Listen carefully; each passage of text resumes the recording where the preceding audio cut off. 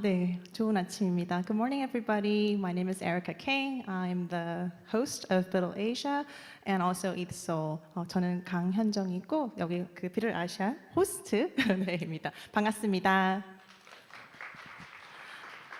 이렇게 현충일에도 불구하고 이렇게 연휴를 저희에게 저 소중한 시간 주셔서 너무 감사드리고 저희 지금 그만큼 많이 준비했으니까 기대해 주시고요.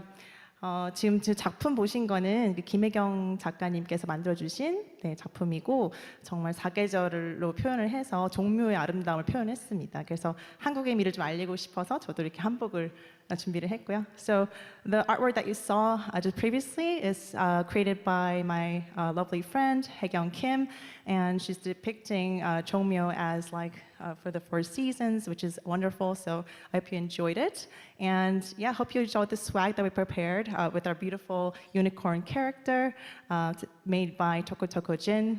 저희 그 토코토코진 작가님께서 만들어주신 유니콘 보이시죠? 유니콘 많이 스웨그 있으니까 일찍 오신 만큼 많이 가져가세요. 많이 수량이 없거든요. 가져가시고.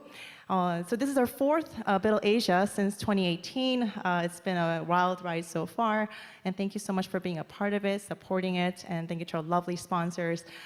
And they're all in the back. So Anoma, Near Protocol, Noland, Celo, Polkadot, WorldCoin, Klaytn, Lambda Class, Alio, Filecoin, Starknet, SafePal, Cosmos Station, A41, QuantStamp, and Mina. So 너무 많은 스폰서들이 함께 하셨어요. 저 보시면은 저 로고들 함께 하시고 그 부스도 뒤에 있거든요. 그래서 부스도 많이 봐주시고 많은 분들이 해외에서 오셨기 때문에 꼭 인사해 주시고 스웨그도 받아가시고요. So starting today, we have about 48 speakers across 2 full days, and we have one main stage here on the 3rd floor. And on the 4th floor, we have the builder stage. So we can go check your agenda and listen to the talks accordingly. 저희가 지금 3층에 있잖아요. 이게 메인 볼룸이고 4층이 사이드 스테이지, 빌더 스테이지이기 때문에 지금 토크가 어젠다가 좀 꽉꽉 차 있기 때문에 맞춰서 관심 있는 분야에 따라서 가주시면 될 것 같습니다. And also, we have a career session planned today at 3 p.m. upstairs. So if you're interested in getting a global career and connecting with some global projects, looking for good employees, builders, please join us on the 4th floor. 저희가 지금 4층에 지금 마련되어 있는 커리어 세션이 오늘 진행됩니다. 그래서 3시부터 4시 반까지고요. 그래서 해외에서 많은 한 10개 프로젝트가 와서 각자 소개를 하면서 조금 채용 기회를 소개해 드릴 거예요. 그래서 시간 있으시면 꼭 조인해 주시기 바라겠습니다. Okay, so enough with me. Let's introduce our first keynote speaker of today, day 1, Ilya Polosukhin from Near Protocol. 네, 박수 부탁드리겠습니다. 네.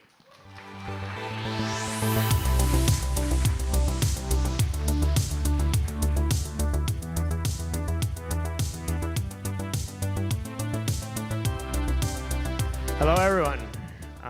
Thank you, Erica, for inviting me. It's great to be here. It's my 2nd BUIDL Asia, and I'm really excited to be here and to tell you more about why blockchain operating system is future of Web3. So, for those who are not familiar with Near has been around since 2018, but we launched in 2020, and kind of just to show a little bit of a snapshot, especially from the last year, from last BUIDL Asia, we had kind of a pretty good growth across all of the key metrics that we're looking at, right? Activity, as well as projects, builders, and funding for the startups. And it's pretty kind of amazing to see the kind of continued interest in the space, even as some people consider this a bear market.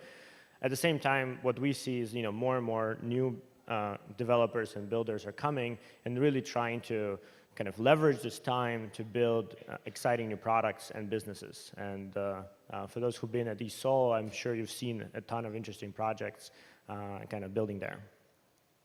Now, originally Near started with the idea that we wanted ourselves a blockchain we can build on, and we actually had a use case ourselves for a global payment network. And kind of our focus has been on how to build something that is usable for users and developers and is scalable in the sense that as more and more applications coming, more and more users coming, you're able to continue growing kind of the network capacity. And so that's why we focused a lot on sharding, on account abstraction, on WebAssembly and tooling around that. And kind of since the launch, have seen developers coming and building things. And last year, a lot of our kind of effort across the ecosystem went into building what we call developer platform, right? This is all the things that you need above the blockchain to truly build your company, right? This is all the middleware like indexers and RPCs. This is all the kind of tooling for APIs to mint NFTs, analytics, etc. All of the things that need to. And what we've learned has been that although there's a lot of talented developers who come in this space, there's still a lack of kind of this clear distribution go-to-market strategies that the whole space is actually suffering from, right? I think when there is kind of a clear incentives, more people come, but at the same time, there's no good retention, there's no good clear value prop that attracts non-crypto users. And so kind of since this year, we focused on what we call a blockchain operating system. And this is on our continuous goal to bring 1 billion users to Web3. So what is blockchain operating system? It's a common layer for browsing and discovering open web experiences. And it is compatible with any blockchain. So why is this important? The reason why we in Web3, a lot of the reasons are because the Web2 has set of problems that are fundamental to it, right? Lack of data ownership, the fact that like you as a user of Web2 applications kind of giving up all your data, lack of privacy, as well as Web2 itself has a user retention challenges and has a number of censorship challenges as well.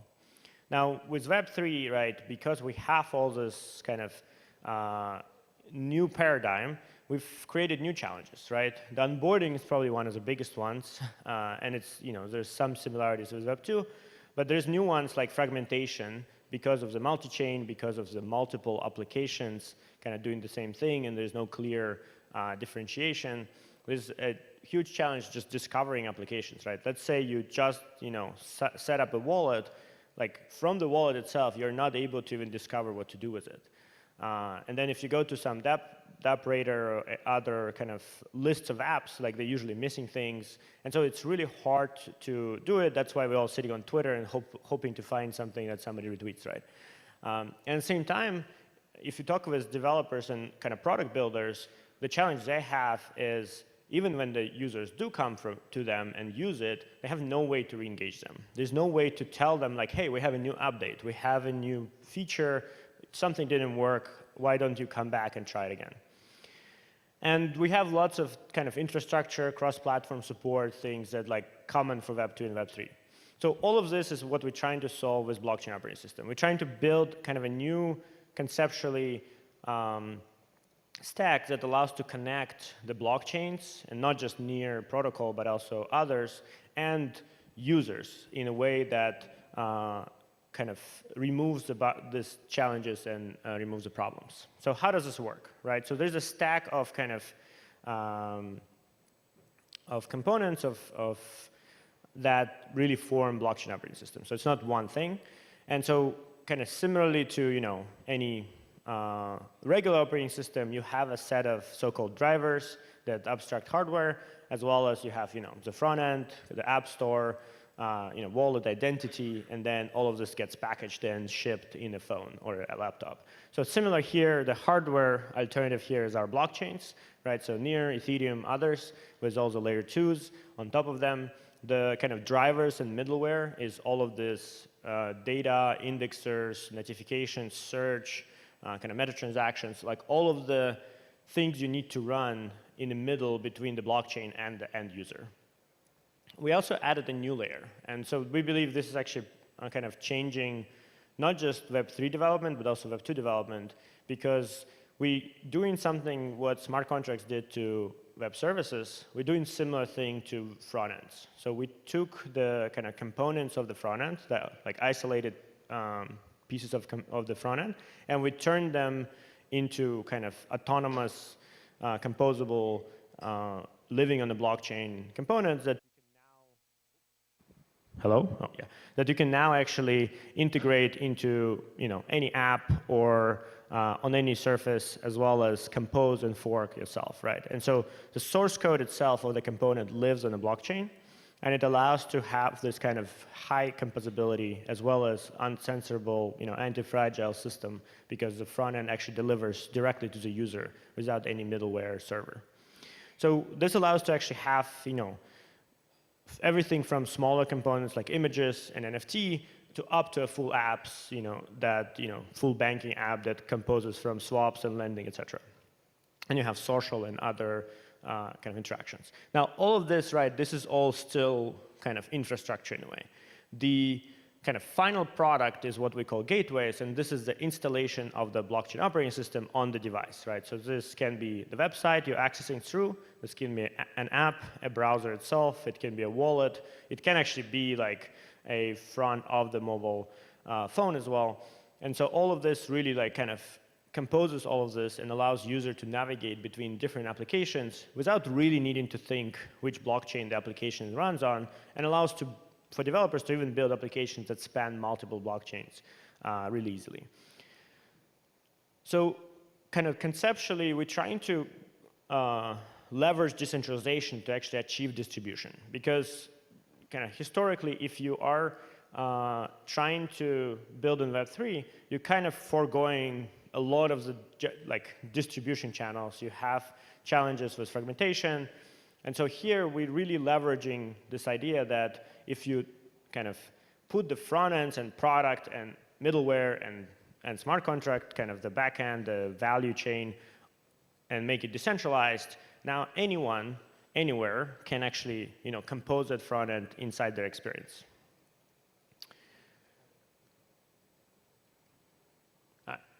So this forms a three-sided marketplace.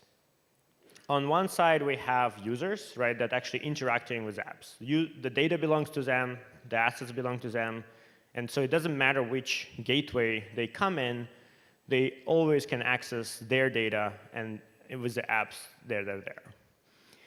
For developers, this is a better building experience, and so they're creating components and apps like this, and gateways are usually existing apps or existing platforms that can turn their app into a super app, right? You go from a limited functionality, let's say your portfolio app, you're just showing the balances, and you integrate blockchain operating system. Now, users of your website or app can do every single app, right? Everything from DeFi to NFTs to development to even Web 2, like people already doing ChatGPT embedded stuff in the boss, right? So like you kind of turning your application or website or browser into the super app platform. And so, but users coming, it doesn't matter which entry point they come through, they're always accessing the same data because data belongs to them. So that's kind of the idea of this three-sided marketplace. So again, for developers, faster developer environment, it allows to build once and it runs everywhere. And it's all like the components themselves in JavaScript, the middleware you can also write in JavaScript, the indexing code, it's also stored on chain. Smart contracts on near, obviously JavaScript, Rust, but also EVM, all the EVM supported with Solidity. You have faster distribution, right? You kind of come in with distribution embedded that as you publish your app, now everyone who already in the system can access it and use it. They can find it through search, they can see notifications from it, so you have all this engagement enabled. And you have no hosting requirements, no infrastructure setup. You really kind of go in and just launching it and letting people use it. For enterprises, I mentioned if you already have an existing surface, existing app, existing user base, you can turn that into a Web3 in a very kind of seamless way without even this users fully kind of needing to onboard into crypto. And you kind of over time expand what they can do through this without actually adding any additional development.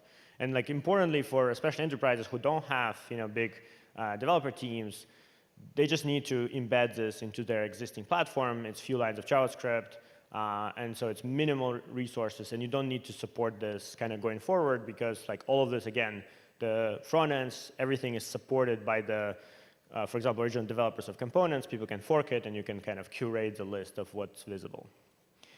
And it's multi-chain, right? You can use MetaMask, you can use Near Wallet, you can kind of come in from other wallets as people supporting them, and it allows you to expand to any Web3 community. Finally, for users, it's this idea of community commerce, right? It's a coalescence of kind of connection and collaboration through social, the kind of finance and commercialization, the assets, gaming, etc., all in one place. They can discover this. They can, find it through various means. For example, receiving a link drop that allows them to directly log into the whole website. And at the same time, there's a social feed you can discover apps from. And you have this kind of universal social that, again, all on blockchain connects between all of the profiles, users, applications. You can see what applications users are using, kind of discover from there. So you have all of these kind of things really packaged in one and kind of working across this. And most importantly, this is all live. So it's not like, it's not Web3 promised, it's Web3 delivered. So we're really trying to kind of get this now in front and have more developers building. We had in the Seoul some hackers actually doing things. You can build, again, on all the EVMs right now, and you can actually extend it to support any other layer 1, layer 2, layer 3, layer 5 you want, right?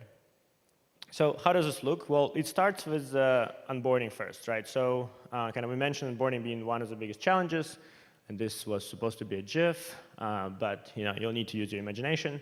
The idea is on each mobile device now, as well as on modern laptops, you have a cryptography embedded into secure enclave on a chip.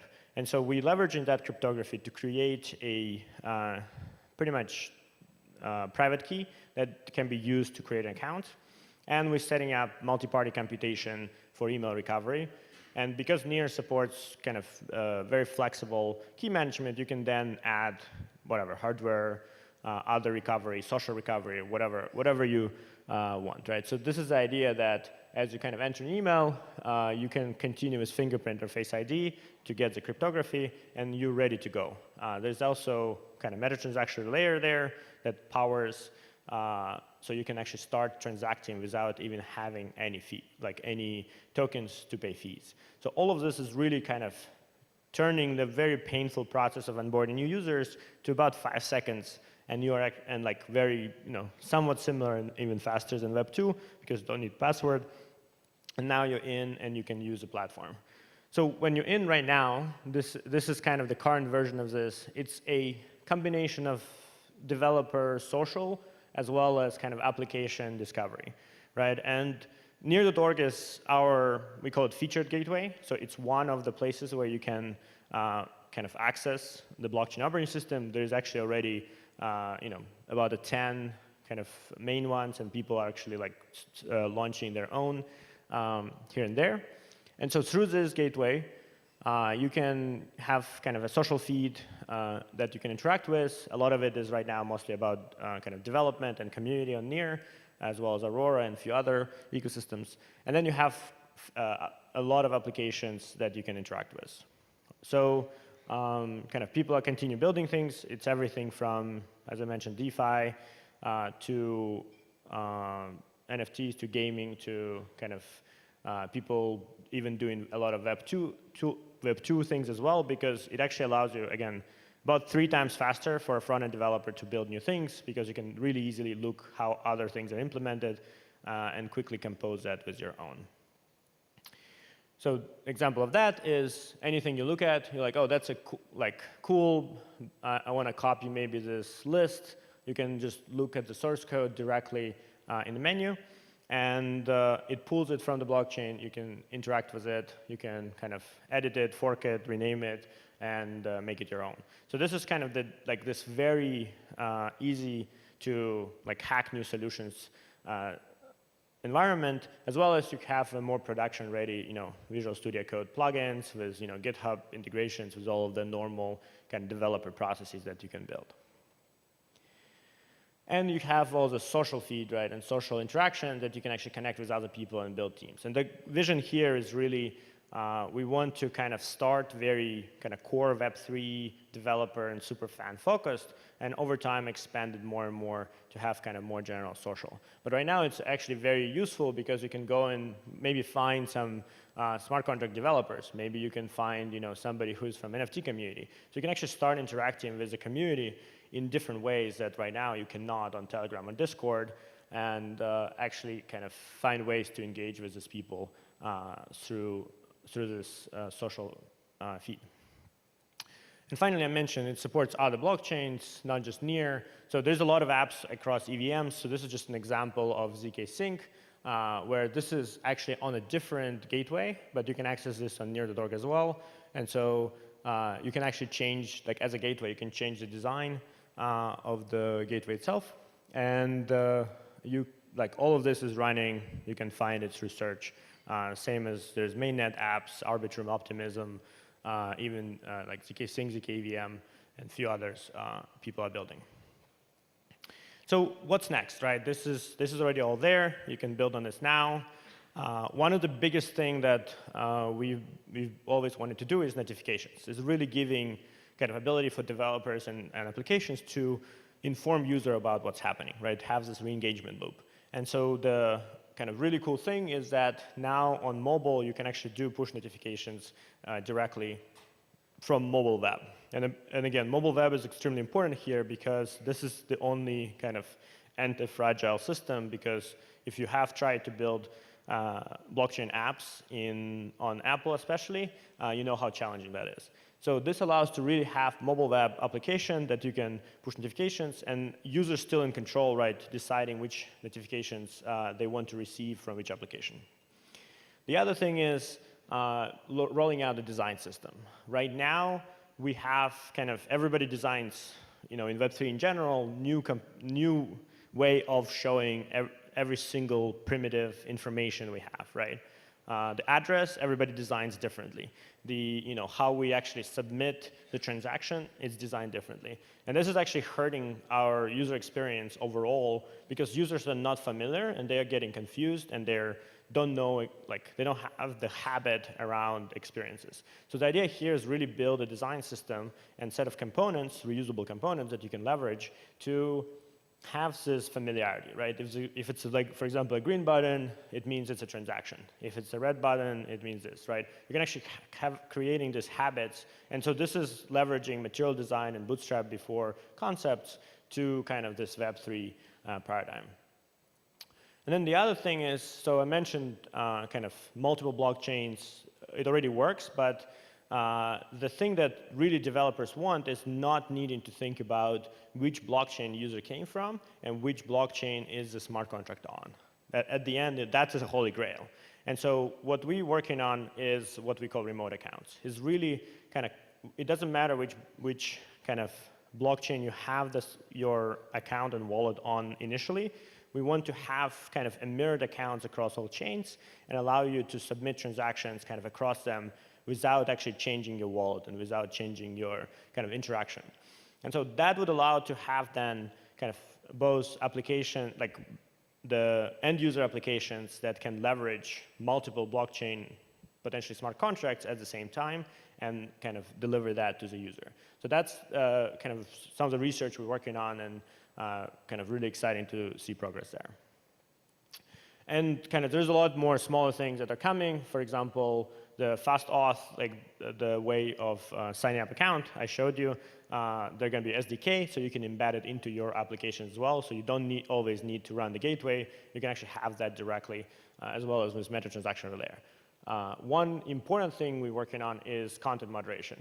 Although blockchain is uncensorable and extremely kind of powerful tool, we still want to have safe and positive communities. And so we want to have community to have moderation tools for their own gateways, for their own kind of sub-communities to really power a more positive internet. And so it's an extremely important place of investment as well.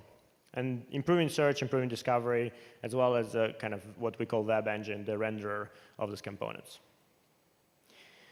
Finally, just to mention, a lot of kind of thinking is going into how this will work with artificial intelligence because kind of one of the things that is going to happen, there will be a lot more content generated and kind of understanding the provenance and the governance of this is extremely important, right? And so the interesting thing about the way blockchain operating system is structured is that you have this kind of fully decentralized cryptographic authenticity of every single thing. Everything from the front end to smart contract to the piece of content you've seen is coming and signed, coming from blockchain and signed by someone. And so this allows to actually have now a better transparency around which content was created by whom and like if it was plagiarized or if it was kind of created by someone claiming there's somebody else. And so in turn, you can actually now build this governance, and again, safety, trust and safety is part of that as well, to really manage kind of how things are done. Similarly, we also have a Near Tasks launching, which is a crowdsourcing for various tasks, including language tasks, and allows for people to interact through the blockchain operating system with this crowdsourcing platform, earn some Near for kind of making these contributions, and this allows them to feed that back into the making sure that communities are safe, making sure that models are safe, making sure that you have this transparency. So all of these things are actually playing together inside the blockchain operating system, and you can learn more about it on near.org in my posts. So this was kind of global updates. I also want to highlight that we kind of last year when I was here, I announced Near Korea, which is a local hub of Near focused specifically here. And kind of to give an update, right, so they started in January, and 6 months later, they have made a major kind of partnerships here in Korea with Kakao Games and VMade. They also have been engaging with local developer community, partnership with college clubs, had Glitch Hackathon, had huge presence in Seoul. They're here right now as well at the booth, so please come stop by. They have made a ton of major media announcements, participated kind of and brought in a ton of projects. And specifically yesterday we announced partnership with Marble X to really kind of bring the IP and the content that Marble has to Near and Aurora, and kind of start to engage more and more of this Web2 gamers who exist, as well as Web3 community, and really creating this common kind of place with blockchain operating system. So really excited. The team has been doing great work here, and please connect with them and to learn more. So stay in touch with them, nearkorea.org. You can connect with them. And yeah, I'm very thankful to be here. I hope you guys have a great conference, and thank you.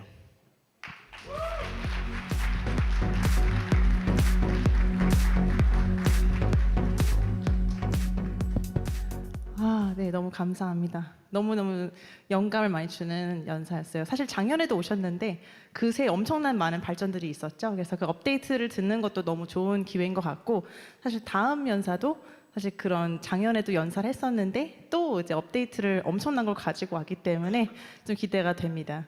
So thank you so much, Ilya, for amazing speech and updates compared to last year. It's been wonderful.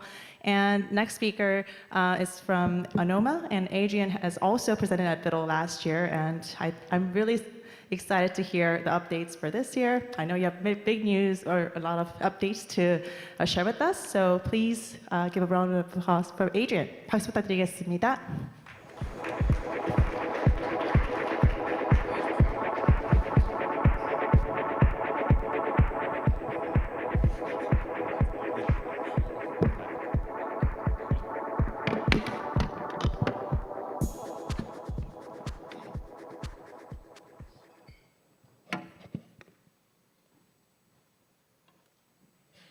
All right, perfect. Hello, everyone. Thank you very much for coming today. I'm going to talk about Anoma today. And really, Anoma is the first generalized intent-centric architecture. And the way to think about this is that intents are going to be the building blocks of the next wave of third-generation blockchains. And Anoma is the first of its kind. And it's important to understand here, sort of at a very high level, what intents are. Intents are the fundamental units that represent what users actually do on decentralized systems. Transactions are very poorly designed representation in this case, actually, because a transaction can only encompass something that is a fully valid state transition, right? When you think of sending, for example, a transfer on Bitcoin to another address, yes, that is a fully fledged state transition that is immediately executable on chain. However, most interactions don't actually look like this. Like if you want to be part of a multisig or you want to sell an NFT against some ETH, that's always a partial state transition, or what we call an intent. And really, Anoma is the first time that someone has proposed a generalized intent-centric architecture. And I can almost guarantee you that all major L1s going forward will be built around this idea of intents, just like all major L1s post-Ethereum were built around, or are built around, the idea of VMs and sequential execution. And with that, let's get started. So to start with, I'd like to go through a quick evolution of the protocol, sort of like how we got to today's state. And really, this starts with scriptable settlement, or generation 1. And this was all started with Bitcoin in 2008. And scriptable settlement platforms make for really good base layers for cryptocurrencies, something that like tries to be digital gold, like Bitcoin, but they're limited, but not completely impossible to build things on either. You can build things like colored coins, you can build things like Namecoin, and of course you also have the long tail of Bitcoin-like forks. And really in this category of chains, you have things like Zcash, Monero, Dash, Litecoin, and sort of the many evolutions of scriptable settlement platforms that came prior to Ethereum. And then in 2015, we got Ethereum, which really took this idea of Bitcoin, of scriptable settlement, of scriptable transactions, and tried to make this programmable, right? So the major difference is that instead of having a limited scripting environment, now we had a full-fledged Turing-complete programming environment. And all of a sudden, things like colored coins turned into ERC20s, Namecoin turned into ENS, but we also got a host of other new things that sort of didn't exist beforehand, like DAOs, or new kinds of assets like NFTs. And this was actually very hard to predict in the early days of Ethereum, what kind of interesting things were going to be built on this very novel architecture. Because it fundamentally, I think the two big things it achieved is it made composability about an order of magnitude higher, because all of a sudden you had composability at the settlement layer, where transaction actually happens. Whereas in the previous example of scriptable settlement, all these things had to be their own forks, and you didn't really have a shared settlement layer. And at the same time, applications became an order of magnitude easier to build, because you didn't have to fork the Bitcoin Core C++ code base. You could rather learn Solidity, which, albeit not perfect, is still sort of tremendously easier to learn than something like Bitcoin script, or forking Bitcoin. And what is going to happen is that we're going to see the same orders of magnitude improvements in terms of both composability as well as ease of development in the next wave of intent-centric third-generation blockchains. I'd like to also quickly go through sort of what I would call programmable settlement plus plus, or second-generation plus plus, which is what has happened since Ethereum. And this is really, we've made tremendous advances in things like Sybil resistance with regards to proof of stake, advances in scaling with things like near sharding, advances in privacy with zero-knowledge proofs, which really came about post-Ethereum launch, and also advances in consensus. And sort of, I think, but fundamentally, the important thing to remember is that most of these systems are sequentially executed VMs, where the thing that actually happens on chain is at its base a transaction and not an intent. And you sort of have to figure out how to do counterparty discovery and distributed solving out of the system off-band. And you can't build applications as reasons about these systems. And now I'd like to go into the third generation of protocols, really the intent-centric protocols. We're moving now from the VM world to the intent-centric world. And here, I think Anoma is the first of its kind here. It's the first generalized proposed architecture for a fully intent-centric design. And really the way it came about is we looked at how to design these systems from first principles based on the idea that most of the applications nowadays are already kind of structured around this idea of intents, but no one had given it a name. Like when you think of how OpenSea, for example, works, right? Like in OpenSea, no one directly transacts on chain. They send a partial state transition to the OpenSea Web 2 server. The OpenSea Web 2 server collects a bunch of these things on this AWS instance in San Francisco, and then once it has enough of them that match, it settles them somewhere. Something like Gitcoin is really the same example, and this is even true for things like rollups. All these systems are sort of trying to build around, or like trying to hop around the idea of intents by building centralized Web 2 infrastructure to make intents actually work in practice. Because really intents aren't, you have to rethink how the base layer architecture works in order to make them work efficiently and integrate them well into applications. So what is Anoma? Really, the TLDR, it's the first ever intent-centric architecture. that introduces a new paradigm for building infrastructure layers. It is designed to enable applications that involve infinite users issuing infinite number of intents, each of arbitrary complexity. And so we'll go through what this actually means in practice. When you think of what currently happens in the transaction-centric world, users really express not what they want. They express some specific execution trace. They express how to get the thing.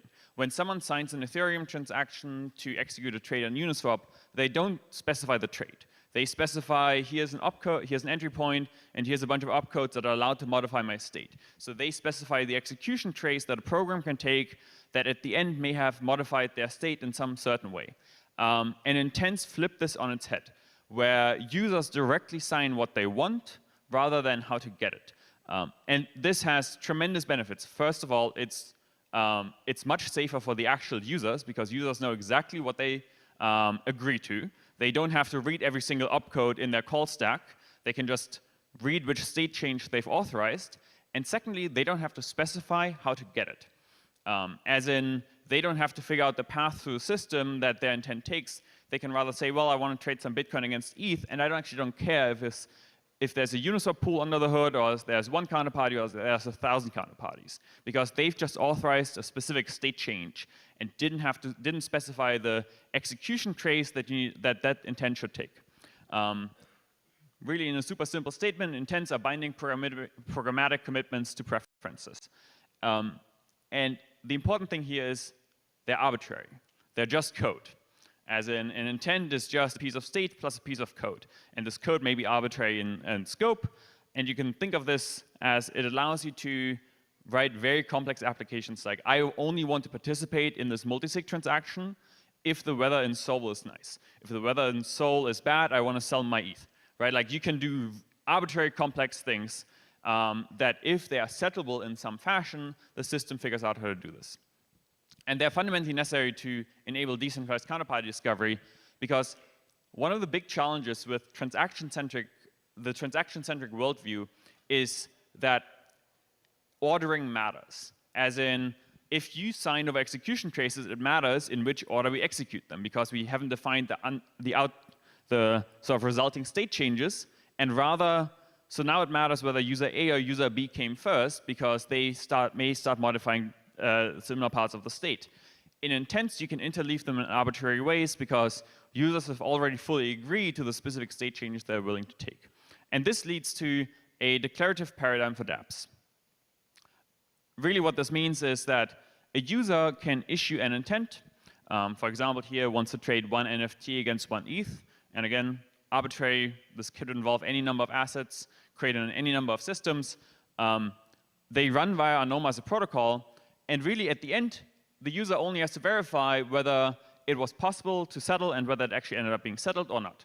They don't have to worry about what exact flow through a system it takes, because if I want to trade an NFT against some ETH, what actually may happen under the hood is that there's like a 15-party ring trade to enable because there's maybe no direct liquid market for my NFT against ETH, but there's like some path that I can take for ETH to Bitcoin, Bitcoin to something else back to my NFT, right?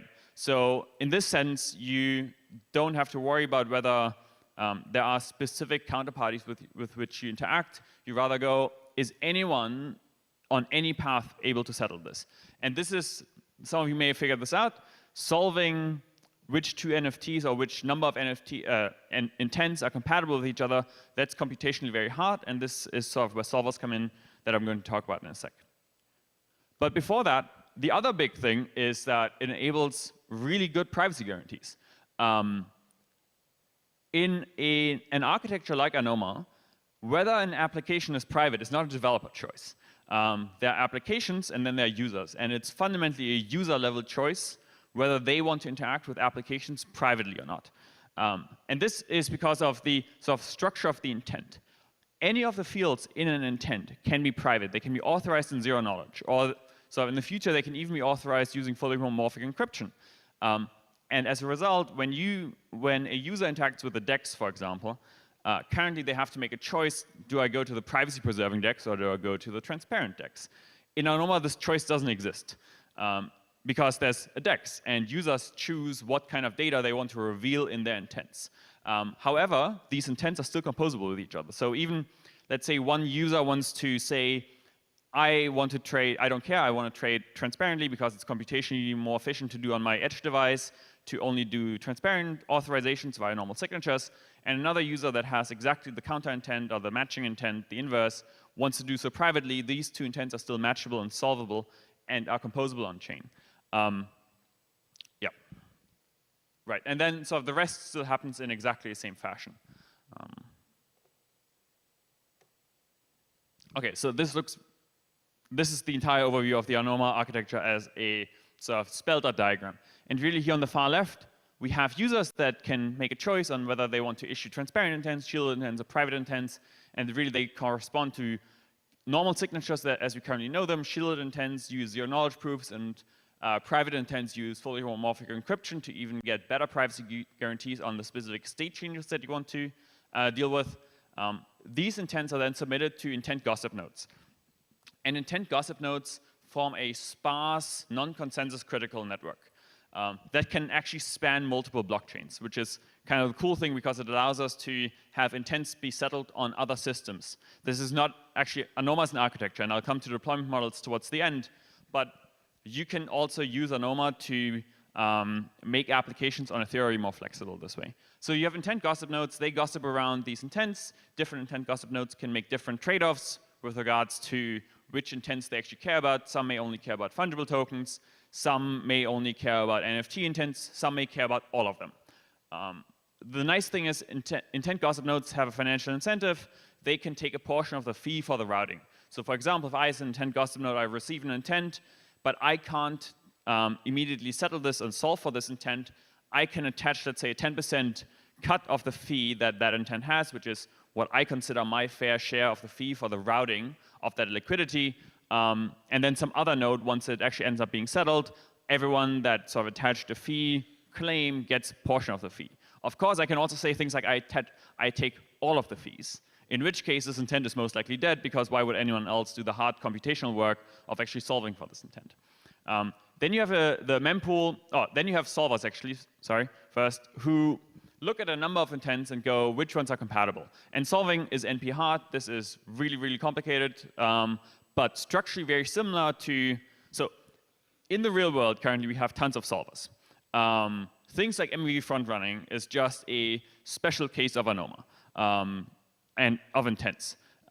Things like market making, same thing. Even things like running a rollup or running a ZK prover, this is all special cases of intents, where individual users want to come together to have some shared compute done to some state transition. And so solvers, in the simplest case, when you think sort of like some user has A for B, another has B for C, and the third has C for A solver would find these intents and go, well, these three things are compatible, put them into a transaction, encrypt them against the encrypted mempool, which uses Fairview for decentralized threshold cryptography. In the first block, you only order encrypted transactions, and then on the next block, the validator jointly decrypts those transactions and actually executes them. And then the execution and verification part is quite interesting. This is where Tiger comes in. I'll speak a little bit more about Tiger towards the end again. Tiger is the unified execution environment of Anoma. It is one large ZK circuit that uses Halo 2 as a proof system. Effectively, it allows you to treat transparent shield as well as private intents as uniform within the execution environment. So that as a developer, you never really have to think about what whether my application handles transparent or shielded intents. Tiger just handles this. Yeah, and in the end, users can just check whether their intent was correctly settled or not. Right, coming to the stack. Tiger, the unified execution environment of Anoma, handles all forms of state. You can think of this as this is also actually the cool part is why Anoma can also be a incredibly efficient ZK rollup, because all of Tiger is just one large circuit, and you can deploy these verifiers to other systems. This means that, and this is really important to us because Anoma is an architecture. It is not a specific blockchain. You can deploy Anoma into whatever security model you as a user care about. And different users have very different valid trade-offs here. Some users may care about global Anoma. Other users, like my parents, would probably care about like localized chains run by the local government.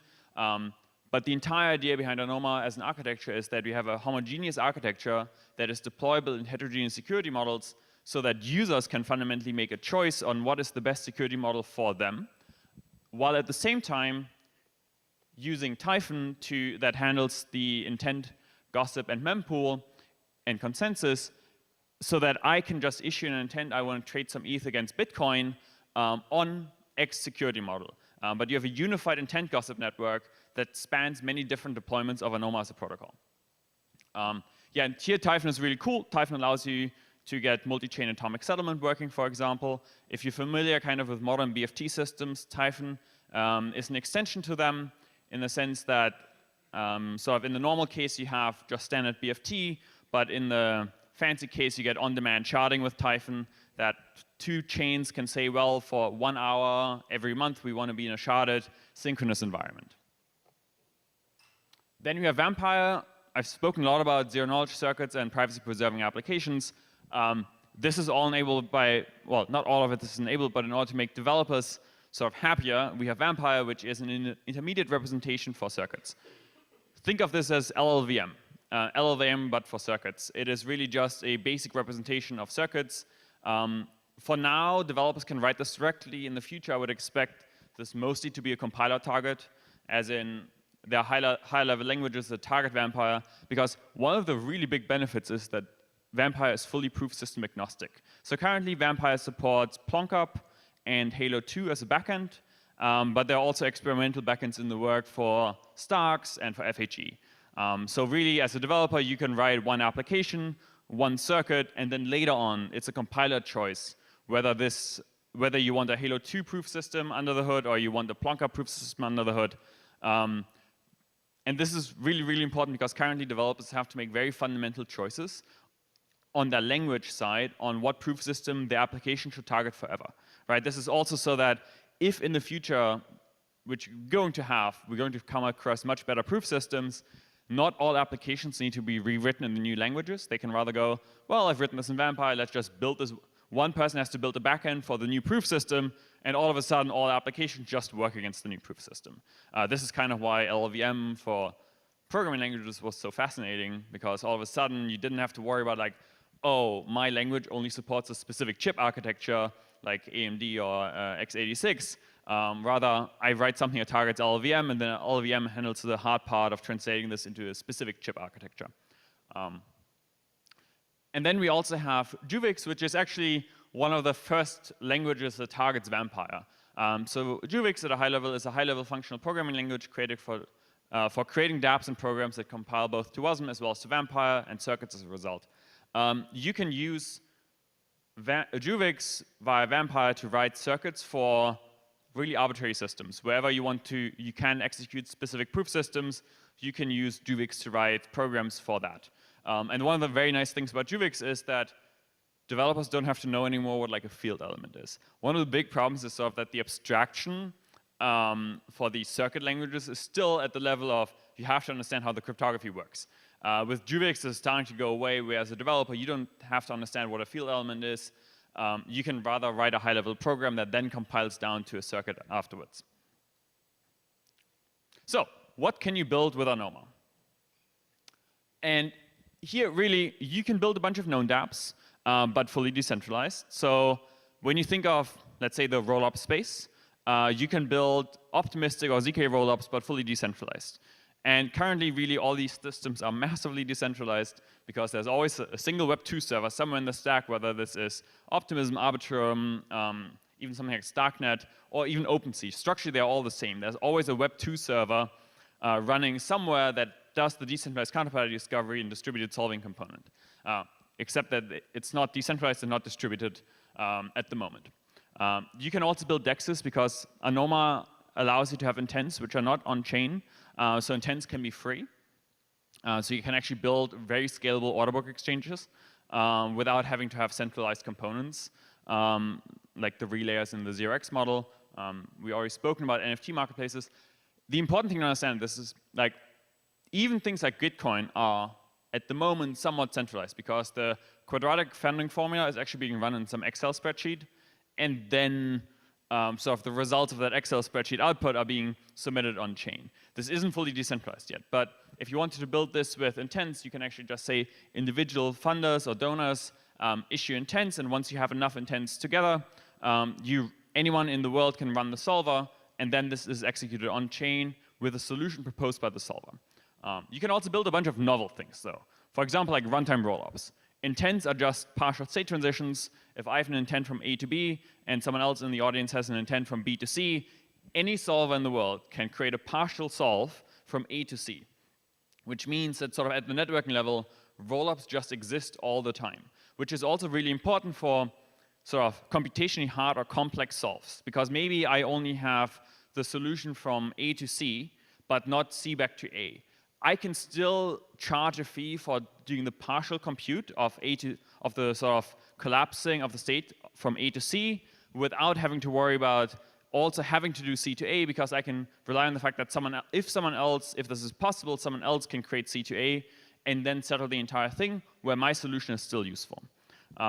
You can build DeFi dApps such as with like sealed bid auctions, privacy-preserving DAOs, and sort of new age game economic systems like Pro Money and collaborative finance. So this is an example of CowSwap in a fully decentralized fashion. Because right now there's, again, a central coordinator that everyone interacts with, that the sort of users submit their trades to, and that solvers talk to in order to get the batch that enforces both the batching requirement as well as the optimality of the solution. In Anoma, users would submit these intents to the intent gossip layer. They would be encrypted for a application-defined interval. So I mentioned the encrypted mempool with Fervio. The nice thing is this primitive is also exposed to the application developer. So an application can define custom decryption thresholds. So for example, a CowSwap application on Anoma can say things like, I want to have my batch length as 10 blocks. During those 10 blocks, users can submit encrypted trades to that batch. After 10 blocks, the validator set goes and decrypts all those transactions. And then solvers maybe get another 5 blocks to submit valid solutions. I think the really important thing to realize is that like when Ethereum came out in 2015, we really couldn't spell out all the applications it would enable. And I kind of think this is going to be the same with Anoma and the sort of third generation of applications, or third generation of blockchains here, because fundamentally this is just going to enable a bunch of new stuff that we are going to have a hard time thinking about. This is going to really enable decentralized applications at global scale and many different security models. Because just very quickly on the deployment models, you can deploy Anoma as an architecture as an L1. You can also deploy this as an L1.5 to sort of just decentralize a specific application, or you can deploy this as an L2 on a settlement layer like Ethereum or other systems. Really, like the security model should be a user choice. We don't have a one world government for a very good reason, which is having one global security model is kind of fucking terrifying. We should have many independent security models that can talk to each other, but can fail independently of each other. Yeah, so Anoma is founded by myself, Awa, and Chris, and built by one of the first core development teams at Helix. Thank you very much. If you want to connect with us, those are the QR codes. Thanks.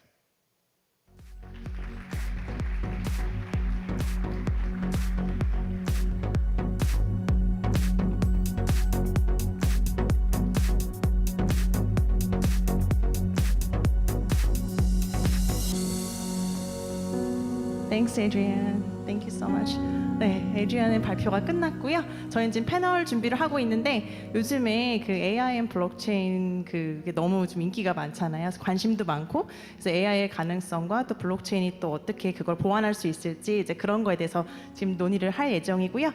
지금 엄청 많은 분들이 오셨어요. 그래서 지금 인사드리도록 하겠습니다. Alright, let's come up to the stage. 박수 부탁드리겠습니다.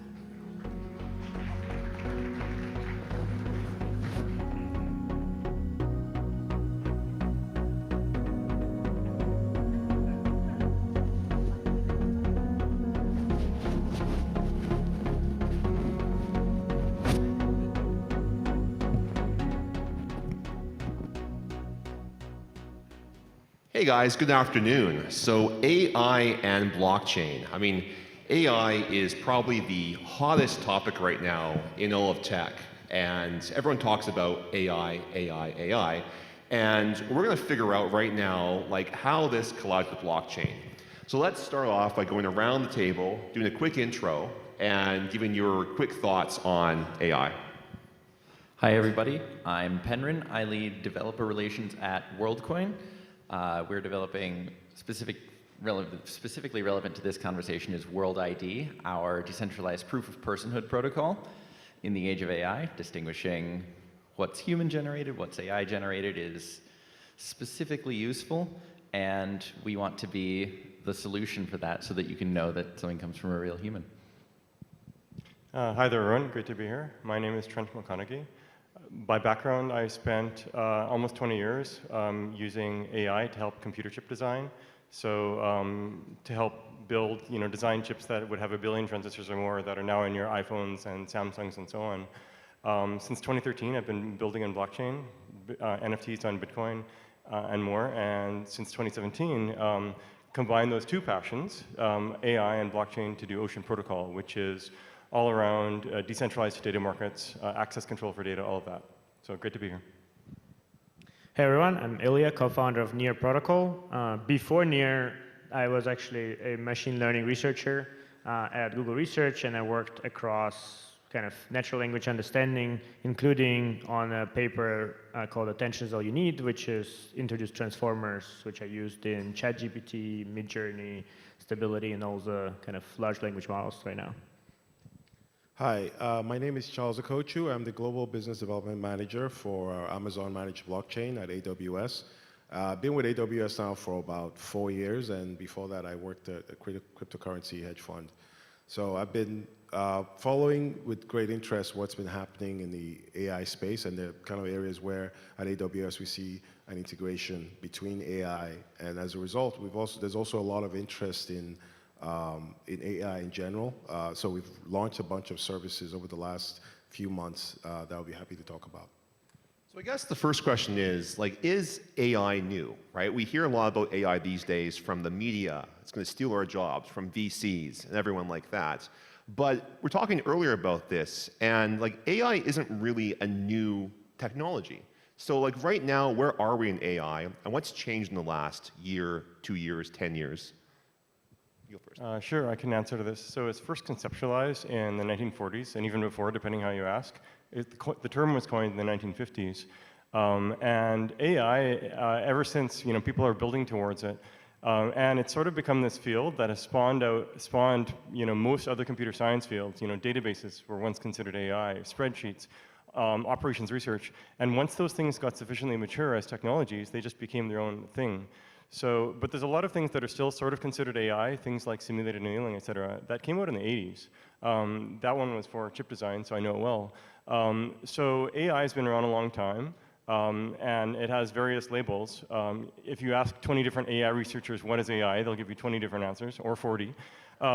So I think the big change is really that AI has hit the zeitgeist for the mainstream of people, and they're able to play with it directly with things like ChatGPT. So it's been around a long time, and even creative AI has been around decades. But now people can use creative AI, generative AI, LLMs directly themselves, and that's capturing the imagination of the public. Sure. Now, Charles, from your point of view, how has Amazon's AI offerings have changed, right? You guys have had Amazon services for a long time, right? But in the last few years, you've really seen an interest increase in AI. So what's new there? Yeah, I mean, as you said, AI is not new. It's been around for many years, and at AWS we've been providing services and tools to support artificial intelligence and machine learning. At the base level, we have our EC2 compute platform, which allows you to run with GPUs, to kind of build and run the AI models, and then more recently, over the last couple of years, we've launched other services like AWS SageMaker, which is used by Formula One and a lot of companies to help build and deploy AI models for their applications. And more recently, we've launched AWS Bedrock, which is a generative AI platform managed by AWS, and it allows you to build generative AI applications without using, just using an API without having to worry about building out the infrastructure. And also, we've also provided access to open source AI foundational models like diffusion and stability, as well as A121. And also AWS also has specific foundational models like Klaytn, which allows you to do things like text summarization. So yeah, so we definitely have quite a track history when it comes to AI. For sure. Now, how about in the blockchain world, right? Like AI is not new, blockchain is kind of new. So what's changed recently with the two of these things? So I think, yeah, to add on kind of, this is not new. I think like everyone here probably have been using AI like products for about, as long as you live probably, but especially in the last like 15 years, I mean, if you're using Google or any search engine, there's so much actually machine learning going on behind the scene. And so I think the change indeed that happened is it became a lot more consumer, and it also became a lot more on edge, right? And even if, right now you're still using API or existing APIs, the kind of resurgence of the, like, hey, you can actually have like a natural language interface with it and interact with it, allows this to become a lot more kind of personalized and dedicated. And this is where blockchain, and I would more broadly say Web3, is really, the theme comes in, because Web3 is all about bringing things to the user, getting them owned by the user. On the other side, you also have the kind of, the opposite side is like, how do we keep track of who created what, how do we create reputation around that, and we can talk about that as well. So I think it's a coalescence of this, like the things becoming more personal, things becoming more kind of abundant and require kind of cryptography to keep track, as well as kind of marketplaces around resources for data, compute, and other places as well, which like with surge in demand, also blockchain can facilitate. I used to work on a project that was a blockchain database, and because of that, I had to really understand, what does blockchain or Web3 bring above and beyond databases? And I arrived at 4 things in total, and you can view these as the key benefits of Web3 compared to previous technologies: decentralization, immutability, assets, and monetization. With each of those, benefits come out. So for decentralization, you can have DAOs and governance around data, et cetera. Immutability, this gives you provenance of data. You want to know where your training data came from, you can have provenance for licensing all of that. The third thing is assets, your keys, your data. And when we say data, it could be training data, but it could also be the model itself. It could be predictions from the model, et cetera. And then finally, monetization. The key thing here is incentives. Bitcoin famously incentivizes for people spending millions of dollars a day to just secure the network, and many other networks too. So those 4 benefits you can bring to AI, and I mentioned a couple, but there's quite a few. Kind of turn the crank: decentralization, immutability, assets, and incentives/monetization, and there's a lot. So in our case, in Ocean, we're focusing on decentralized data markets, because that kind of leverages the benefits of all 4, such that people can get these benefits. Thanks. Yeah, I completely agree, Trent, with everything you just said. And I think like most of what you just said boils down to alignment, right? So much of Web3 is about creating the right incentive structures for things, and the fact that the technology itself gives you the freedom to create those incentive structures. And we talk about alignment a lot with AI as well, but it really is just about making sure that it gets used for the right things. Because AI, whether it's used for fantastic use cases or used for some negative use cases, it's going to make the positive effects or the negative effects a lot stronger, right? So making sure that it gets used for those positive effects more than the negative effects, and that we decrease the negative effects as much as possible, is really where Web3 can come in to help AI reach its maximum potential. So I guess then, how do we keep AI out of the hands of bad actors, right? Because bad actors have always had technology. We talk about deep fakes, for instance. Well, before that, Photoshop was around since the late 90s. We've had Photoshopped images for the longest time that are inauthentic, they're not real. With deep fakes, it's just easier, I guess. But then, how do we make sure that we can still trust what we see and make sure that only good actors have AI access? it all boils down to reputation, right? And with that, you need an identity that a reputation can be tied to. That doesn't have to be one that doxes you or anything, but having a human in the loop with AI is important, right? An AI bot that runs off on its own with no oversight from a person can be incredibly damaging. Right. So having a human in the loop that is assisting with that AI, right? It is, collaborating with that human, or you can say the human's collaborating with the AI, perhaps. That's really important. And with World ID, right, we have one person, one identity, doesn't give away any personal information. But when that one person has that one identity, it means that if the AI tools that they've built that they're using go run off and cause a lot of ruckus, then it impacts that person's reputation, and therefore the reputation of the AI systems they're using as well, right? So we can tie it back to that author of the work, right? Without knowing who they are, but still knowing where it came from? Pretty much, yeah. Okay, cool. All right. Well, I think it's a very dangerous path to go down to say, how do we stop bad people from using this technology? Who gets to decide who those bad people are, right? If you ask, so like basically, and here we are in a crypto conference, all about censorship resistance, right? Well, what does that mean? It means that there isn't gatekeeping, and there's good reasons for that, because it's not a problem to be gatekeeped until you're the person that's being gatekeeped, to have your bank account shut down, right? So I think rather than having hard constraints saying this person is bad, they can't do this, it really is about biasing towards nudging people towards this, towards that, such that ultimately, what is it that we want? We want humans in the world to be able to chase their dreams, to self-actualize, all of that, right? And then you can sort of treat that like the objective function, and then work backwards, saying, okay, how can we leverage these general purpose technologies, whether it's crypto or AI and otherwise, to help people achieve their dreams and work up Maslow's hierarchy from not starving to healthcare, education, et cetera.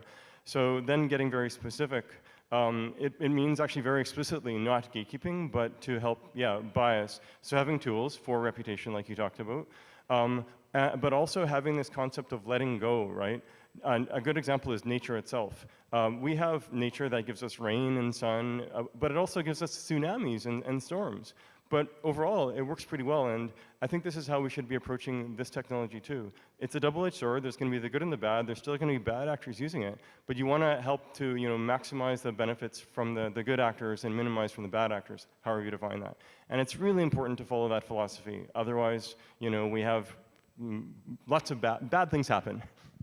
Yeah, I would add, reputation is probably the core here, and creating, at some point, it doesn't matter if it's a person created this, a person asked AI to create this, or AI created this, but the AI is consistently, positive and creating positive content. What matters is that there's a really easy way to identify when somebody is malicious actor and have a consensus around that. And I think that's a usually part that's really hard. Let's even say you get a scammer phone call, right? And you're like, that's a scammer phone call. There's no way to have a consensus around that such that your phone can block that going forward, right? And we actually have blockchain and all the technologies we have now are literally designed to do that, to keep track of this kind of reputation, have consensus around this. And I think abstracting that out, kind of generally, what is the kind of governance of, more broadly, what's good and bad, we're probably not going to have in a precise answer, but we can have kind of ways to decide and score different things as a community coming together. And maybe there will be multiple communities that have somewhat different views, but that, again, this is how kind of blockchain, and DAO is a tool, but we have the tooling now to do this kind of decisions. And the simplest way is actually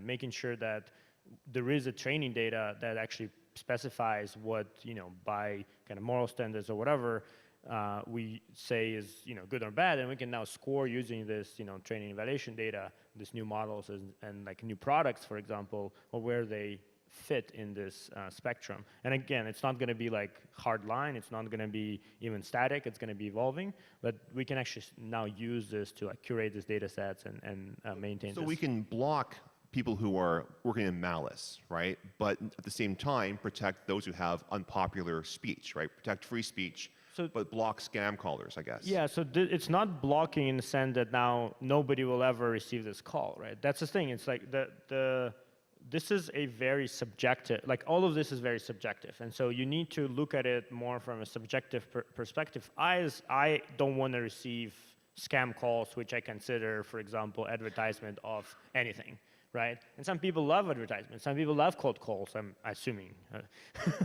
right? And so like it is subjective, and like you just need to give the user an option to select the preferences. Right now, we don't have this option. And kind of unless there's systems built, we're not going to have this option at all. Like, you'll turn on TV and like it's all generated, and you will not even know, and you cannot tune it out.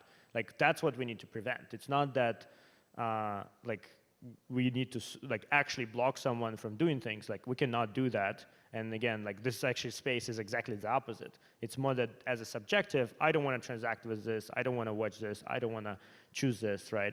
And so. And obviously, like individually, people probably cannot do it. So you need a community that you can select into, right? Say, I believe this community is doing a great job at like deciding what's malicious or like not safe or whatever. I select to go with this community, and then that community kind of maintains like the lists of what's like and scoring.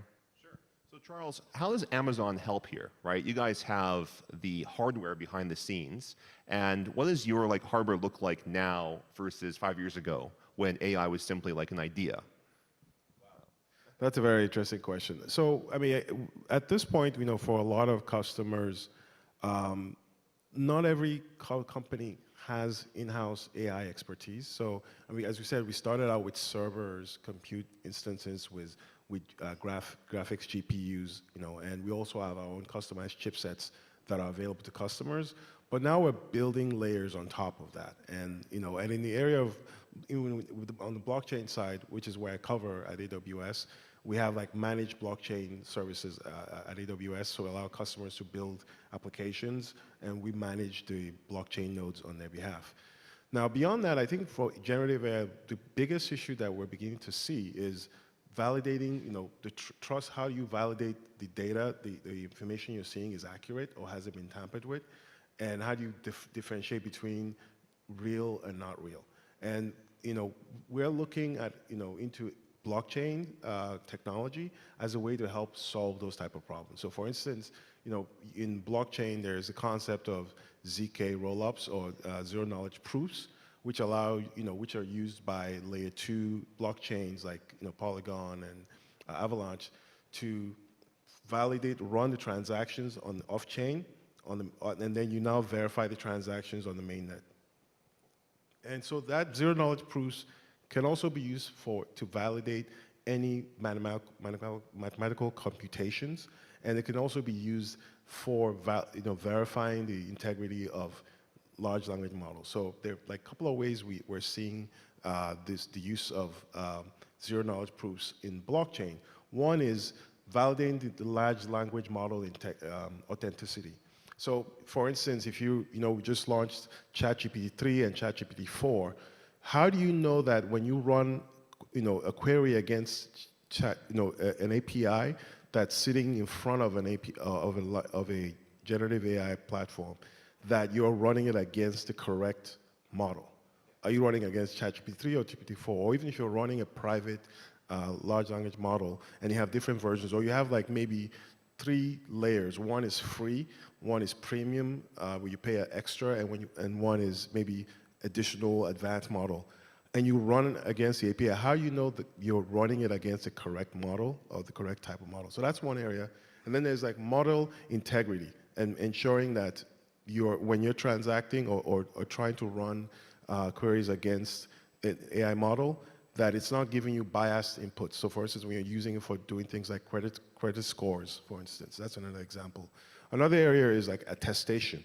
So if you want to integrate attestations from an external source into your on-chain, onto your on-chain data and onto your large language models, how do you do that? And then, an area where he will probably find interesting is proof of personhood. So how do you validate that the people that are adding data into the large language model are in fact people versus bots? trying to integrate, generate a Sybil attack on the generative model. So, and then last but not least, I think there's decentralizing the large language model. So right now, most of the ones that we're aware of, like ChatGPT, Bard, are all being run by very large organizations, big tech. And in blockchain, we're trying to decentralize. We're trying to move away from, depending on large companies to kind of help us manage our models. So the idea is to kind of have a decentralized way of training the data, so anyone can create their own decentralized model and then submit the outputs to the large model over time. So I guess like the tie that binds here are these ZK rollups, right? Like that is the intersection between AI and blockchain. Is that correct? I'd say that's a small, narrow part of it, to be honest. I think the intersection is, it comes to me, what it comes back to is blockchain or Web3 brings benefits for decentralization, spreading of power, immutability for things like provenance of data, where it came from and so on. Assets, if you have the key to access this raw data set or the key to access this model or get the key to access the prediction, you own it. That's the blockchain way, if you will. And then finally, incentives, right? You can incentivize people to train large models. You can incentivize people to supply data, et cetera. So if we focus on just one narrow technology like ZK, that's just a small thing. It's a very useful, powerful technology, but we don't need to treat it like a panacea. In fact, actually, what you described, many of those problems, I love the idea of using ZK for it, but you can actually approach it much more simply with today's technology. ZK isn't quite mature enough, right? It's about the supply chain of data itself, right? Going from raw data, and if you want that to be verified, you have it coming from sensors that aren't people, but they're signing it digitally. And then you're going from the raw data, you're cleaning it up, you're converting it into feature vectors, you're training the model, and then you're doing predictions against it. And every step along the way, you can be digitally signing this, you can have attestations. The computation itself could be fully verified op by op on a VM on a chain, but you could also do more soft verification by saying, does it have a training error less than a certain percentage, et cetera. So, and all the way along with this, you're getting all these benefits, the decentralization, DAOs can control this, the immutability, the supply chain, provenance, the assets, everyone can own this, and then finally incentives. You can incentivize people to train that model, et cetera. So all the way along, we have to be very careful not to constrain blockchain and AI to just one idea here and there. There's a lot of things. It's a really huge intersection. AI itself is a huge, huge field. And crypto as well, or Web3. And so we shouldn't be surprised that the intersection also is very large with a lot of different takes. Yeah, I completely agree that that one technology isn't what we should limit ourselves to, but I think zero-knowledge proofs especially are incredibly useful because you have the trust and the verifiability, but also the privacy aspect of it. That's a huge thing, right? With blockchain especially, is that by default things are public. Mm-hmm. Which then leads to okay, anyone can use that, train their own AI on it, things like that, right? But the privacy aspect is super, super useful. Yeah, so I agree. It's verifiability of the compute if you want op by op verifiability. But if you want to know and just verify that your training error is below a threshold, you don't. There's much simpler, lighter ways to do that. And this is on the compute, not on the data. You don't need ZK to verify on the data. Just a hash will do with a digital signature. But also for shielded transactions. So if you want to ensure privacy, as you mentioned, you want to ensure that the data that you're sending into to run against a model is shielded, so you don't expose any PII data. So, but I agree with you that ZK rollups are just one tool. But from our perspective, we think it's exciting that that's from our perspective the intersection between blockchain and AI. Yeah, I mean, the thing is here is mostly around practicality, because if we talk about what OpenAI and Google running internally, they're running it on one model lives at least on usually 4 really large accelerators, so it's $100,000 worth of compute to run. When you type in a query, especially when you say thank you to ChatGPT, you're wasting pretty much 30 cents to $1, just FYI. Don't be polite. Don't say please yeah, and don't thank be you. polite with the language model. And so running any kind of ZK on that, ZK right now is about 10,000 times slower. I don't know. Anoma guys can correct me if I'm wrong. But so it's just insane amount of compute to do this. And I would say, again, I always want to bring back that blockchain is a specific technology, right? It literally has in the name that it's a blockchain. Crypto is a way to create incentives. That's why I like Web3 or open web as a concept, because it's actually going beyond just this way of centralized architecture, but actually leveraging more that the user has the data, has the ownership, and is participating in some form of P2P, right? And blockchain is facilitating that, but it's not the only piece. And I think like we'll see a lot more on-edge compute because this is actually way easier to verify if you just run it yourself. And you can evaluate it locally as well. So a lot more kind of technology kind of shifts will happen through this. And like I think the way we think of a lot about some of the architectures right now will just change in the next 2 years, just because like this thing's evolving really quickly. People are really inventing new ways of doing it, and actually open source community has such a huge incentives to figure it out how to run it themselves and not rely on any partner to do that. That I think like that problem actually will be the least of the challenges. I think data is still the kind of core challenge, and like figuring out how to manage that.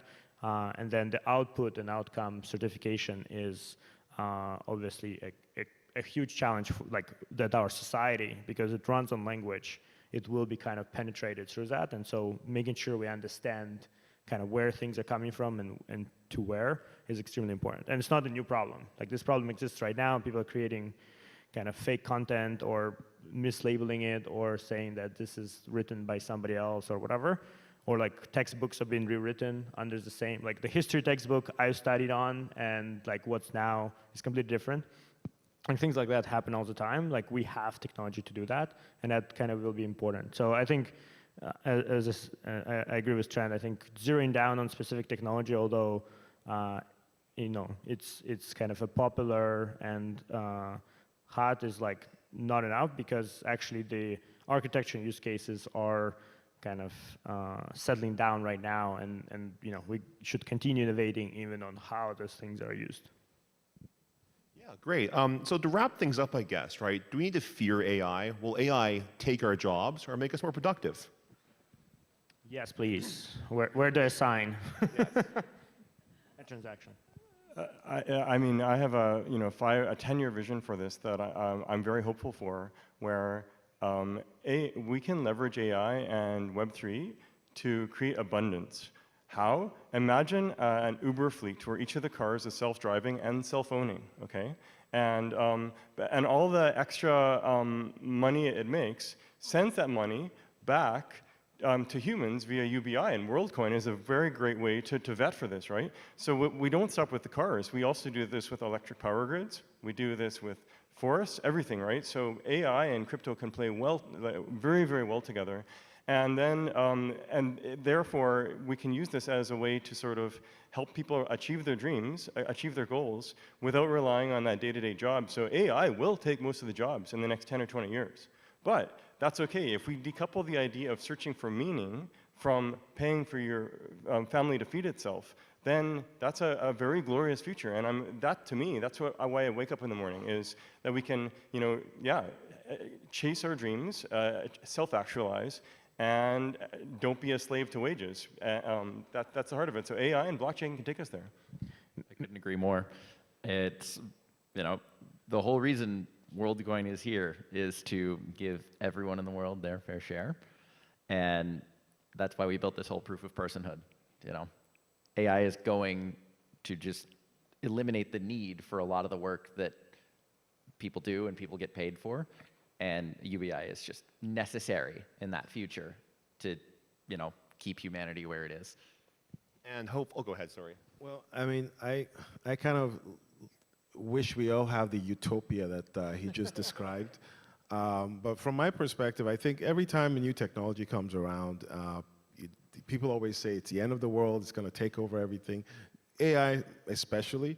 But from what I'm seeing, some of the innovative use cases I've started to see, across, I just think it's going to become yet another productivity tool. Yes, there will be some jobs eliminated, like, you can notice Facebook or Meta and a few other companies have eliminated staff over the last couple of, last year or so, because most of the developers the fewer developers they have are able to leverage AI tools. I mean, even at AWS, we've launched Code Whisperer, which is an AI tool that allows developers to, that helps them code better and will be more productive. So I think it's just going to lead to more productivity. and we're going to need more developers. I guess we're going to need more generative AI developers. So, and also in crypto, there will be kind of an intersection between crypto and AI. So, from my perspective, I don't think that we're going to all be living on Mars or something, but I think we'll be more productive. The killer robots will run on Amazon. They're powered by Near, and will scan your retinas as well, I guess. Well, I think that the really interesting kind of like short to medium term will be this, I call them on-chain agents, is really kind of a AI model that is actually living in some decentralized container and is like you give it a mission, right? You say like, hey, we want to grow number of trees in Seoul, for example, and it actually has some money and it can coordinate people to actually do work, right? Because like at the end, AI cannot do anything in real world, right? I mean, yes, maybe we'll have more robots and stuff over time, but right now, actually, it will be more AI models coordinating people. And that's, again, what blockchain is really good at, is really creating these coordinating networks. And so I think that's will be a really interesting use case where we'll see kind of, never sleeping pretty much coordinator of this DAOs, which is not really human, but now like driven by mission. Everybody can inspect exactly how it makes decisions. And yeah, I'm excited. Like Skynet, by the way, but okay. Well, that's what you have a community overseeing it as well, right? So you need checks and balances. There's already hundreds of chains that coordinate people. Think about Bitcoin. What is it doing? It's coordinating thousands of people to spend millions of dollars to run nodes, right? And Near, et cetera. Yeah, but who's going to watch the watchers at the end of the day? That's a good question. Well, fingers crossed it won't kill us all. That's our time. Thanks, guys. Thank you.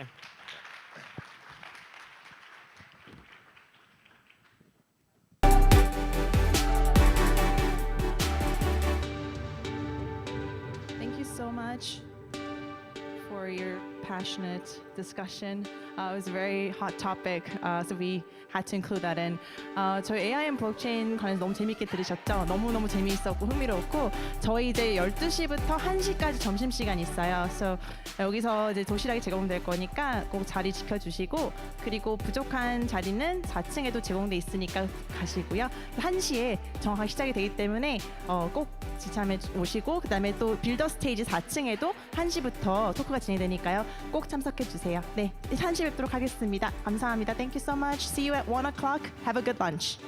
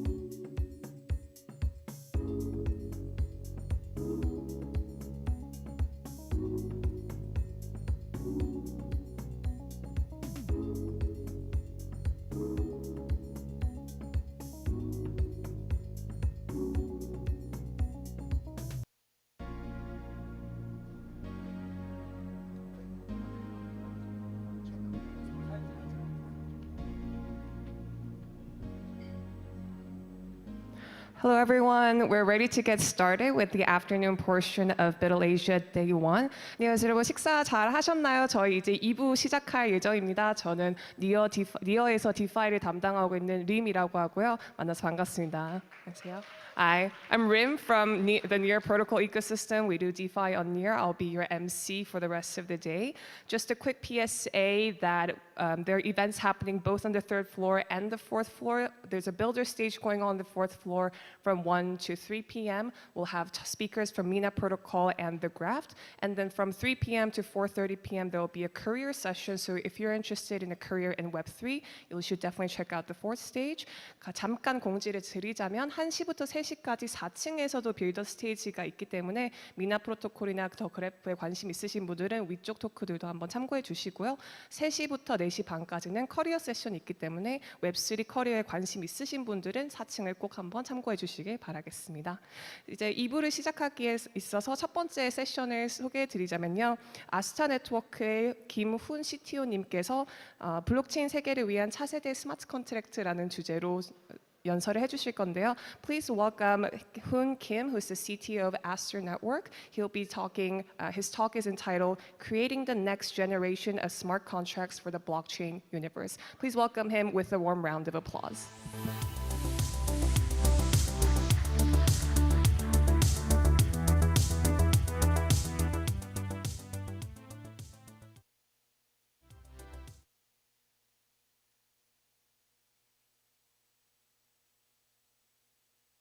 Hello? Great. How's it going, everyone? Are you guys having fun? I hope. Awesome, awesome. Yeah. Just after lunch, I hope you guys are not feeling too sleepy because, you know, I always get that after lunch and I could definitely use a siesta after this talk. But, you know, now you should really stay focused with what I'm going to talk about because my name is Hoon Kim. I am the CTO of Astar Foundation. Now, the CTO nowadays stands for Chief Talk Officer because that's more of what I do nowadays than the teching part. But then again, you kind of have to expect that going on, you know, as the network grows. So today, it's going to be a bit of a different talk. I'm not just going to talk about what we do. I mean, of course, I will have to. But when I'm on stage, I want you guys to actually learn something new, something memorable, because your memory is the only thing that really lasts with you, right? This is today's agenda. I'll be reintroducing what blockchains are, the challenges for innovating within the blockchain space, how we are providing a solution for this, how to get involved, and of course, we're going to conclude. Now, let's get started. When you first hear the word blockchain, what comes up to your mind? Monkey NFTs, paying thousands of dollars for a JPEG online.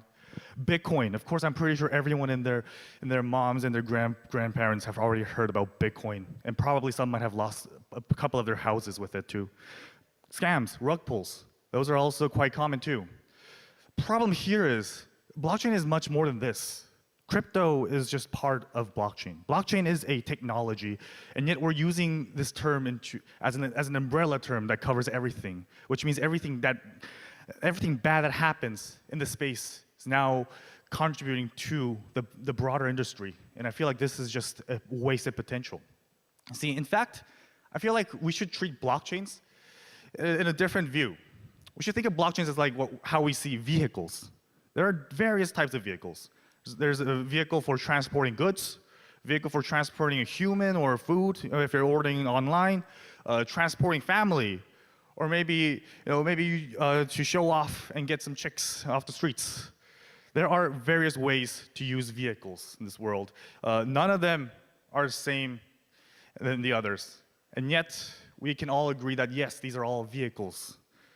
It should be similar to how we see blockchains. Not all blockchains are the same. All blockchains, they have different purpose, they have different ideas, different utility. We should respect that instead of treating everything putting them in the same bucket. Now, this is what Astar tried to do. Our ethos is to acknowledge the diversity of blockchains. See, in blockchain, there's no silver bullet to have one that rules all. You cannot have a solution that covers everything. No blockchain is going to triumph over the other. Some may be better for other use cases. Some might be not good. But there's always an audience for something. So why don't we let people program the multi-chain universe? Now, before I can explain what our solution is, I first want to step back a little bit. What problem does blockchain solve in general? What is the core value proposition? You see, in the internet, in the modern internet era, there are three core problems. One, business scalability. Two, validating business transactions. And three, digital ownership. These are something that you cannot do with the current traditional internet stack. Now, I'll explain a little bit more. What do I mean by business scalability? So, imagine you have an online service. It's a service that requires a server, and it provides tremendous value to the users. And now you're getting like millions and trillions of users every day. Now you, as the producer who created that product, has to pay for all the server maintenance, you have to pay for all the security, you have to provide so much guarantees, you have to think about the legal implications of your service.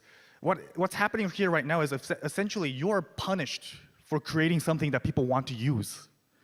In online business, when you provide a service, you get more clients, and more clients means more infrastructure, and more infrastructure means more resource to actually scale your service. This is a horrible loop, because now what you're doing is, in order to actually provide service to your clients, the more clients there are, more money you have to make, more business models, more ways, sources of income, which means that in order to survive in this online world as a business, you have to either monopolize or you have to go bankrupt. That's the reason why Google and Microsoft they're taking over everything. It's not because they want to. I mean, I'm pretty sure they would love to, yeah, but in reality, they have to. If not, they don't have a business. We are forcing people to monopolize in the current internet. Second part, when it comes to business transaction validation. See, internet enabled B2C in a totally different way that we can never see before. It has an exponential reach we can never see, but when it comes to B2B transactions, you still have to rely on a chain of middlemen and other services. You cannot have a direct transaction. There's no guarantees, there's no proof. Digital ownership, of course, this too. When we say owning something, what does it really mean? Yes, the server says, the website says I own this stuff, but in reality, the data is always owned by whoever is actually owning the data. The only thing that's protecting us from a malicious player to actually change any information is the legal system. But the legal system doesn't really have any consistency when it comes to the global market. So as online business branch out into the global arena, it becomes really challenging for any business to even start and scale. Effectively, we are forcing a situation where corporations have to just spoon feed the customers, because consumers, all they can do is just consume. They don't really have a saying in anything, and corporations, regardless of what they really want to do, they have to be the one who serve everything from start to finish. Now, here, this is how I see it. A lot of people say blockchain removes the middleman. They remove the trust layer. But I think differently, because no, we're gonna still have the trust layer. We're still gonna have middlemen, because that's been there for, I don't know, as long as humanity was here. But instead, blockchain allows us to optimize the middleman, gives us a glimpse at what the next generation of the internet industry looks like. And this is where come to the challenges. So the Astar we understand this value proposition within blockchains. We want to enable the future of online business and innovation and ideas. But if blockchain is so cheap and optimizes the middleman, like, why no mass adoption? And we're always talking about mass adoption. Onboard the next billion users, million users, but to whom and for what? We're not trying to onboard them to blockchain or crypto. We're not trying to sell a 5mm drill. We're trying to sell a 5mm hole. And people sort of forget that. Blockchain is method. And mass adoption of a method it's just confusing, but also it's misleading. And this is the problem, because we're only thinking about blockchains. Now, we're in the situation where there's no innovation happening anymore. Because yes, there's innovation at the microscopic level, the low level, but at the client side, no, really. Now, if you want to make money in crypto, it's so easy. Just master the master the art of buzzwords, where you add ZK to literally everything, L2, NFTs, MEVs, you name it. Just slap them on your product and get investment. Go to the investor and say like, hey, look at our product. It's amazing here, right? Give us some money. And the investor is going to be like, yeah, shut up and take my money. Because they saw the next 100K, 1,000K products. Now, the products, once they get the investor money, what they do, they get that money, give it as grants for ecosystem projects to realize their vision and say, hey, we're creating network effect here. And then blockchains, we all try to go with the corporate adoptions. We announce corporate partnerships. We claim mass adoption, onboarding new people, get some big names in there, say like, hey, look at this, pay attention to us because these guys are paying attention to us. What are we actually doing? I don't know, but it's ZK, zero knowledge, right? Now, just sit back, wait, and enjoy the money. Of course, this is just a humorous take on it, and in reality, blockchain is a little bit more complicated. And of course, I really love the projects that actually work on these kind of technology, because without them, we wouldn't be here, right?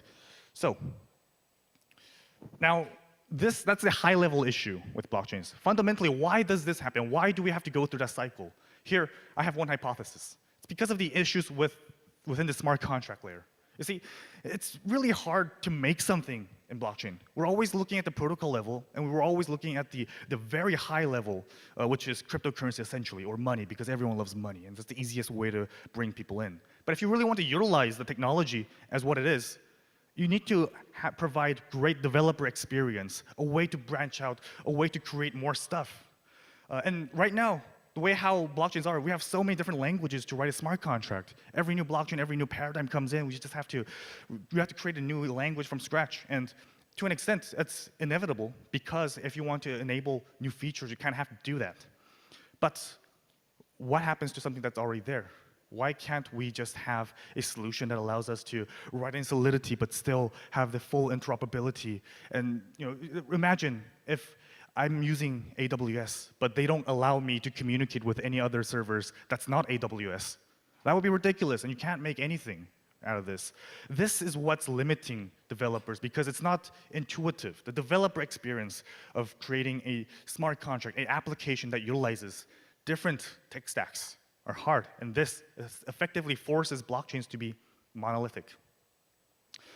And because of this, the next question we always ask is, which blockchain should I build in? I have this great next, the NFT, ZK NFT idea.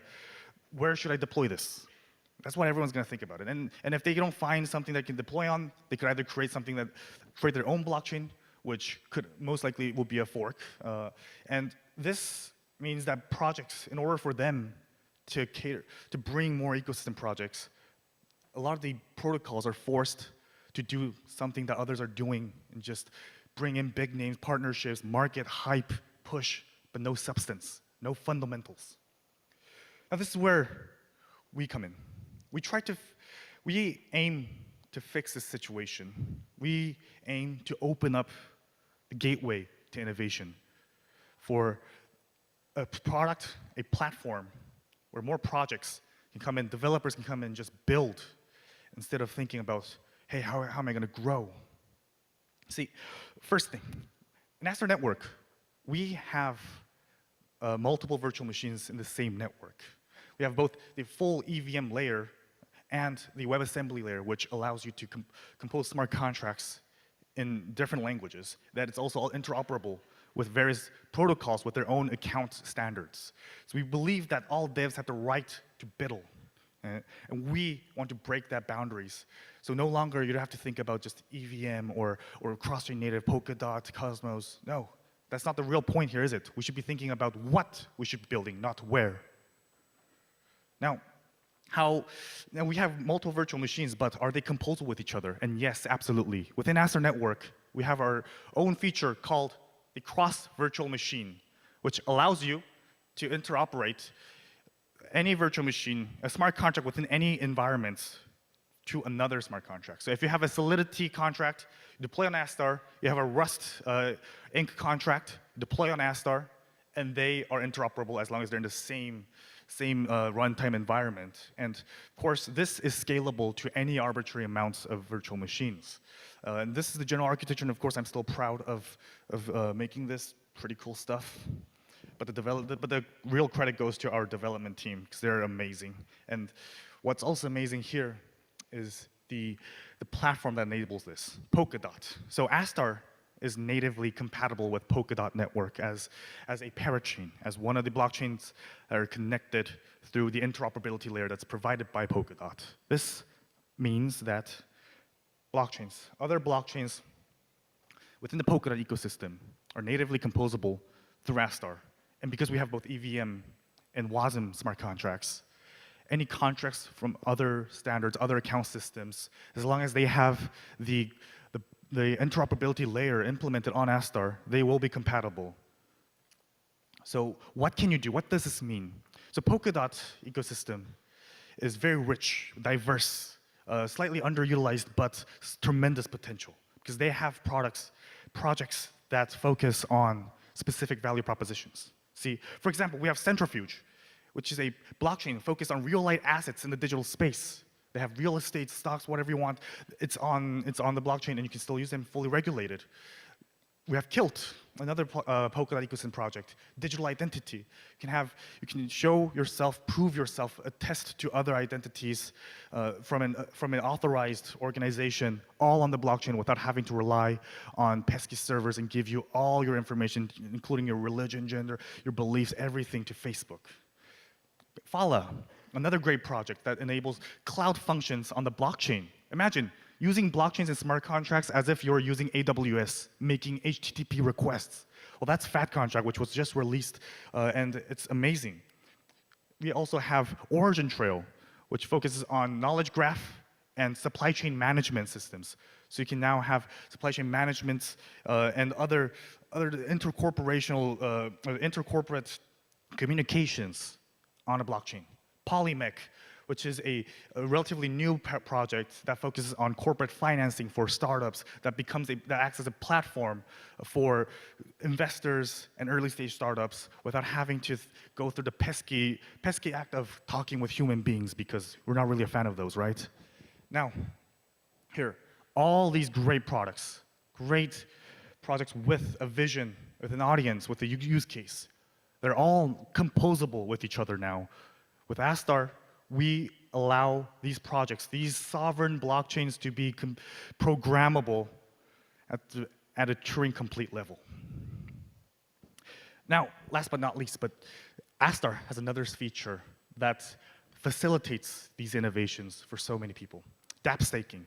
So, in Astar Network, we allow any token holders to stake on a smart contract. And what do you do by staking on a contract? The project team who create that smart contract will earn staking rewards as passive income, meaning that you create something that provide value to the end users, something that end users wants to support. Think of it as like a decentralized, non-custodial Patreon or any service like that, where now you don't have to think about how do I raise money, how can I get an ICO, and how can I think about the token economics. Because that's the thing about any crypto project nowadays, is that the fundamental business model relies on the fact that you sell tokens and the token price goes up. You don't think about the value that you provide to the end users. Here, we remove that component completely by allowing projects to focus on delivering value, and users who want to support their project can stake on them,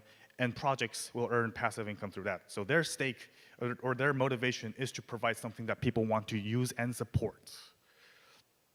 Now, a lot of people love what we're doing here, because thanks to that, we have amazing partners with Astar, that's working with Astar Network. We have Toyota, the biggest car company in the world, who has been doing a lot of DAO experiments to scale their company through Astar Network. Sony is doing so many different things and to work with as a close partner with Astar Network.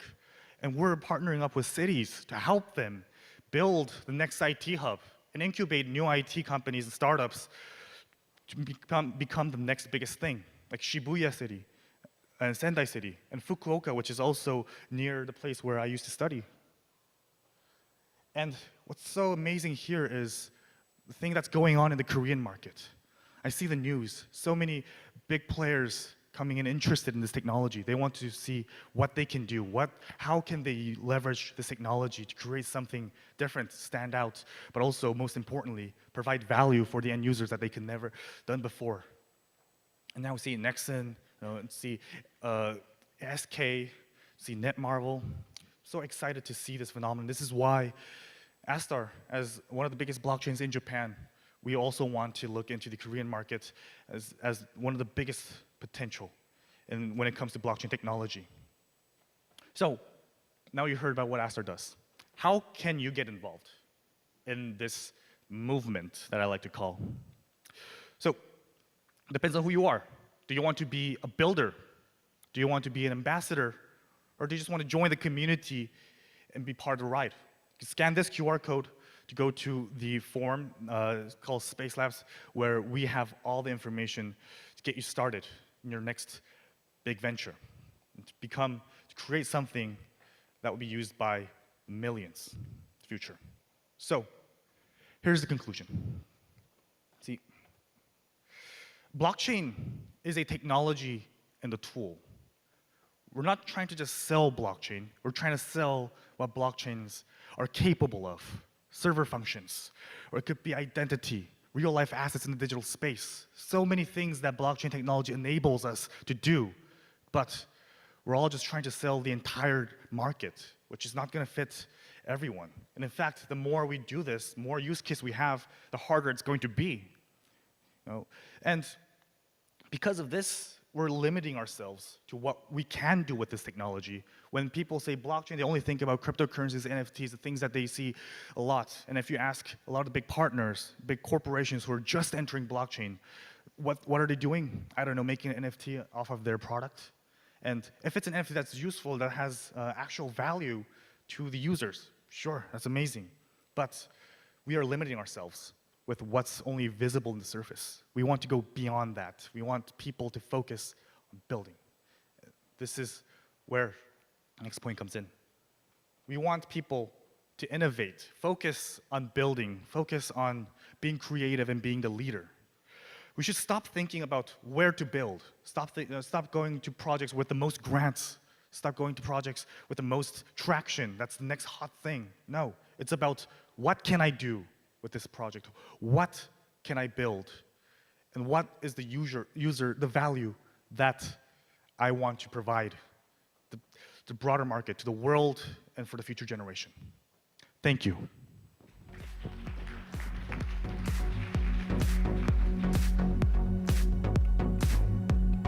Thank you very much, Hoon from Astar Network, for your very engaging talk on how we can bring more composability and interoperability to blockchain development. 김훈 CTO님께 감사드립니다. 저희 블록체인 개발에 있어서 어떻게 상호 운용성과 구성 가능성을 더 들여올 수 있는지 아스터 네트워크를 통해서 잘 살펴보았는데요. 다음은 비슷한 결의 스피킹 연설일 것 같습니다. 다음 스피커분은 그노랜드의 만프렌트 트론인데요. 제목은 그노랜드에서의 기여 증명 오픈소스 보상 개혁하기라는 제목이고요. Our next speaker is going to continue the conversation in the same spirit. This is Manfred Turon, VP of Engineering at GNOland, and his talk is entitled Proof of Contribution in GNOland, Revolutionizing Open Source Rewards. Please welcome him with a warm round of applause. 뜨거운 박수로 환영 부탁드리겠습니다.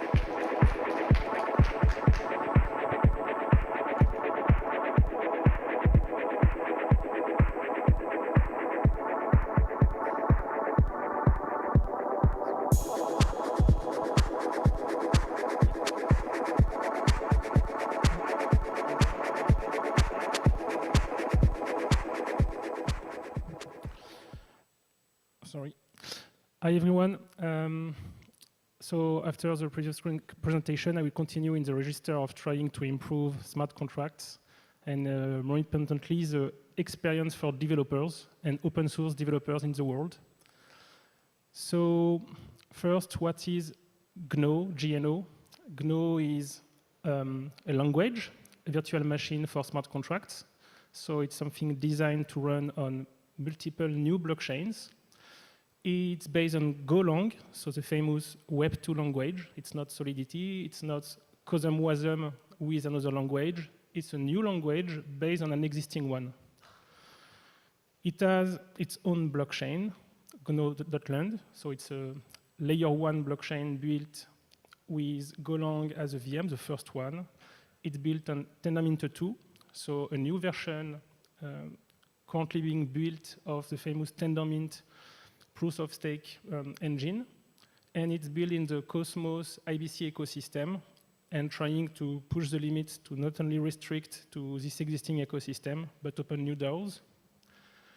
In terms of goals, GNO ecosystem, so the tool, the language, the community, everything around the ecosystem have nearly 4 main foundations. One is fairness, which goes to rewarding people that make sense, avoiding corruption, and making sustainable product based on good metrics.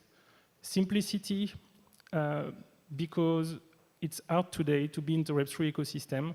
We have many more developers in the Web2 ecosystem, and it would be nice to have millions of developers on Web3. Security, obviously, and scalability, because we believe that scalable smart contracts are not yet fixed. And with these strong 4 foundations, the goal is to create something with a very, very long-term viability. So the whole team is building something that they believe will run after they pass. So another important thing about GNOland, not GNO the language, but the chain that will run GNOlang, is that we will run against a new consensus mechanism that we are building, proof of contribution. It's a consensus mechanism, meaning that its main goal is to secure the chain, to decentralize it. The role of a proof of something is, at the origin, something to remove the middleman, to remove the dependency on a trustable actor, which can be Facebook, AWS, whatever. We need a consensus mechanism, but we are trying to introduce a new one. This new one is, in our feeling, better in terms of fairness and sustainability.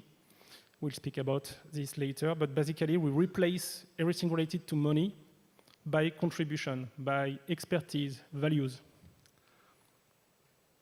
So to make proof of contribution, we need contributions. And the first question is, how can we identify a good contribution? What is a good contribution?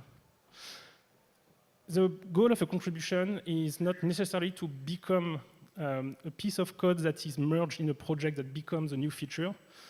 A contribution is about someone caring about the project, taking time to understand the project, the vision, the philosophy, and making efforts using their area of expertise to contribute. The contribution can be code, can be feedback, can be, I don't know, whatever makes sense that we will do in the real life. In the real life, you are not only making your job, you also have an opinion, you also give your feedback, you help your colleagues, etc. We want to make something like this. So the first thing of a contribution is that it won't be templated by default.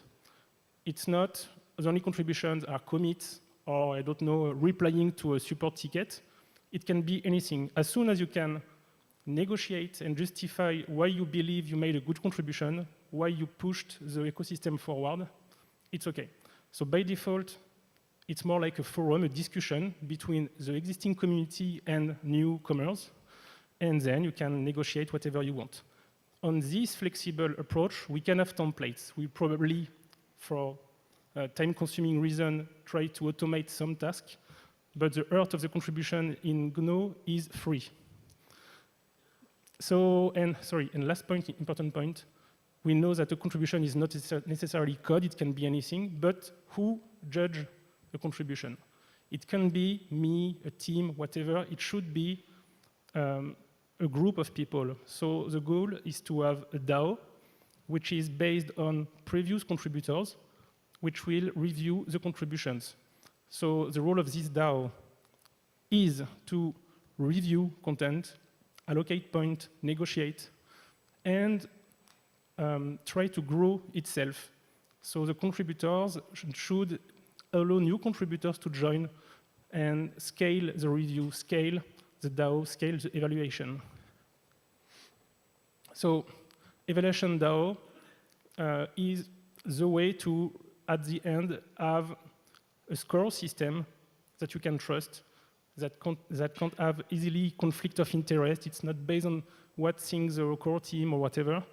It's the owners of the chain, the people that care about the chain, that want to make the chain better with new features, new members. So we will have a score system based on a new term, the works. Works is not a token. Works is a score system, something you have associated with your account. You can't transfer it, it's not a token. You can just earn works points. Those points are not money because you can transfer them, but they will reward you on the chain fees, like in proof of stake or other staking systems. The goal of works is to find a way to measure the work done. So once again, it's not about amount of line of code or whatever. It's flexible, dynamic. It can be specialized. So for instance, I can earn points by contributing to code and have works points associated with, I don't know, the developer expertise. Someone can help with the tokenomics expertise or any kind of expertise. We want works to become like a way to measure the amount of contribution over time. it can make sense to have works points which are old or recent to see if you are active frequently or not. But we will also, in addition to the work system, have tiered memberships. So in a contributors DAO, powered by the works token, by the works term, you will receive tags. So I can have an amount of works, but also a tiered membership. I can be level 3 in terms of contribution in 2 or 3 expertise, like developer and speaker or whatever.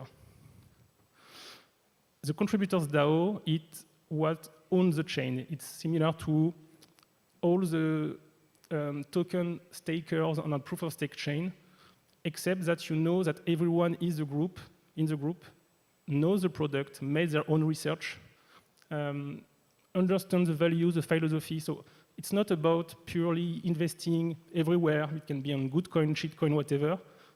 If you are in this DAO, you invest in multiple hours with your expertise, and you join a network of people like you.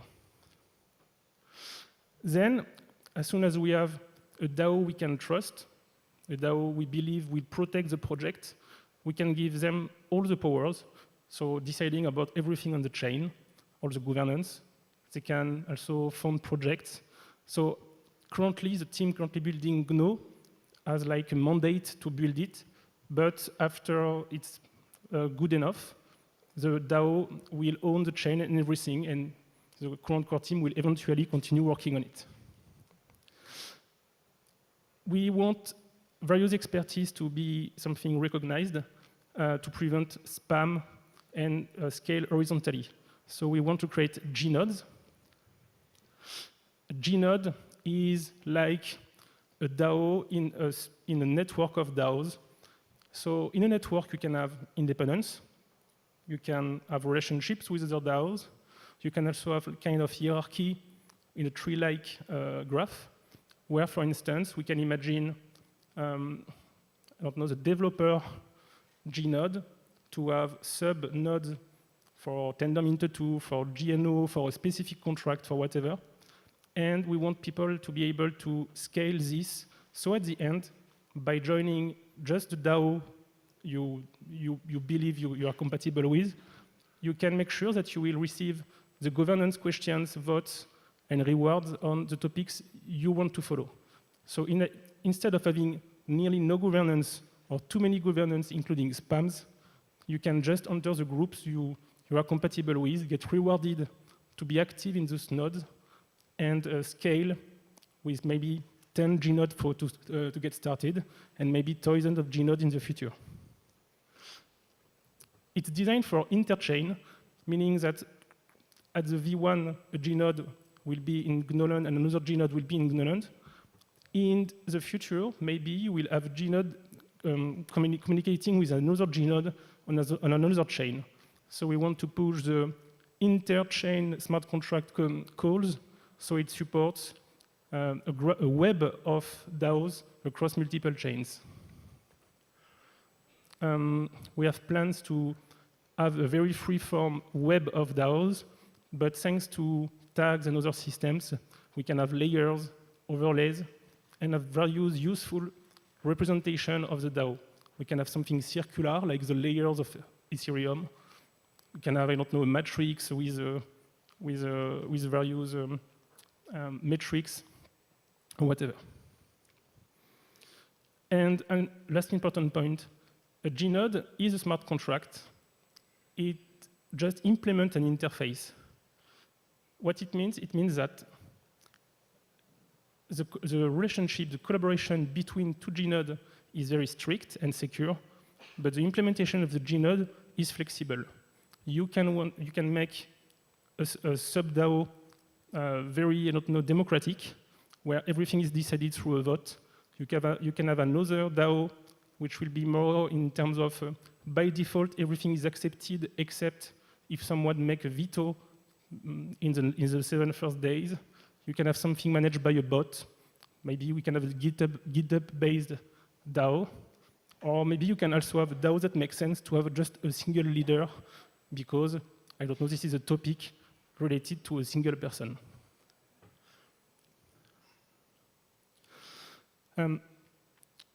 how does it work? Sorry, I need to drink.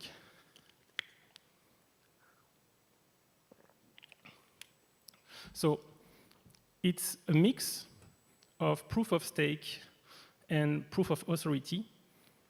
A proof of stake because you receive rewards based on your power. It's not how much you stake, how much token you stake, it's how much contribution points you have. But it's more like a proof of authority because you don't have the marketing war you can have with validators in proof of stake systems. Being a validator is not because you convinced people to invest, to stake their token against you. It's because the evaluation DAO, the contributors DAO, decided that you were a good validator. So in our system, validators will be validating. They won't be trying to compete between each other. They won't be trying to get as many power as they can. They will make their job and receive money for doing it. The consensus itself should not be around the financial initiative. It should pay people well and encourage people to contribute more. So at the end, you have like a proof of decentralized authority, because that's like a POA, proof of authority, but the authority is a DAO. There is a huge potential for high decentralization score, the Satoshi score, because when you have proof of contribution, you have more chance to prevent things like Sybil attacks, because it's easier to come with a huge amount of money from another ecosystem, split around many accounts, and it's really harder and slower to create multiple accounts with a huge score contribution. So we will probably have ways to have some governance based on power and some other ones based on uniqueness. It's not perfect, but clearly way better than proof of stake on this point. So we can expect to have, I don't know, 100 persons, which everyone has 1% of the votes if we ignore the dynamic amount of works DAO point. And so we have a new governance possibilities. As soon as you don't have a unique voting power score that is not resistant to Sybil attacks, you can make governance or filters or subgroups dedicated to token holders, as for other blockchains, but more importantly, to contributors' point, to contributors' levels, to expertise. So being or not being member of the developer DAO, the validator DAO, or whatever. And you can make a mix. So at the end, once again, you can have a chain which will probably have less than 10 governance votes for specific topics, which is very important and need to take time to think. And you will have other DAOs managing maybe 10 governance proposals per day, but on a topic that makes sense. So we aim to solve scalability of DAOs and responsibility and make sure that it's not something you do because you want to earn an airdrop, just because you take care of this part of the project. You are an expert in tokenomics. You can just follow what will happen in tokenomics and forget the rest if you want. The governance is not only about more flexibility on how much power you have and if whether or not you can enter it in terms of filtering. It's also a way to have better discussions. So it's not anymore a proposal, which is pure text, and a vote. It can start with a text. Maybe we can vote instantly, or maybe we will make change in the proposal. So you don't have a forum, an IRC, a Slack, a Discord to discuss everything, and at the end you have a single proposal. You can have a proposal, discuss like a forum, try to find a solution, try to fork the proposal, split the proposal, whatever. So we want to make something, once again, more like we will do in the real life. Maybe someone come with a full proposal, but at the end, the answer is not yes or no. It can be yes, but let's change just this parameter. So if you want to use proof of contribution on your blockchain, technically it's possible. In practice, it's very hard. A proof of stake chain is easy to run. You find validators. I saw some chains running in less than 1 week from the first commit to the production. because you just need validators, and with time, the decentralization will become something. Proof of contribution is slower. You create a community starting with maybe just the core team, and then you receive the first external contributors. So for a long time, you can expect to have a very bad decentralization score. So proof of contribution works as soon as you take time to bootstrap the community. You can still receive the advantages of proof of contribution on your own chain if you use things like ICS. In the Cosmos ecosystem, you can have a chain securing another chain. So basically, you can have a chain running in proof of stake with standard validators, but also have some decentralization made and secured by proof of contribution indirectly. You can also try to use just the governance and DAO, web of DAO feature of GNO by having a G-node. If you have a G-node, it's not about having a blockchain, it's about using our on-chain project management tools to support not only a simple team, but a huge ecosystem with sub-teams, partners, and whatever. At the end, if we have a blockchain which is not a source of corruption because of financial challenge and conflicts, and if that chain can be used to secure other chains, the goal is to at least have one chain. That's not necessarily a proof of a new mechanism that will be famous in other chains, but maybe other chains will do their job, something simple to maintain with proof of stake, while having a single chain in the ecosystem, they can expect to be there with more security and to rely on for extreme conditions. So if we have a single chain, Gnoland, to run proof of contribution, it can be something reused for all the other blockchains, and not only in Cosmos. We have an ongoing competition, a game of realms.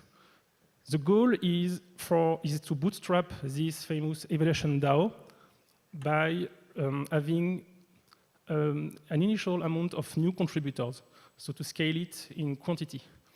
With time, with years, we'll probably have very nice DAO with experts working every day on the project, seasonal people coming sometimes, one-time contributors. But at the beginning, we want to bootstrap this evaluation DAO, and the best way to do it is by joining the competition, which is actually building what I presented here. So by joining, you both help us creating this, but also bootstrapping the community. This community will be the members, the owners of the mainnet chain during the genesis of the mainnet. So by joining, by contributing, you can earn atoms because it's an incentive competition on an existing token, but you can also enter the evaluation DAO that will become the initial members of the upcoming mainnet.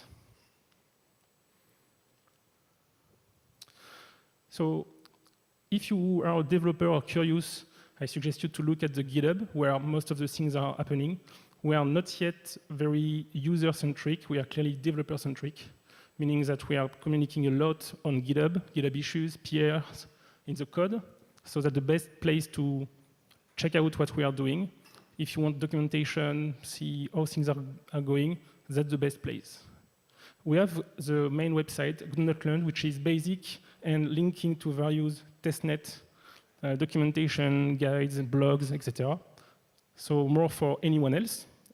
And we have the Game of Thrones competition, which once again is not, it's a competition building itself. So if you're looking for a document that's not existing, a dashboard, whatever, please build it. We have some documentation about how it works, but the goal is to find people that want to build the thing with us. We are here to bootstrap the project. We are not here to define everything.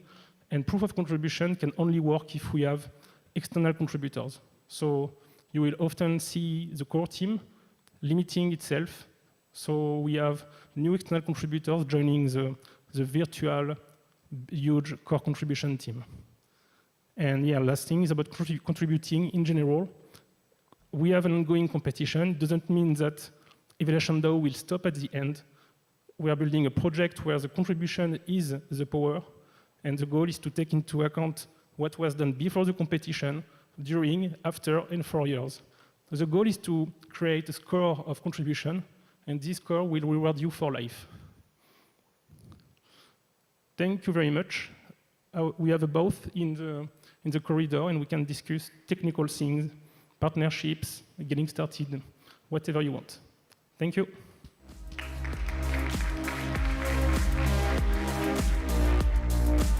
Thank you. Thank you, Manfred, for the very fascinating framework on how we can coordinate open source contribution and rewards.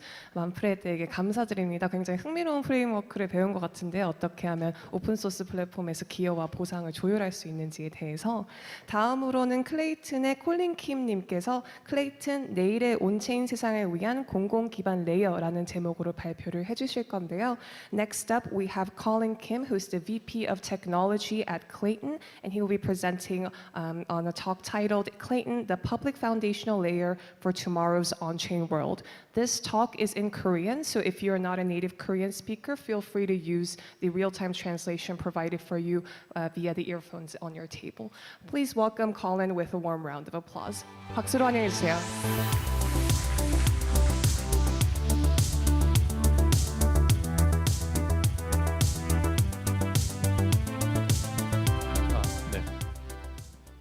네, 안녕하십니까. 이번 시간에 한국어로 좀 진행을 하겠습니다. 여기 한국 분들 많이 계실 텐데 좀 귀를 좀 편하게 하는 시간을 가지고자 한국어로 좀 진행해 볼게요. 저는 김정현이라고 하고요. 저희 회사에서 닉네임은 콜린을 쓰고 있습니다.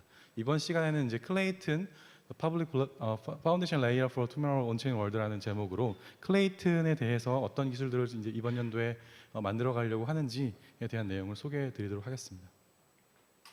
네, 뭐 크게 어젠다는 이제 비전 맵 저희가 연초에 발표했던 비전 맵에 대해서 간단히 좀 소개를 드리고, 그다음 이번 빌더 컨퍼런스니까 이번 연도에 저희가 만들어 가려고 하는 이제 개발 아이템들에 대해서 좀 설명을 드리도록 하겠습니다. 그다음에 타임라인에 대한 로드맵 그리고 요약을 말씀드리도록 하겠습니다.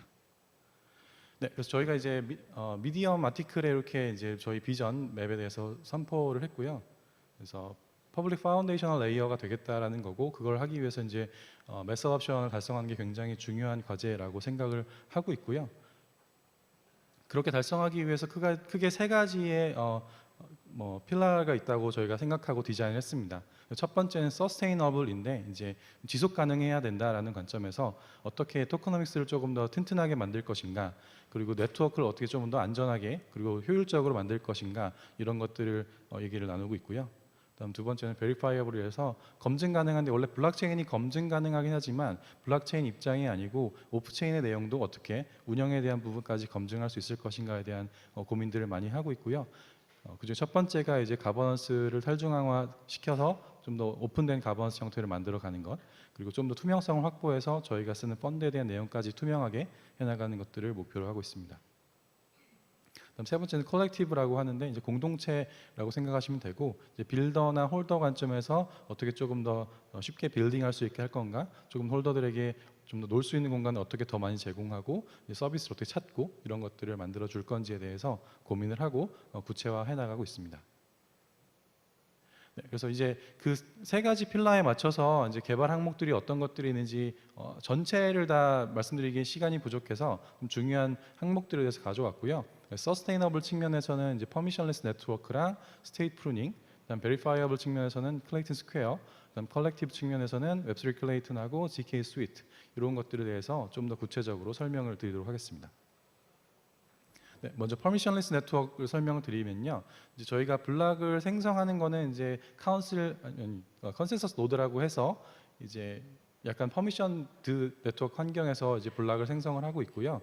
다만 이제 블록을 전파하는 거라든지 트랜잭션을 전파하는 거, 또 조회하는 거, 이런 것들은 퍼미션리스하게 누구든 노드를 돌리고 검증할 수 있는 형태로 구성이 되어 있는 네트워크입니다. 처음 메인날 런칭을 할 때에는 이제 저희가 GC 멤버들을 초대 기반으로 이렇게 했었는데요. 그런 초대 기반으로 했던 이유는 이제 노드 오퍼레이터들의 레퓨테이션이 평판들을 이용을 해서 이제 네트워크 시큐리티를 조금 더 올리고자 이런 식으로 처음에 이제 메인넷 런칭할 때 가버넌스 카운슬을 디자인했습니다. 이게 퍼미션드 네트워크의 구성이었고요. 근데 이제 저희가 운영을 꽤 안정적으로 해왔고 이제 어느 정도 이제 탈중앙화에 가깝게 가기 위한 준비들이 되었다고 생각을 해서 이제 다음 페이지로 가야 된다고 생각을 하고 있고요. 그래서 어떻게 이제 퍼미션리스 네트워크로 만들어 갈 것인가에 대한 고민들을 하고 있습니다. 네, 그래서 퍼미션리스 네트워크로 가기 위해서 이제 챌린지들이 좀 있는데 첫 번째는 이제 GC와 밸리데이터가 두 가지가 좀 서로 다른 엔티티인데 이 둘을 좀 더 구분해 보자라는 게 첫 번째 생각을 가지고 있고요. GC는 어떻게 보면 저희 정책 그리고 토커노믹스에 대한 의사결정을 하는 주요한 어떤 조직이라고 보시면 되고, 그다음 밸리데이터는 이제 저희 네트워크의 안정성을 좀 더 확보를 잘 해주기 위해 도와주는 가디언 같은 존재가 되는데 이 두 가지가 사실 현재 하나의 형태로 운영이 되고 있는데 어떻게 좀 더 잘 역할 구분을 할 건가에 대한 고민들을 하고 있습니다. 그래서 지금 이 퍼미션리스 네트워크의 관점은 밸리데이터의 관점, 기술적으로 어떻게 네트워크 시큐리티를 올리는데 좀 더 퍼미션리스하게 만들 거냐에 대한 부분이 되겠고요. 그래서 밸리데이터를 추가하거나 삭제하는 것을 어떻게 좀 더 시스테마틱하게 사람의 개입 없이 자동화할 수 있을 것인가에 대한 고민을 하고 있고요. 주요한 두 가지 크라이테리아 조건들이 첫 번째는 스테이킹 양, 클레이에 대한 스테이킹 양이 되겠고 두 번째는 노드의 성능 그리고 안정성 이런 부분이 되겠습니다. 그래서 이 조건을 만족하면 밸리데이터 자동으로 추가가 되고 또 만족하지 못하면 이제 빠지게 되고 하는 것들을 만들어 가려고 하고요. 그리고 이제 저희가 클레이튼이 처음에 PBFT, 이스탄불 BFT를 가져와서 만들었고 그다음 성능이 저희가 매블락 1초에 한 블락씩을 찍기 때문에 그런 성능적인 요건 때문에 누구든 밸리데이터가 될 수 있는 구조까지는 좀 힘들고 밸리데이터 숫자는 어느 정도 한정하는 것을 생각을 하고 있습니다. 네, 뭐 퍼미션리스에 대해서 말씀드렸고 그다음 스테이트 프루닝인데요. 저희 이제 그 최근에 아카이브 노드에 대해서 스토리지의 데이터들의 비율을 좀 따져 보니까 스테이트가 지금 글자가 좀 85% 정도로 굉장히 많은 양을 차지하고 있습니다. 풀로드는 이제 그 스테이트 양이 좀 적은 건데 그렇다고 하더라도 37%로 꽤 큰 비중을 차지하고 있어요. 그래서 그런 걸 줄이는 게 굉장히 중요하다. 어떻게 줄일 거냐라고 했을 때 만약에 저희가 스테이트에 대한 유지를 여기 보이는 103번 블락 이후부터만 유지하고 싶다면 어떻게 하면 될까에 대한 고민을 많이 했고요. 근데 보면 103번째의 데이터 이전 건 다 지우면 되냐? 사실 그렇진 않죠. 103번째의 어떤 데이터들이 있는데 이 데이터 포인트가 일부는 앞쪽을 가리키고 있습니다. 그래서 스테이트는 103번 블락부터 유지하겠다라고 할지언정 요 녹색으로 보이는 노드들이 다 유지해줘야 되는, 지우면 안 되는 그런 데이터들이 되겠습니다. 그래서 이걸 판단하는 게 굉장히 어렵고요. 그래서 제일 심플한 솔루션은 여기 여러분 가비지 컬렉션이라는 걸 아실지 모르겠는데 그런 방식을 쓰면 되는데 그렇게 하기 위해서는 레퍼런스 카운터라는 게 필요합니다. 이걸 기록하는 과정들 또 추가적인 액세스가 더 많이 발생해서 사실 이거는 피지블한 솔루션이 사실 아니고요. 그래서 어떻게 하려고 하냐면 이제 노드 간의 쉐어링을 최대한 없애는 구조로 만들어 가는 걸 디자인을 했고 이제 구현을 해봤습니다. 그래서 레퍼런스 카운터를 가져가는 대신에 이제 노드가 쉐어되지 않게 그래서 이 노드가 새로운 노드 대체가 될 때에는 이전 노드를 지울 수 있는 구조로 이렇게 만들어 갔고요. 이렇게 되면 아무래도 쉐어링 안 한다는 얘기니까 스토리지 코스트가 늘어나겠다라고 예측을 할 수 있겠지만 사실 대부분 그렇게 크게 늘어나지 않고 저희 예측상으로 한 3% 정도가 늘어난다고 생각하고 있습니다. 그래서 구체적으로 좀 동작 예를 보여드리면 뭐 이렇게 됩니다. 그래서 101번 블락이 생성이 될 때 노드가 새로 생기게 되죠. 그럼 그 당시에 저 빨간색 노드들은 이제 지울 수 있는 상태가 되는 겁니다. 마찬가지로 102번 블락에서 스테이트가 업데이트가 되면서 다시 이제 노란색 블락을 지울 수 있는 상태가 되고요. 이렇게 해서 이제 오른쪽에 딜리션 큐라는 걸 만들어서 여기서 이제 어디까지 우리가 지울 건지를 판단해서 이전 데이터는 지우고 나머지는 유지하고 이런 방식으로 만들어갈 수 있게 구현을 했고요. 저희가 이제 기본적인 싱크 테스트는 끝났는데 이제 메인넷에 반영하기 위해서는 좀 더 실험이 더 필요해서 좀 안정성을 테스트하고 있는 중입니다. 네, 그다음 클레이튼 스퀘어인데요. 뭐 저희도 이제 온체인 보팅을 하기 위한 사이트를 구성을 했고요. 그래서 이렇게 보이시는 것처럼 가버넌스 카운슬 멤버가 몇 명인지, 스테이크된 총량이 얼마인지 등등의 어떤 네트워크 정보들을 확인할 수 있는 웹사이트라고 보시면 됩니다. 그래서 가버넌스 카운슬 멤버에 대한 리스트를 볼 수 있고요. 그다음에 여기서 제일 중요한 기능이 온체인 보팅인데요. 가버넌스 카운실에서 어떤 내용들 이런 프로포즈를 올라왔을 때 그 프로포즈에 대해서 yes or no를 보팅을 웹사이트에서 할 수 있게 이렇게 구성을 다 해놨습니다. 이런 식으로 보팅 정보를 확인할 수 있게 되어서 앞으로 이제 어떤 네트워크에 대한 투표 정보, 프로포즈에 대한 정보들은 손쉽게 웹사이트 통해서 조회를 하실 수 있게 됩니다. 그다음에 웹3 클레이튼인데 이건 SDK고요. 저희가 이제 클레이튼 SDK를 K버라는 걸 메인에 낼 때 런칭을 했었고 이걸 계속 운영을 해오고 있었어요. 그래서 저희가 작년부터 이제 이더리움 이퀴벌런스를 얘기를 계속하면서 그럼 나는 이제 클레이튼 쓰고 싶은데 웹3J를 써야 돼요, K버JS를 써야 돼요라는 고민들을 많이 하시는 분들이 계셔서 저희도 좀 고민이 많았고요. 근데 보니까 클레이튼이 사실은 이더리움 그냥 포크를 한 게 아니고 코드를 많이 바꿨거든요. 그래서 클레이튼만의 유니크한 피처들이 있어서 뭐 이제 프라이빗 키를 이제 업데이트할 수 있는 기능이라든지 피들리게이션 같은 기능들이 있어서 이런 것들을 좀 어떻게 쓰게 만들 거냐를 고민을 많이 했는데요. 이런 것 때문에 사실은 웹3 쓰다가 이제 이 클레이튼 기능을 쓰려면 다시 K벌 써야 되는 이런 상황이 돼서 이제 디벨로퍼 익스피리언스가 약간 좀 이렇게 쪼개지게 되는 그런 경험을 해서 그러면 이더리움 SDK를 확장을 해서 클레이튼을 지원하게 할 수 없을까라는 고민들을 좀 해서 웹3 클레이튼이라는 걸 지금 개발 중에 있습니다. 네, 그래서 웹3 클레이튼이 뭐냐라고 하면 기본적으로 클레이튼 노드에 이제 API가 있는데 그 API들을 쉽게 콜할 수 있는 기능들을 제공을 하고요. 추가적으로 이제 이더리움 SDK죠. 웹3J, 뭐 이더스.js, 웹3J, 그다음에 웹3 파이썬. 그래서 자바스크립트, 자바, 파이썬 SDK들이 있는데 이것들에 대한 익스텐션을 만들어서 이더리움 코드를 그대로 쓰다가 이제 클레이튼의 어떤 피들리게이션 쓰고 싶다라고 하면 이제 웹3 클레이튼을 설치해서 추가적으로 이제 크게 코드 변경하지 않고 쓸 수 있도록 하는 기능을 개발하고 있습니다. 그래서 보시는 것처럼 왼쪽에 웹3 파일을 쓴 예제고요. 그 예제를 그대로 쓰는데 이제 오른쪽에 보이는 것처럼 대납 기능, 피들리게이션을 이용하고자 할 때에는 기존 코드 크게 고칠 필요 없이 추가적인 그 펑션 콜을 이용해서 아주 쉽게 이제 클레이튼까지 사용을 할 수가 있게 될 거라고 생각하고 있습니다. 네, 그다음 이제 마지막으로는 이제 GK 스위트인데요. 이제 클레이튼에서 그 영직 증명을 사용하려면 어떻게 하나요? 여기서의 영직 증명은 롤업이 아니고 이제 멤버십 프루프라든지 그런 것들을 이제 블록체인에 쓰려고 하는 시도가 있을 때 어떻게 쓰면 되나요? 이런 질문들도 많이 받곤 하는데요. 사실 저희가 클레이튼이 이더리움 컴패러블 블록체인이기 때문에 이더리움 툴들을 대부분 그대로 클레이튼 RPC 엔드포인트만 바꾸면 사용을 하실 수가 있습니다. 근데 사실 그래서 뭐 트러플, 뭐 하드햇, 웹3JS 이런 것들도 대부분 클레이튼 네트워크에서 사용을 하실 수 있는데 그러면 GKP도 사실은 대부분은 그냥 쓰실 수 있어요. 그래서 뭐 썰컴하고 스나크 같은 거 이용하고 뭐 쥐나크, 뭐 조크라테스 같은 걸 이용해서 여기서 이제 프루프를 어떻게 만드는지, 베리파이어 컨트랙트를 네트워크에 어떻게 배포하는지 등등을 이제 그대로 이제 RPC 엔드포인트만 바꾸시면 쓸 수 있다라는 게 첫 번째가 되겠고요.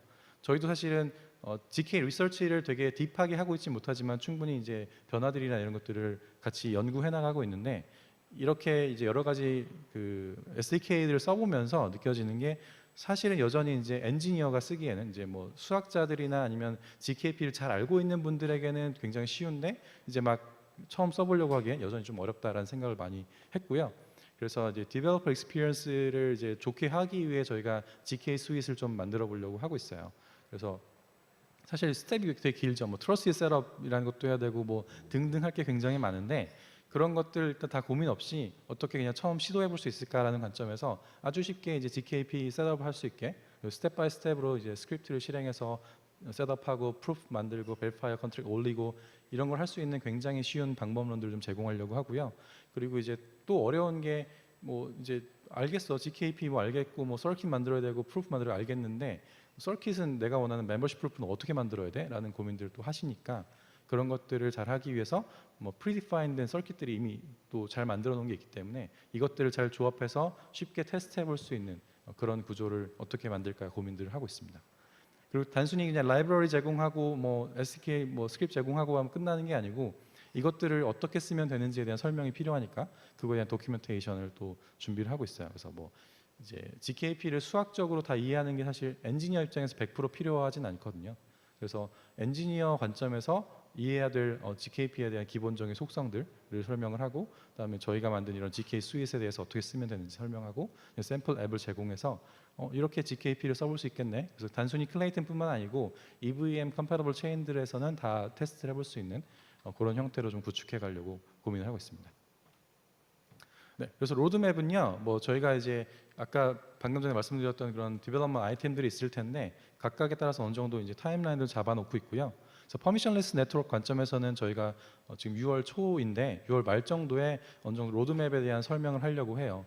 이게 기술적으로 챌린지하는 것도 굉장히 많고 또 기술뿐만이 아니고 정책적으로 고민해야 되는 부분도 많기 때문에 저희가 단순히 어나운스하고 바로 개발하는 것보다는 충분한 논의 과정을 좀 거치려고 생각을 하고 있어요. 그래서 6월 말에 어느 정도 정리된 내용들이 나오면 이제 여러분들도 기술적으로 좀 같이 고민해 주시고 발전시킬 부분들을 같이 만들어 갔으면 좋겠습니다. 그래서 그런 과정들을 쭉 논의를 거칠 거고, 그래서 12월 말 정도에 이제 바오밥, 저희 테스트넷 이름이 바오밥인데 바오밥의 파일럿 런칭을 할 것을 계획을 세우고 있고요. 스테이트 프루닝은 말씀드린 대로 구현은 어느 정도 다 끝내놔서 그거에 대한 이제 그 프로포절, 스탠다드가 되겠죠. 기술 스펙을 만드는 것들을 진행을 하고 있고, 이건 한 6월 중순 정도에 EIP 이더리움 인프로먼트 프로포절을 내고 클레이튼에도 KIP라고 있는데 양쪽에 내서 이 스테이트 프루닝에 대한 스펙을 한번 같이 이더리움 쪽하고도 정리를 해보려고 생각을 하고 있고요.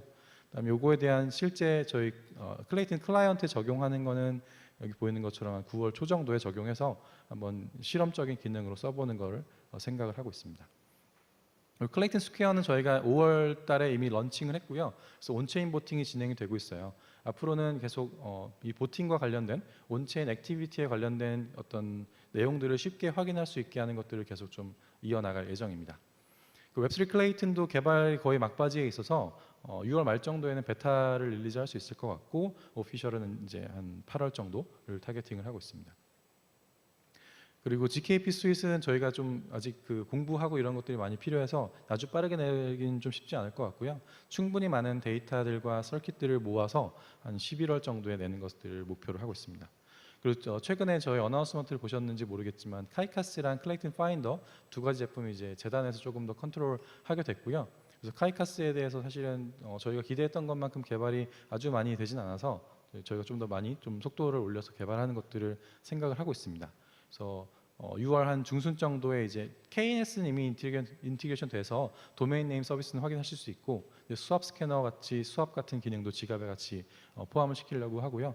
그리고 이제 클레이튼에 추가된 이제 어카운트 모델이나 이런 것들을 반영한 것들을 한 11월 정도까지는 기능을 구현해서 이제 카이카스에서 클레이튼과 관련된 기능들 좀 더 쉽게 쓸 수 있도록 하는 것들을 만들어 가려고 합니다.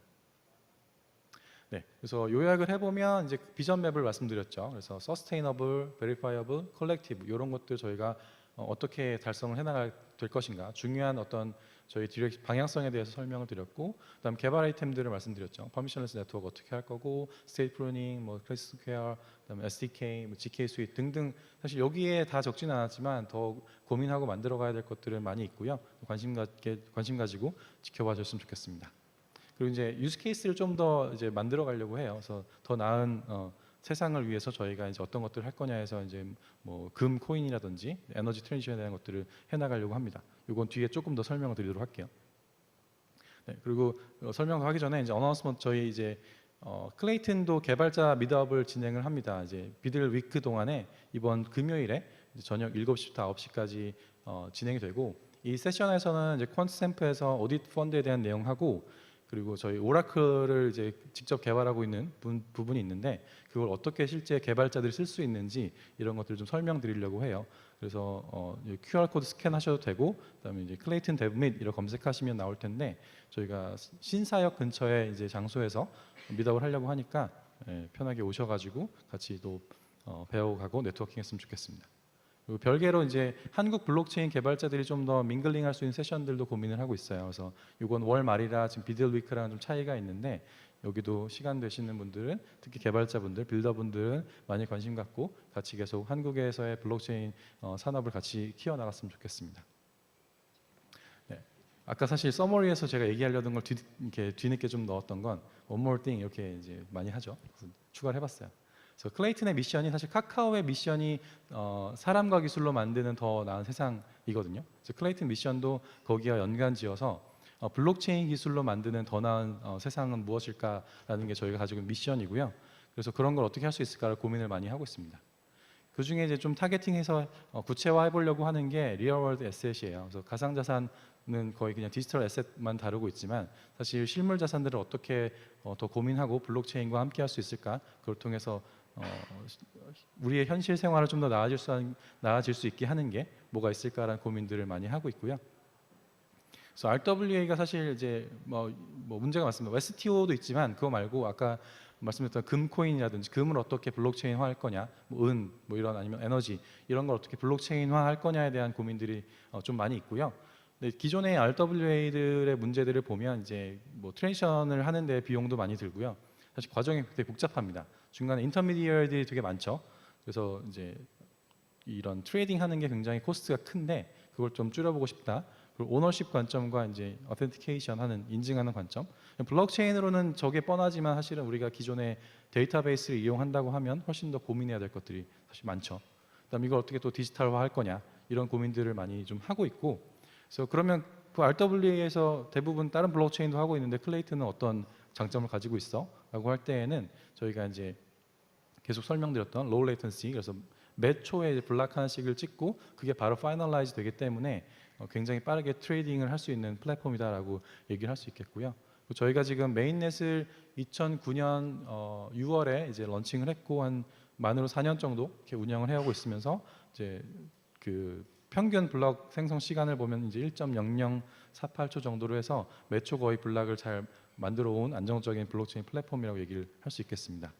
그리고 트레이딩에 최적화되어 있다. 앞에서 얘기했던 로우 레이턴시랑 패스트 파이널리티 때문에 트레이딩하기에 최적화되어 있는 플랫폼이라고 얘기할 수 있을 것 같아요. 그래서 네, 그렇게 되고 또 저희가 클레이튼 코어를 굉장히 많이 또 건드리고 다 이해도가 높기 때문에 from core to the application까지 전체적으로 다 저희가 커스터마이저블 할 수 있는 게 저희가 가지고 있는 장점이라고 생각합니다. 네, 그런 거에 대해서 유즈 케이스가 이제 골드 코인이 있는데요. 이제 최근에 GC 멤버로 크레더 IT센이라고 하는 기업이 참가를 했고요. 이 기업이 이제 골드 코인을 이제 발행을 하려고 클레이튼에서 준비를 하고 있습니다. 단순히 이제 RWA 코인만 발행하는 것이 아니고 저희 이제 디파이 생태계가 있죠.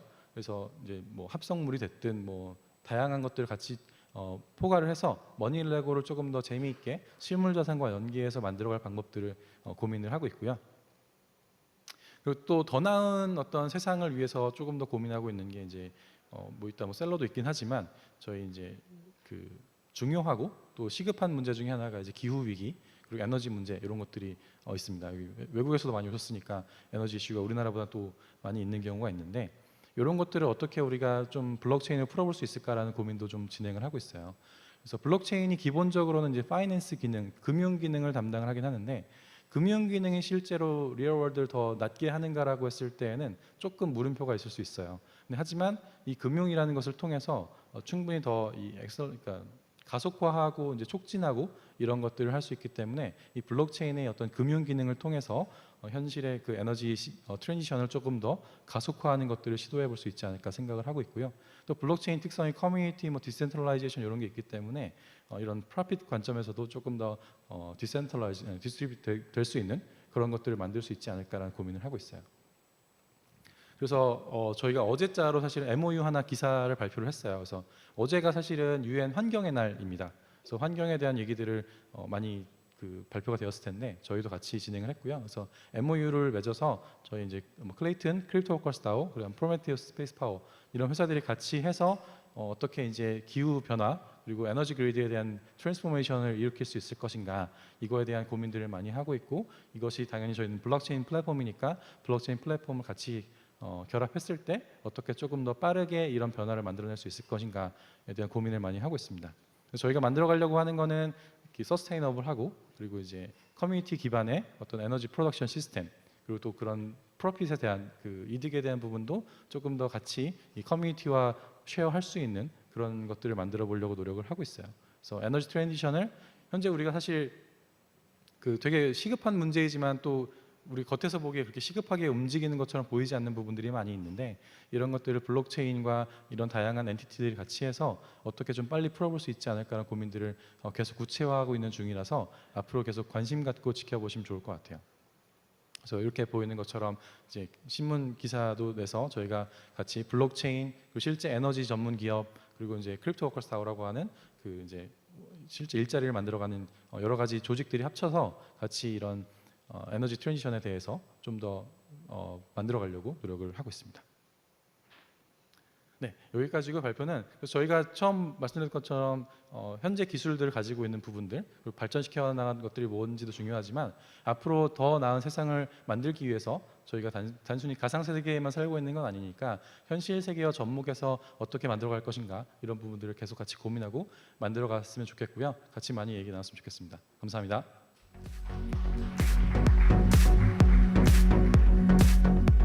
네, 콜리님 감사합니다. 클레이튼의 비전과 올해 로드맵에 대해서 알려주셔서 기대할 게 참 많을 것 같네요. Thank you, Colin, for updating us on the vision and product roadmap of Klaytn for the rest of the year. Seems like there are a lot of exciting things coming up. Transitioning to yet another EVM network and also learning about what they've been up to, we have Alex Shevchenko, CEO of Aurora Labs, with a talk entitled Scaling the Future Composable L2s with Decentralized Sequencers. 다음으로는 오로라 랩스 CEO인 알렉스 셰프첸코께서 미래를 스케일하기 탈중앙화 시퀀서를 이용한 구성 가능한 L2라는 발표를 해주시겠습니다. 환영해 주시면 감사하겠습니다. A warm round of applause for Alex, please.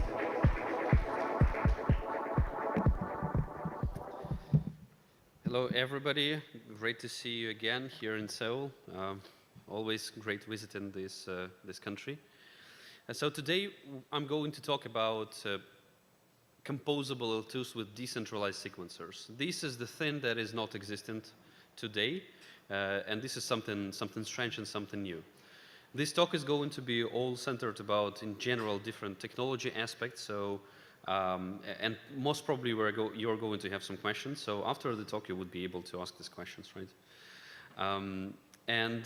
Let's start. So my name is Alex Shevchenko. I'm the CEO of Aurora Labs. We're a technology company that is behind building of the core tech for the Aurora protocol. And Aurora protocol is an EVM-compatible solution that is working on top of NEAR, which is a scalable Generation 3 blockchain with the sharding and parallel execution of transactions. Now, if we're going to go into a brief background of L2s, so the long story short is the following. Ethereum community encountered a problem, which is just the network is crowded, right? So all of the blocks that are produced are at full capacity. Even after a couple of increase of the block size, this thing is not changing. So Ethereum needed a way, some kind of way how to scale it, right? And a solution that was proposed, initially it was proposed to do some kind of sharding for Ethereum, but later on this decision was kind of revised. And the idea was to scale Ethereum with L2s. Now, what is an L2? And the core piece there about L2s is this. You can deposit things into a smart contract. Then you can do transactions over the smart contract outside of the chain. So you're sending transactions to a computer that is called sequencer. This sequencer is ordering transactions and executing these transactions on top of a state of the smart contract, which is outside of the chain. And after the execution, from time to time, there is a settlement of the contract state directly on chain, right? Again, it is happening somehow. Well, there are two problems with the current setup of the L2s, because in general this kind of approach is not very easy. It is kind of complicated. So these somehow that are in green on the slide that you see are now centralized, right? So sequencers are centralized, which means that there is one computer that makes a decision on which transaction is executed first, which transaction is executed later, and potentially this is a point of failure because this sequencer can potentially censor transactions. And the validation or the settlement of the state into chain is also centralized because not everyone is able to settle. And this is also a problem because in case you are willing to, for example, get your money out of the L2, then this transaction, like this settlement should happen. And unfortunately, in case it is not settled or it is settled not fast enough, it is a problem. And the motivation behind this decision was, yeah, kind of things are complicated. Let's move step by step. We are going to resolve the problem with decentralization later on. And L2s are L2s because, well, they have validity proofs. They have escape hatches, different mechanisms that allow users to actually execute their write directly on L1 in order to kind of come over the sequencers and validators that are not willing to cooperate. Now, the question is, how fast can we fight the censorship? What is the time of reaction? And what you see on the screen here is just a screenshot of L2Bit, one of the most prominent resources about L2s. So this is a place that you can refer to when you're doing any research of the L2 space, and actually bridges also. So if we're going to take a look at what time it takes to overrule the sequencers and whether it is possible or not, then we're seeing here a mixed kind of setup of the top L2 protocols. The thing is that in some of the cases, the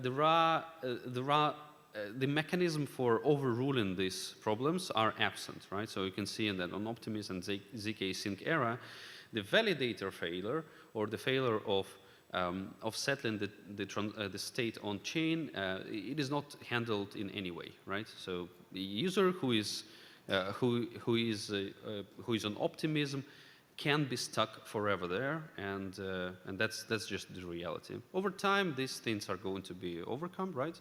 It is just the some kind of intermediary stage, right?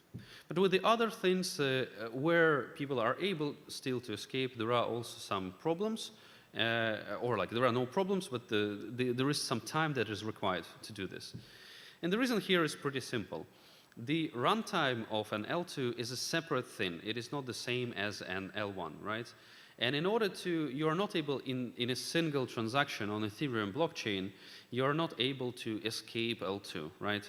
You need to state that you have an intention to escape L2, and then this intention somehow needs to be incorporated in the flow of the sequencer on L2, and then after this, it should be somehow, executed on the Ethereum blockchain, right? So it is just because there are two separate runtimes, and they are not composable, right? You cannot just cross-call them.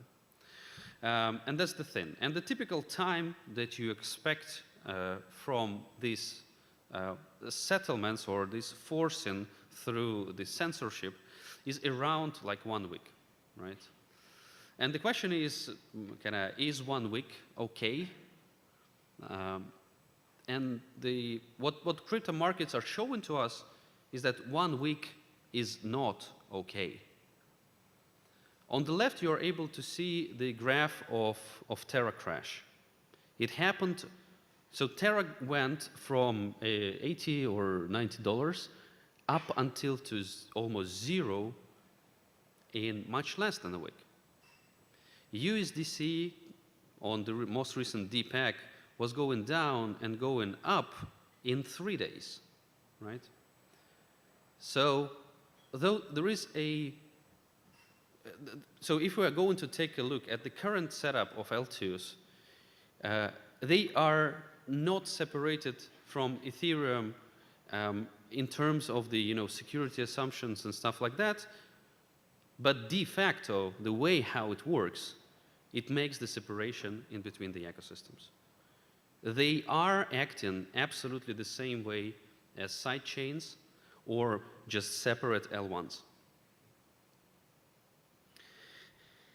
And there is another thing, and this is a fundamental limitation. So the EVM, or Ethereum Virtual Machine, was built as a synchronous runtime. The transactions are executed one after another. The whole transaction is either executed or fully discarded. That's the law, and this is how developers for EVM are used to build their products. So this means that Uniswap transactions that are talking with the same pool, they must be sequential, and because of this, Uniswap is built that way. Depending on the amounts of tokens in the pools, the price is different, right? And that's why the transactions need to be executed sequentially in order to ensure that for every new transaction, the price is correct. Transactions with, for example, non-zero value transfers from the same account or non-zero value transactions must be executed sequentially in order to not allow double spending, right? Again, this is the way how things are built. And it actually means that that the fundamental outcome of this design choice is that EVM itself it cannot be parallelized, right? There are some advances that you're able to implement there. You can, mark some storage that you're touching within the transaction, and go a little bit like Solana way. But fundamentally, EVM cannot be parallelized. And this is also sitting in the hands of the blockchain developers, right? So they're building their applications the way that it is impossible to make it parallel. Which means that L2 throughput in general, or a throughput of a single L2 chain, is limited. It is limited to a single EVM chain, right? If I'm launching today an L2 solution, then there is a very straightforward question. What is the amount of TPS that is allowed on this L2 solution, right? Which means that, well, kind of it a little bit scales Ethereum, but still it hits the wall, right? There is no thing that is going to work after this. So here is my statement to all of you. No single L2 is a scaling solution, in fact. Taking into account the separation of the ecosystems, this is actually a pretty harmful thing for the Ethereum ecosystem because it splits the liquidity, it makes markets with less depth of the liquidity, and the failure of sequencers or an attack on the network is extremely harmful for any user who is participating in this network. And from the standpoint of, for example, state channels, and if you will take a look into how the Bitcoin used to be developed, the idea there was that you are able to launch the channels, and then these channels can be connected into the Lightning network, and this is the way how you are able to scale Bitcoin throughput, right? And from that standpoint, L2s are actually just fat state channels. And this is something that a friend of mine was telling me the other day, right? And if you will think of this, it's actually the proper explanation of what L2 is. However, not everything is that grim, right? Things are actually, like, L2s are making sense, right? Because many L2s is a scaling solution, right? So if you will launch many L2s, then we are going to scale.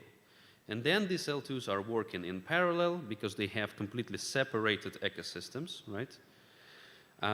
And it means that we are able to execute more transactions. But the question is the current setup, is the way how L2s are developed right now an optimal version of this? And from my point of view, the current L2 setup works like this, right? There are a bunch of old people who are working on the computers, so they are operating at a pretty limited TPS, right, or limited amount of transactions. And in between them, we have Pigeon that is developing letters to each other, because it takes a week in order to settle on Ethereum and then move to another chain that way. This is not the proper setup, for sure, right? Things need to be much faster. And here is a thought experiment for you. Imagine a wonderland. Imagine a solution that is going to work in a little bit different manner, and it is going to remove all of these drawbacks that we have with the current setup. Slow movement in between different scaling solutions, in between different L2s, and since we understand that we need to have many of them, this solution is also incorporates an ability to have many different L2s. So take a look at this potential or thoughtful wonderland. Imagine that there is a truly scalable L1 protocol that we are going to deem as sequencer. Let this protocol to be a sequencer. Let it have an asynchronous runtime, and because of this, it can be executed in parallel, right? So we're just stating by default that smart contracts are working in parallel. There are no synchronous transactions. There are no automatic rollbacks. These things are non-existent. And the smart contracts, the execution of the smart contracts are executed in parallel, right? And because of this L1 solution, it can be sharded, which is not very proper name for it, but it can be executed in parallel in terms of the execution sharding, not data sharding, right? It should have synchronization primitives because otherwise it is very hard to build on top of this L1 solution. Obviously, it cannot be EVM compliant, right? Because EVM is synchronous. And it should be decentralized enough to make sure that this is kind of a decentralized sequencer, right? So this thing will be a settlement layer. And the consensus of this L1 protocol is going to become this particular sequencer for the constellation of L2s. Imagine then the second piece of the puzzle, which is the permissionless light client of this L1 solution that is working on top of Ethereum. And this light client being, so anyone is able permissionlessly can synchronize this light client on Ethereum, right? What does it mean? It means that anyone can settle kind of the state or settle the current setup of this particular L1 on Ethereum. In case this light client is a ZK light client, it means that it can be settled in just a single transaction and there is no need to wait for any more. And in case this light client is complemented by fraud proofs, which is a concept of L2s, then we are able to prove that there is some kind of fraudulent action that is happening on L1. So in general, these L1 nodes and L1 validators would not be able to execute anything fraudulent that is going against the consensus rules, of this L1 solution.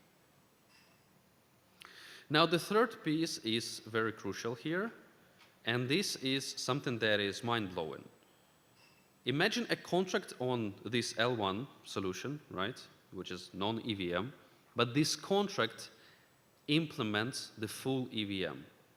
It is a huge smart contract inside of which there is the whole EVM, and once the transactions are coming into this smart contract, it just takes these transactions and executes it inside of the EVM. In such a case, this smart contract is actually an L1 engine or an instance. Every deployment of this smart contract is an instance of an L2 solution, right?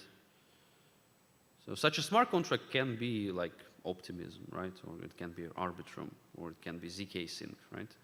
So it is just a deployment of this smart contract that gives you already an L2 solution.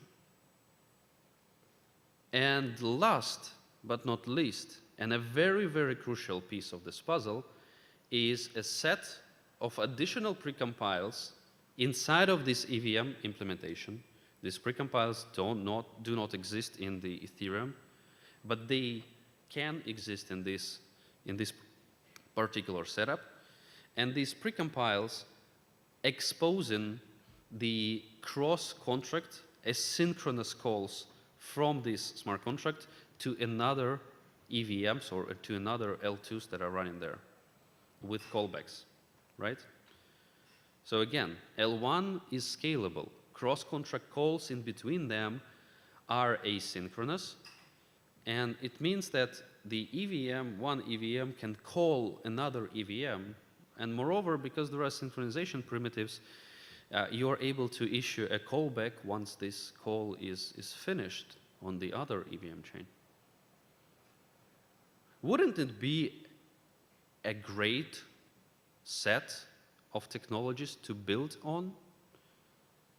It will be actually an amazing thing, because all of the L2s in this setup will have a decentralized sequencer, which is this L1.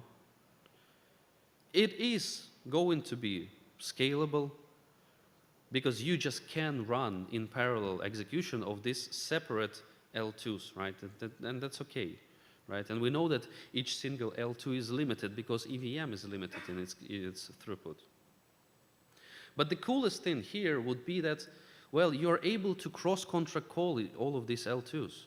You're able to create a 1-inch or the aggregator of the DEXs that is going to aggregate all of the liquidity from all of these L2s.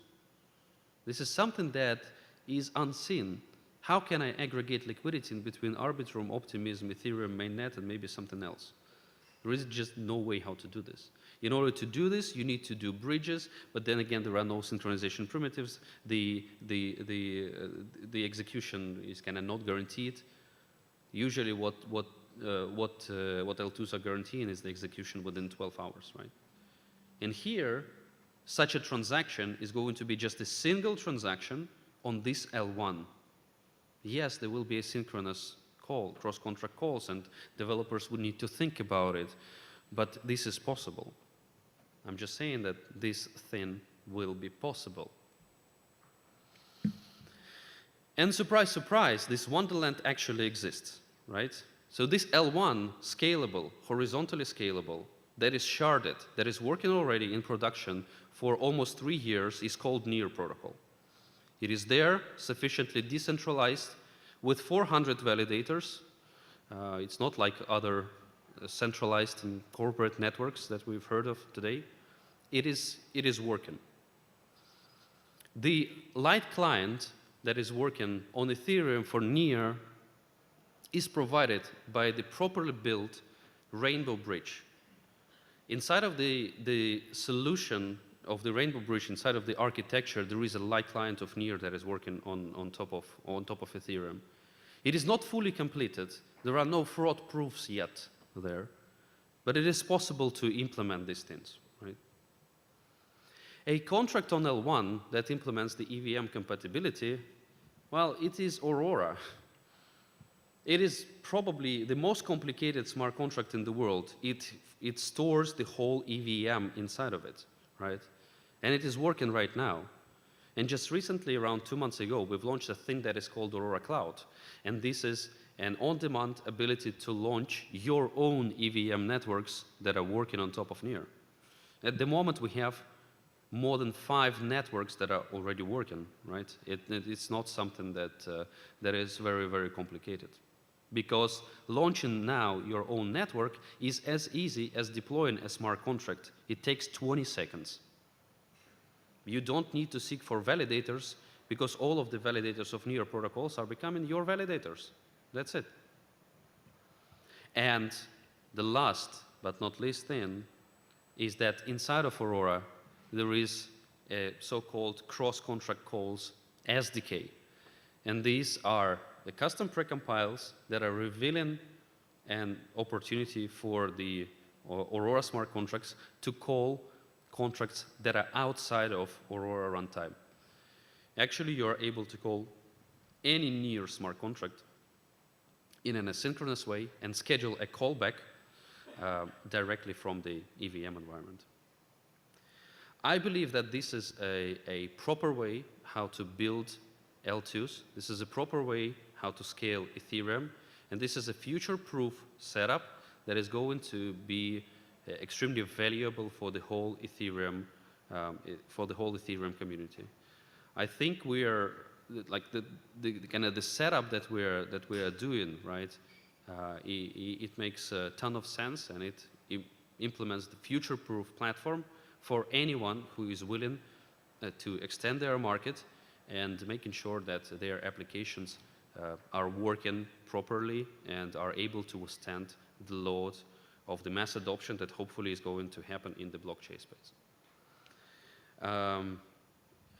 Just a recent thing that I would like to mention these technologies and this setup is the reason why Netmarble is partnering with Near and Aurora and launching their new set of games on top of Aurora and on top of our solutions that we are providing.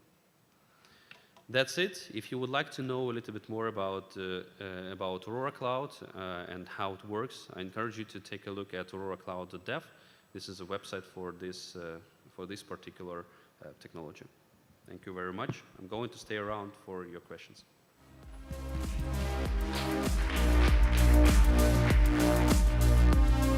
Thank you so much, Alex, for your insightful talk on the current limitations of the L2 landscape and how we can improve them. 현재 L2들의 한계점과 어떻게 극복할 수 있는지에 대한 토크를 해주신 알렉스에게 감사를 드리고요. 다음으로는 지금 현재까지 저희가 클레이튼, 그 다음에 니어에 있는 오로라, 그리고 해서 L1 테마를 이어갔는데요. 셀로 토크를 통해서 또 한번 이어가도록 하겠습니다. 다음으로는 셀로의 공동 창립자인 마렉 올셰프스키님께서 모듈을 위한 웹3 어플리케이션 만들기라는 주제로 발표를 해주실 거고요. Up next, we're going to continue the L1 theme from Klaytn to Near and now to Celo with the co-founder of Celo, Marek Olszewski, with a talk entitled Building Web3 Applications for Everyone. A warm round of applause, please.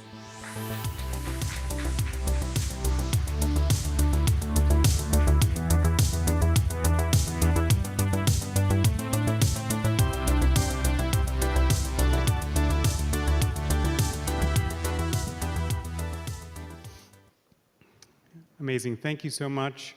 Everyone, my name is Marek Olszewski. I'm one of the co-founders of Celo. It's really wonderful to be here.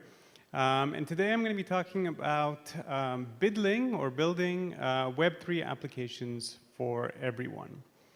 And I wanted to start with a question. I like to start these things on the interactive side.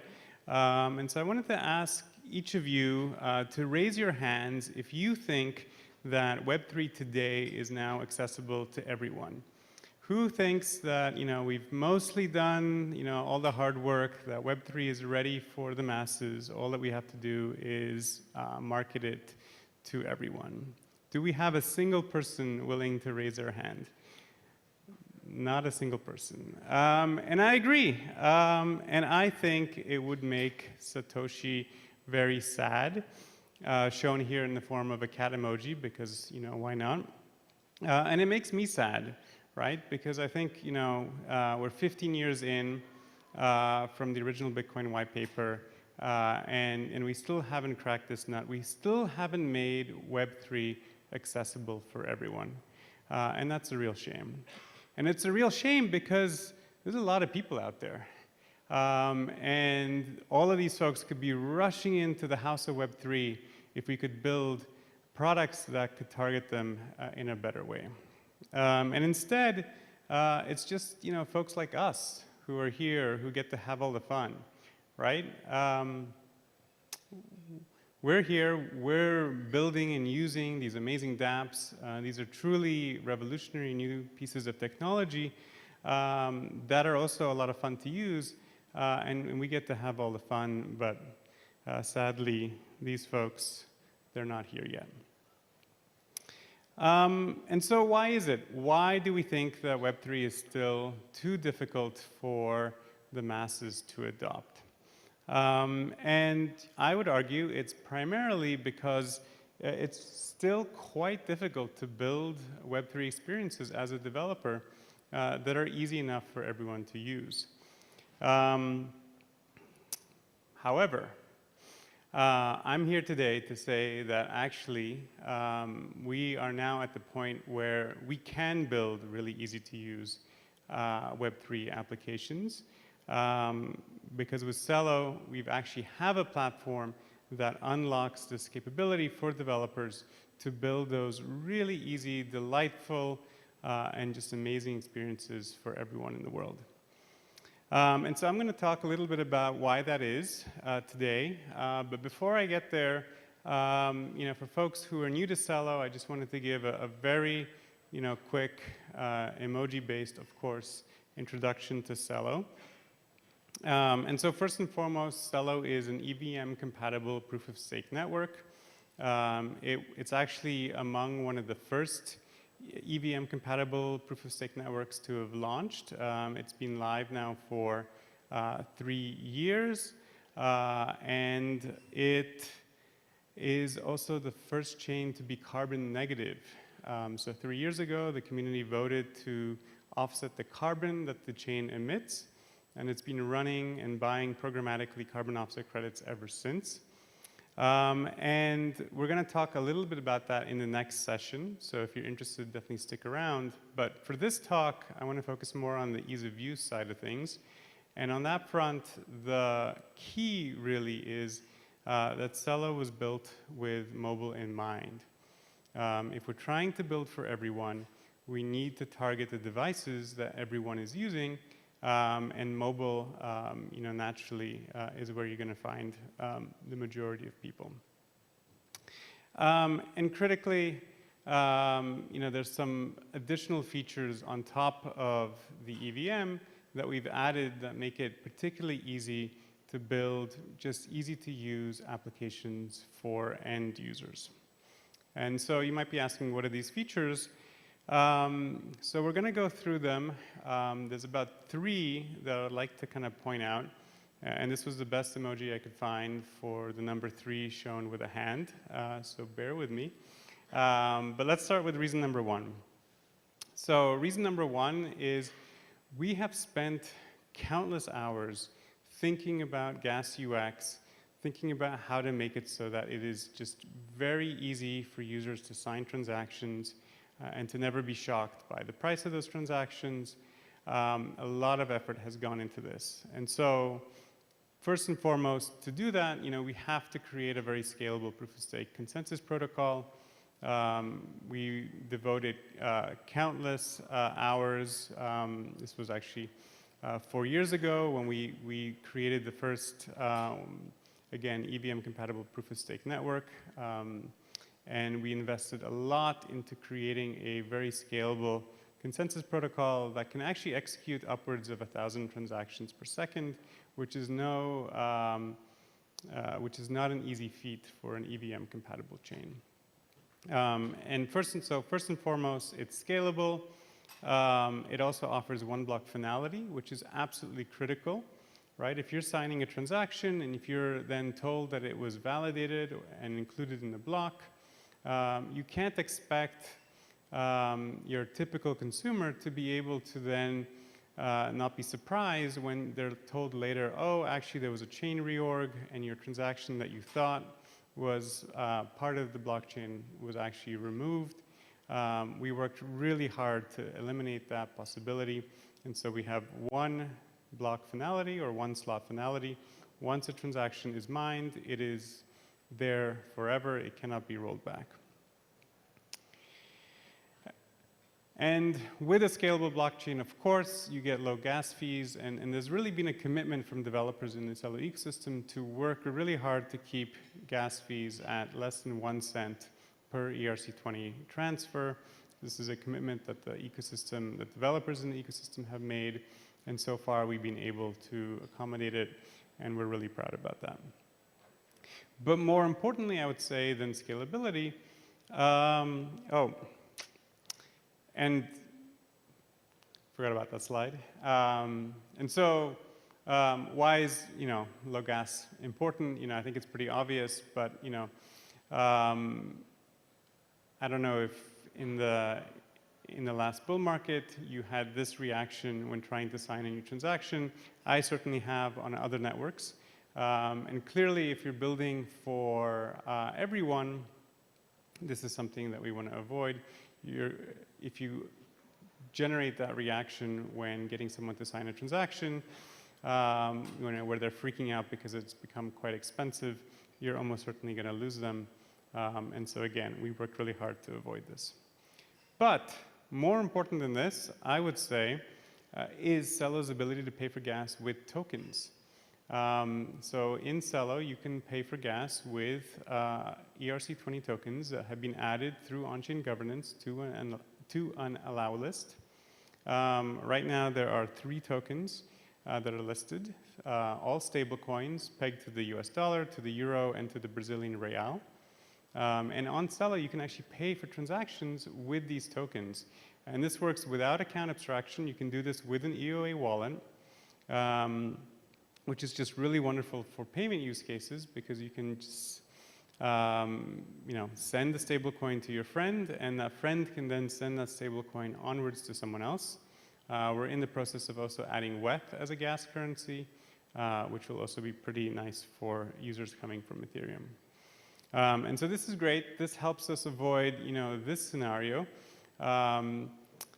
Curious if anybody here, if this resonates with anybody here. I've certainly sent USDC to an address on Ethereum before, and then realized, oh crap, I don't have gas currency to send that on to someone else. That's a really, really frustrating experience. It's clearly not one that we can present to the masses, and so again, we worked really, really hard to eliminate this. You can send the stablecoin to your friend, and that friend can then send it on to someone else because they can use that stablecoin to pay for the transaction fee. So that was reason number one. Reason number two, and that's the mobile-first focus. So I alluded to this earlier on. Celo was built really with this incredible mobile-first focus, and it comes from the origin story, which is one where we initially, before we even thought about building Celo, we initially wanted to build a really easy-to-use mobile wallet on top of Ethereum that people could use like a global Venmo wallet. So in the US, we have Venmo. It allows you to send money really easily to anyone in your contact list. We wanted to recreate this, but using crypto at a global scale. And we tried to do this 5 years ago on top of Ethereum, and we couldn't create the experience that we wanted. And so that ultimately took us down the path of building Celo, an EVM chain that has all of those features. And many of those features, not surprisingly, because we were starting with a mobile wallet, were mobile features. And so these include a phone number identity system, which has evolved over the years to something that we're calling Social Connect, which allows you to effectively verify your phone number in a privacy-preserving manner and map it to a wallet address in a way that allows anybody in the ecosystem to send value to your phone number and not have to think about using public key-derived addresses. Because if you're building for everyone, public key-derived addresses are just way too intimidating, and people already have addresses. Phone numbers are really great addresses. They exist in people's contact lists. If you use them as identifiers, then you can allow people to send tokens or crypto to people in their contact list. And with Social Connect, you can actually do that not just in one wallet, but across all of the wallets in the Celo ecosystem. And so this was the first major mobile feature that we built, and it's now being implemented by the following wallets, which again makes it really nice to, when sending value between these wallets, you can use phone numbers instead of these public key-derived addresses. And critically, this can work even before the recipient installs the wallet, which is really nice. You can introduce someone to crypto by sending some value to them. That value can live in a smart contract that then they can redeem once they sign up, create a wallet, and verify that wallet. The other feature that we built was a ZK Snark-based light client called Plumo. This was honestly a huge undertaking. We launched this a year ago. We built this with some of the earlier ZK Snark proving primitives, way before Plonk came out. And this is really important if you want to sync with the chain using really minimal amounts of data from your mobile phone in a fully decentralized way. And so we worked long and hard on this, and it launched last year, and it's really quite wonderful. With just a few kilobytes of data, you can actually be convinced that a particular header is part of the chain, allowing you, in effect, to do a light client sync with very, very little data. So we're really, really proud about that. Okay, reason number 3, Once again, we're back to the funny emoji. Reason number 3 is around on and off ramping. So if you talk to a lot of users today and you ask them, what is it that is really holding back most users from being able to use crypto today? Frequently on and off ramping comes in. And, it's something that I think if we can solve, I think we can really make a lot of progress towards building dApps that everyone in the world can use.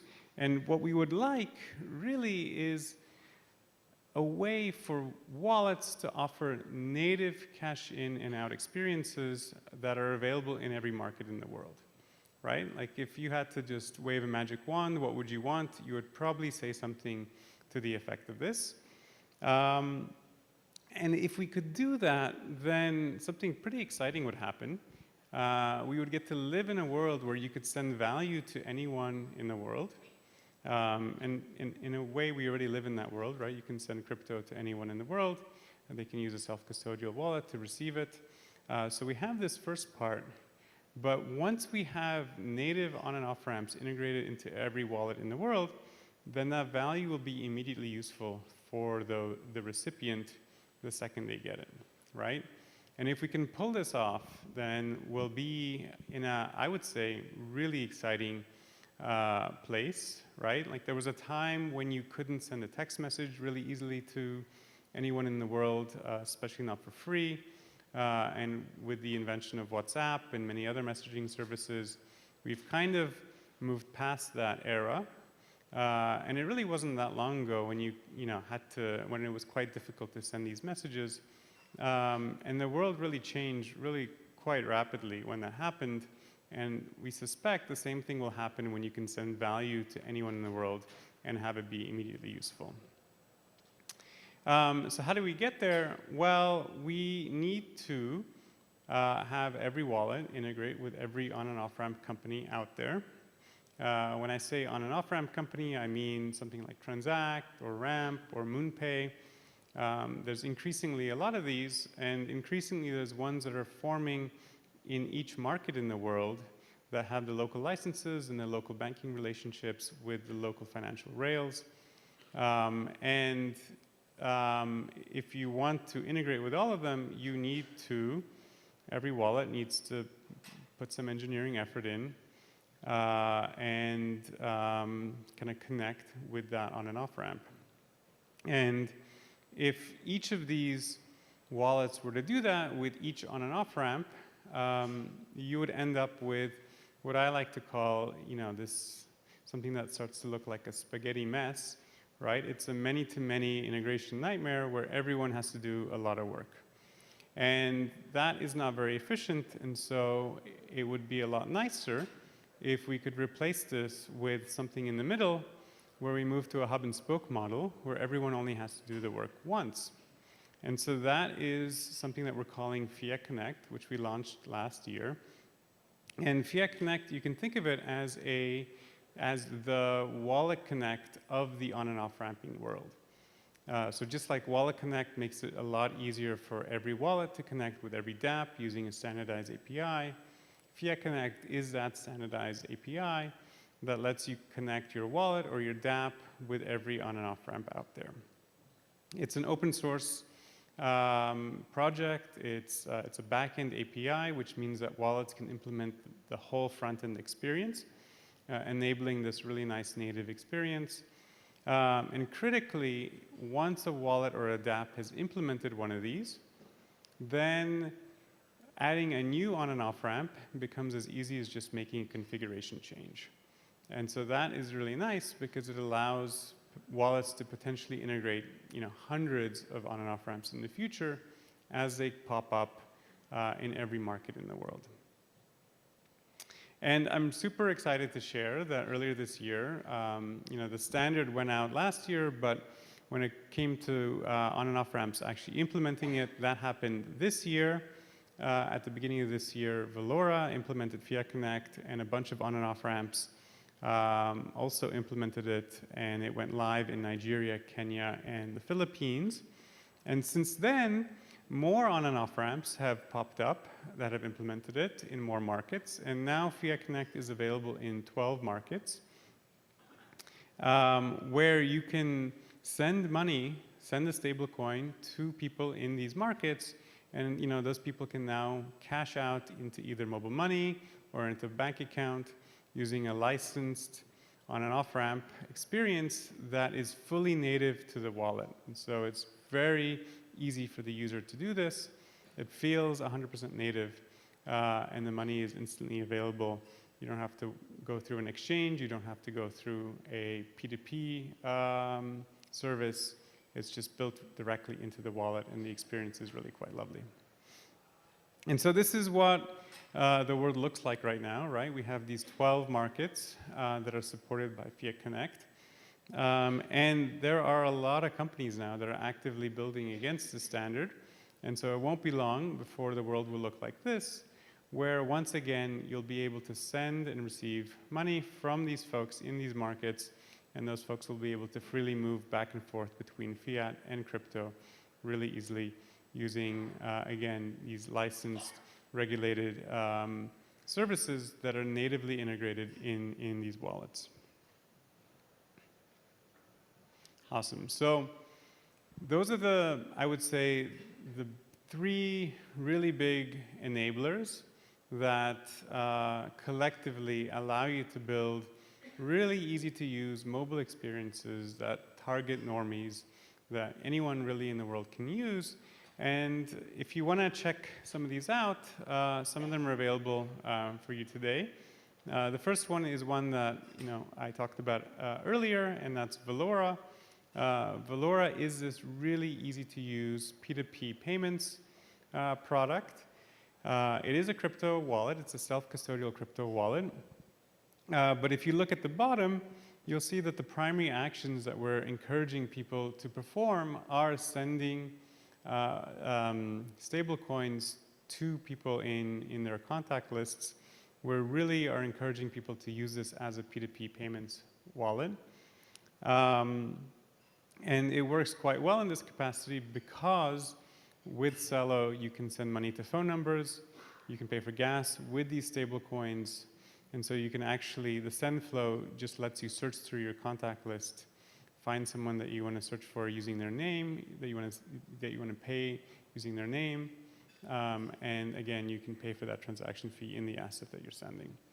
But Velora is more than just a P2P wallet. It's also a signing wallet with a dApp browser. And there have been a number of dApps that have popped up in the Celo ecosystem that you can now access through Velora and obviously through MetaMask and a lot of other wallets. These include Uniswap v3. We're really humbled that Uniswap is on Celo. We're one of the few chains, I think 5 chains, that they support. Curve is also available on Celo and available in Velora, as is Pool Together and a bunch of other saving protocols. And what's really cool when talking to these protocols is that when you observe when they observe the traffic that they receive on the Celo chain versus other chains, they frequently find that it is composed of a much higher percentage of mobile traffic than on other chains. And that tells us that we're on the right track. We're attracting developers that are building for mobile. We're attracting users who are on mobile. And those folks are using these dApps, using all of this nice functionality that makes it really easy for them to do so. And once you can send stable value really easily to anyone in the world, and once it's easy for folks to cash out that value, then you can start doing some really cool applications that were quite expensive to do before. And one of these is Impact Market that has launched a universal basic income program on top of Celo. Impact Market is just one of a few universal basic income projects on Celo. Good Dollar is another really popular one. And Impact Market now operates throughout the world in a number of communities. And they've raised over $3 million in donations, so not in investments, but actual donations that they've then dispersed to around 60,000 beneficiaries on the order of 50 cents a day. Yeah, and these folks receive this UBI in a stable coin, usually a US dollar pegged stable coin. And they can choose to cash it out, and many of them do the first time they receive it. But what we've seen that I think is really exciting is we've seen folks stop cashing it out. The second they know that they can cash it out reliably, suddenly they get excited about spending it and saving it instead. And so here's an example of a community in Brazil where Emmanuel, in this case, saved up his UBI over the course of a week and then went to a local store that started accepting CUSD using Valora, and then actually bought some groceries at the end of the week using their UBI and transacted using crypto. The whole transaction was settled on a blockchain. And what we're seeing now is in these communities, the money starts circulating as a medium of exchange on public blockchains, which makes me really excited because it shows, again, that we've built something that's easy enough for regular consumers to use. They can use it for payments, and that's definitely a very universal use case. Another really exciting protocol is Sylvie, that is incentivizing tree reforestation, initially starting in Kenya. Sylvie has a really wonderful protocol and a really nice mobile app that incentivizes people to go and plant a tree, and then others to go and verify that the tree is in fact where it's said to be. And they are now reforesting a rainforest in Kenya, right adjacent to a national park that was heavily deforested in the past. And what we're seeing there is the same thing that happened with those impact market communities.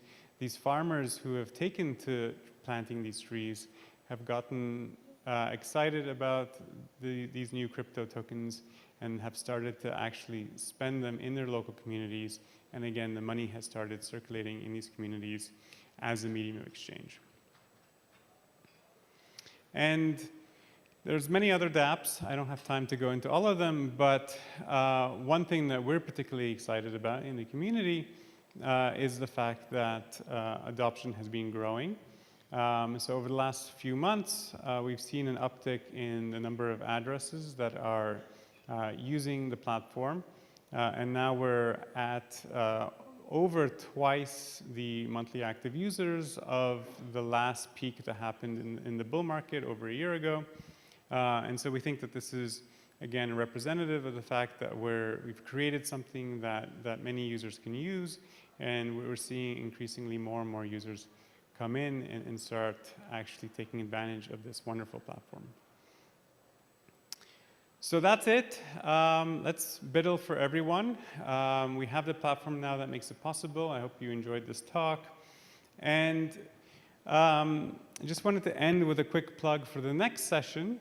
So we just talked a little bit about using Celo for building really easy-to-use mobile applications. But there's a whole part of Celo that's focused on the regenerative economy, on refi, as it's called. And if you're interested in hearing a little bit more about that, join me in the next session. Thank you very much.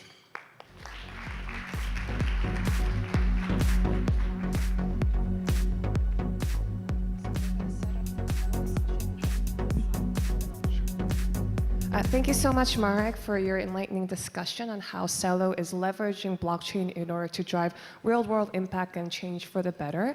셀로의 마렉 분께서 셀로가 어떻게 해서 블록체인을 통해 실제 생활에 사용이 될 수 있는 애플리케이션을 개발을 하고 더 나은 세상을 위한 변화를 추진하고 있는지 알게 되었는데요. 이제 다음은 이제 마렉과 최재준 교수님과의 노변 담화가 있을 건데 그 전에 잠시 공지를 드리자면 3시부터 4시 반까지 4층에서 커리어 세션이 진행될 예정입니다. 혹시 웹3 커리어에 관심 있으셨던 분들은 4층으로 올라가셔서 꼭 커리어 세션 참여하시길 바라고요.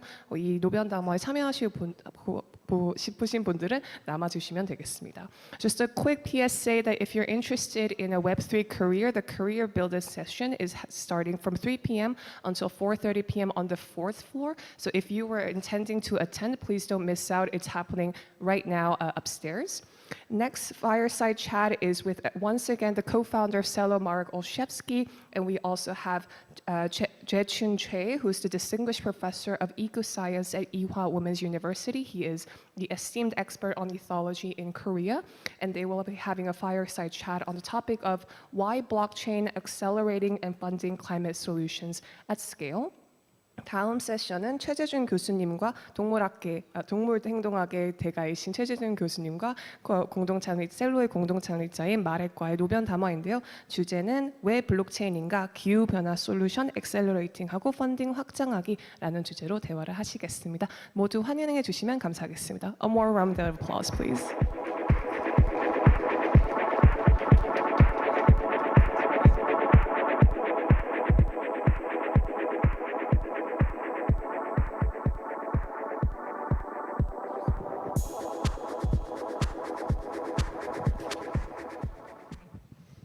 Amazing. Hello, everyone, again. Professor Che. Hi. It's really great to have you here. Can I call you Dr. J? Yes. Amazing. Cool. So thanks again for sticking around. So as I just alluded to in the last talk, we wanted to have a conversation about regenerative finance. And we were really humbled and really grateful for Dr. J agreeing to join us today. Dr. J is extremely accomplished, teaching at Ewha University. Is that, did I pronounce it correctly? Well, ish. Close. And previously at the National Seoul University. And before that, Dr. J received his PhD from Harvard University in the US. And so once again, we're really, really excited to have him here today. And maybe, yeah, just to start, is it worth maybe sharing a little bit more about your background, both as an educator, but then also in climate? Okay. To begin with, to be very honest, I don't know why I'm here at the moment. I'm not really familiar with what you guys do. I'm trying to understand, listening to you and then previous speaker. But believe it or not, I've been writing congratulatory remarks for a number of books that's been published by the leading experts in this field in Korea. But let me confess myself that I really don't quite understand the detailed physical mechanisms of blockchain technology. So I came here to really learn what you guys do.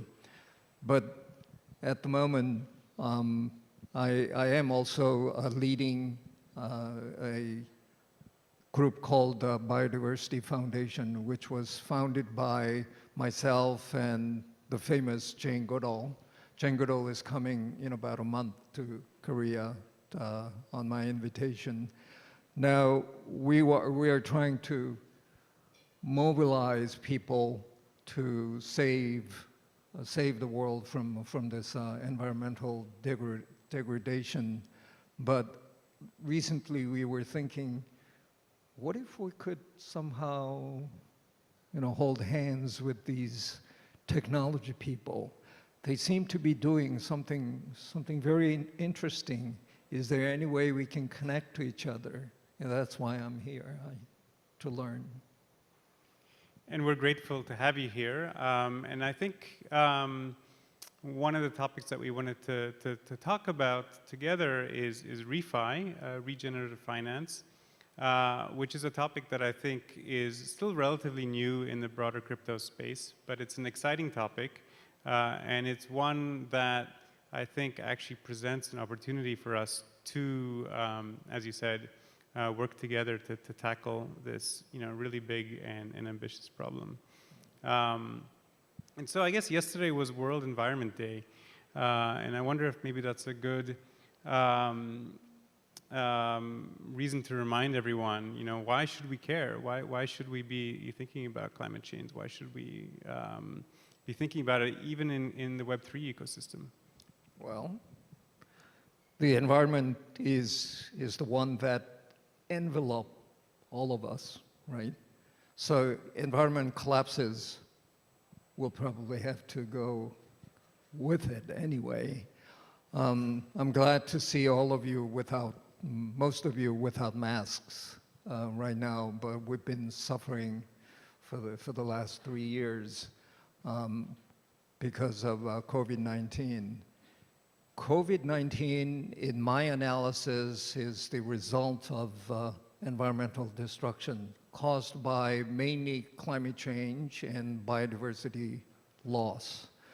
Now, I am a tropical biologist. I study animals in the tropical jungles all through my career, and I know for a fact that when you go to tropical jungles, you get to meet bats all the time. We described a little more than 1,400 species of bats in the world, but about 95% all live in tropical jungles. But in recent years, they've been moving into the temperate regions because of climate change. The temperature in the temperate region is going up, and so they find temperate region is livable as well. So they're moving into where we live. I'm not saying the human species only lives in temperate region, but we are most compact in temperate region anyway. What that means is the virus and bacteria that bats carry around has much easier probability to come to us now. And that's probably why this thing happened this time.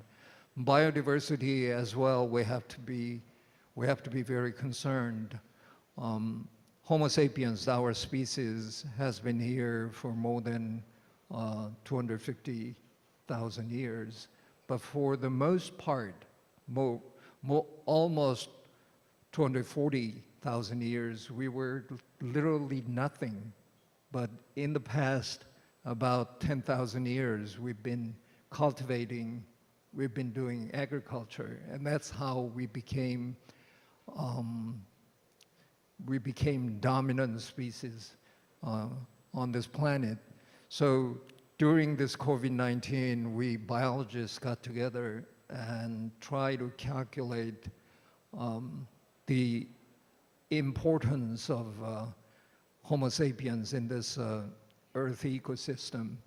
It was interesting when we calculated ecological dominance of Homo sapiens about 10,000 years ago. We were less than 10% in terms of biomass. But now, at this time, if we calculate that again, Homo sapiens, biomass of Homo sapiens, and the biomass of all the animals we raise, compared to all the mammals and birds living on this planet at the moment, we comprise of nearly 99%. So we were only 10,000 years ago, we were less than 1%. Now we're nearly 99%. So if you are a virus or a bacteria living on the wild animals in the wood, chances are you will probably have to move because your life is getting miserable there. When you move nearly 99% of time, you will land on either Homo sapiens or Homo sapiens livestock. So what that means is just looking at probability, we're going to go through this kind of disasters more often, more and more, again and again. So environment is so important. It's a life and death situation for us. And if we can find some way to save it using blockchain technology, I'm not going to hesitate to jump in. Yeah, wow. I've never actually heard that before, that pandemics now are going to be more frequent with climate change. And certainly, I think we can all agree that wearing more masks is probably something that we want to avoid going forward. And you mentioned fighting this with blockchains, and of course, there's a whole area now within Web3 that's formed, this burgeoning field called refi. Who here has heard of the term refi before in the audience, just so that we can kind of get a sense of the crowd? So maybe about 20, 30%. Have you heard of the term? Well, yeah. I don't quite understand, but I heard. Yeah, so maybe just for the rest of the folks in the audience, so refi stands for regenerative finance, and you know, many people have different definitions of it, but one definition that I like is decentralized finance, where you have positive externalities baked into the protocol itself. And so you can create these new types of financial systems that can actually have a positive side effect on climate change, on pollution, on ecological diversity, even on community health. The term is starting to become quite broad. Increasingly, folks are talking about getting green-pilled, which is, you know, when people get excited about this movement and kind of start digging in. So hopefully we can all green pill you a little bit today. The one reason why I'm up here today is because Celo has, you know, almost by accident become kind of the home of refi.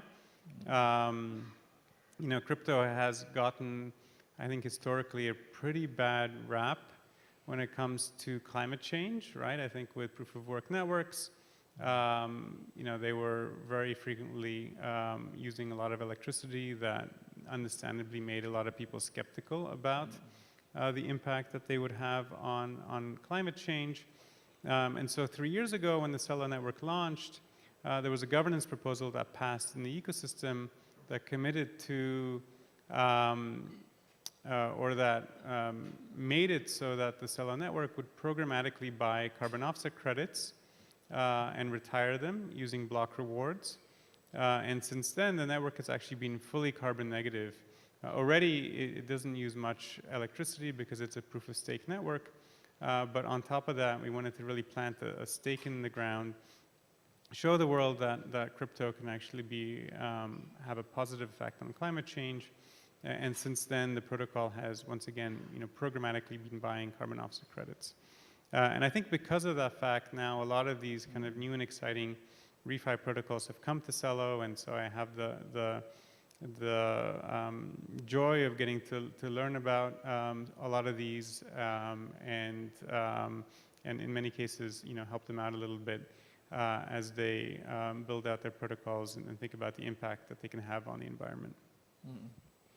Well, I know that you guys are trying hard to reduce the consumption of electricity when you create coins and whatnot, but that's a negative side. But I have a question about the positive side. How would you really, to someone like myself, how would you explain the blockchain technology could be helpful in terms of stopping or slowing down the climate change, or even restoring our environmental ecosystem? Yeah, it's a great question. And I guess I would say it can help in two ways, perhaps. So the first way is around organizing people to take on big and ambitious things.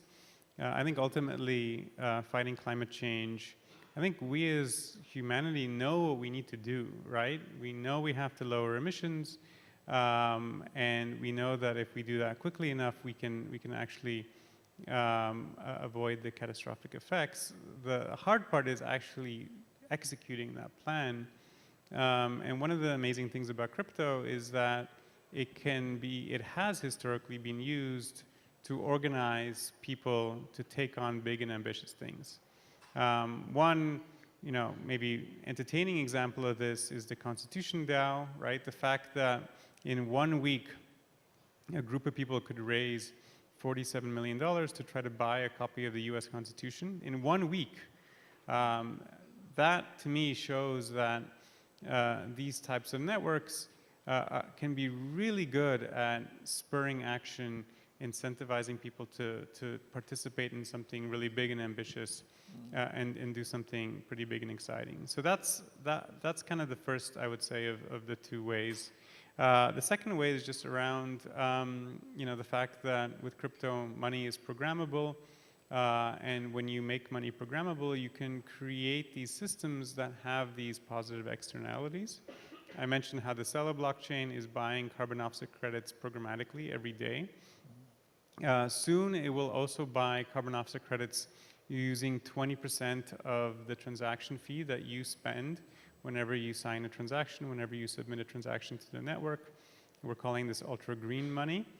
80% will be burned to make Celo deflationary, and then 20% will go towards buying carbon offset credits programmatically and retiring them. And you can create these systems really easily now in smart contracts. And it's not just at the blockchain level, but there's protocols built on top of Celo that are doing similar things. And you can create these really nice systems that can actually have this positive impact. That's really nice. I was listening to your talk, sitting there. Something caught me. You talked about Sylvie, tree planting, the idea, right? Now, I'm at the moment also working as a special envoy for UNFCCC. They're calling me Al Gore avatar. Al Gore is too expensive to to invite, so they're saying you're cheap, so we can just send it. Don't sell yourself short. So whenever they have a meeting someplace in the world, well, as long as I have time, they send me an air ticket, then I go and give a talk on how important climate change. But surprisingly, surprised to them, I guess, in a way, right from the beginning, I've been talking about biodiversity rather than climate change. It's because, in my opinion, climate change is very important, very serious, but I think biodiversity loss is going to be even more immediate threat to us. Temperature goes up, there are a lot of things will happen, but we have a technology of air conditioning and things like that. We may be able to escape to a certain extent, but then those plants and animals out there without that technology will start disappearing. We've been worrying when IPCC's been talking about stopping temperature rise up to 2 degrees Celsius. We've been worrying, and the biologists worried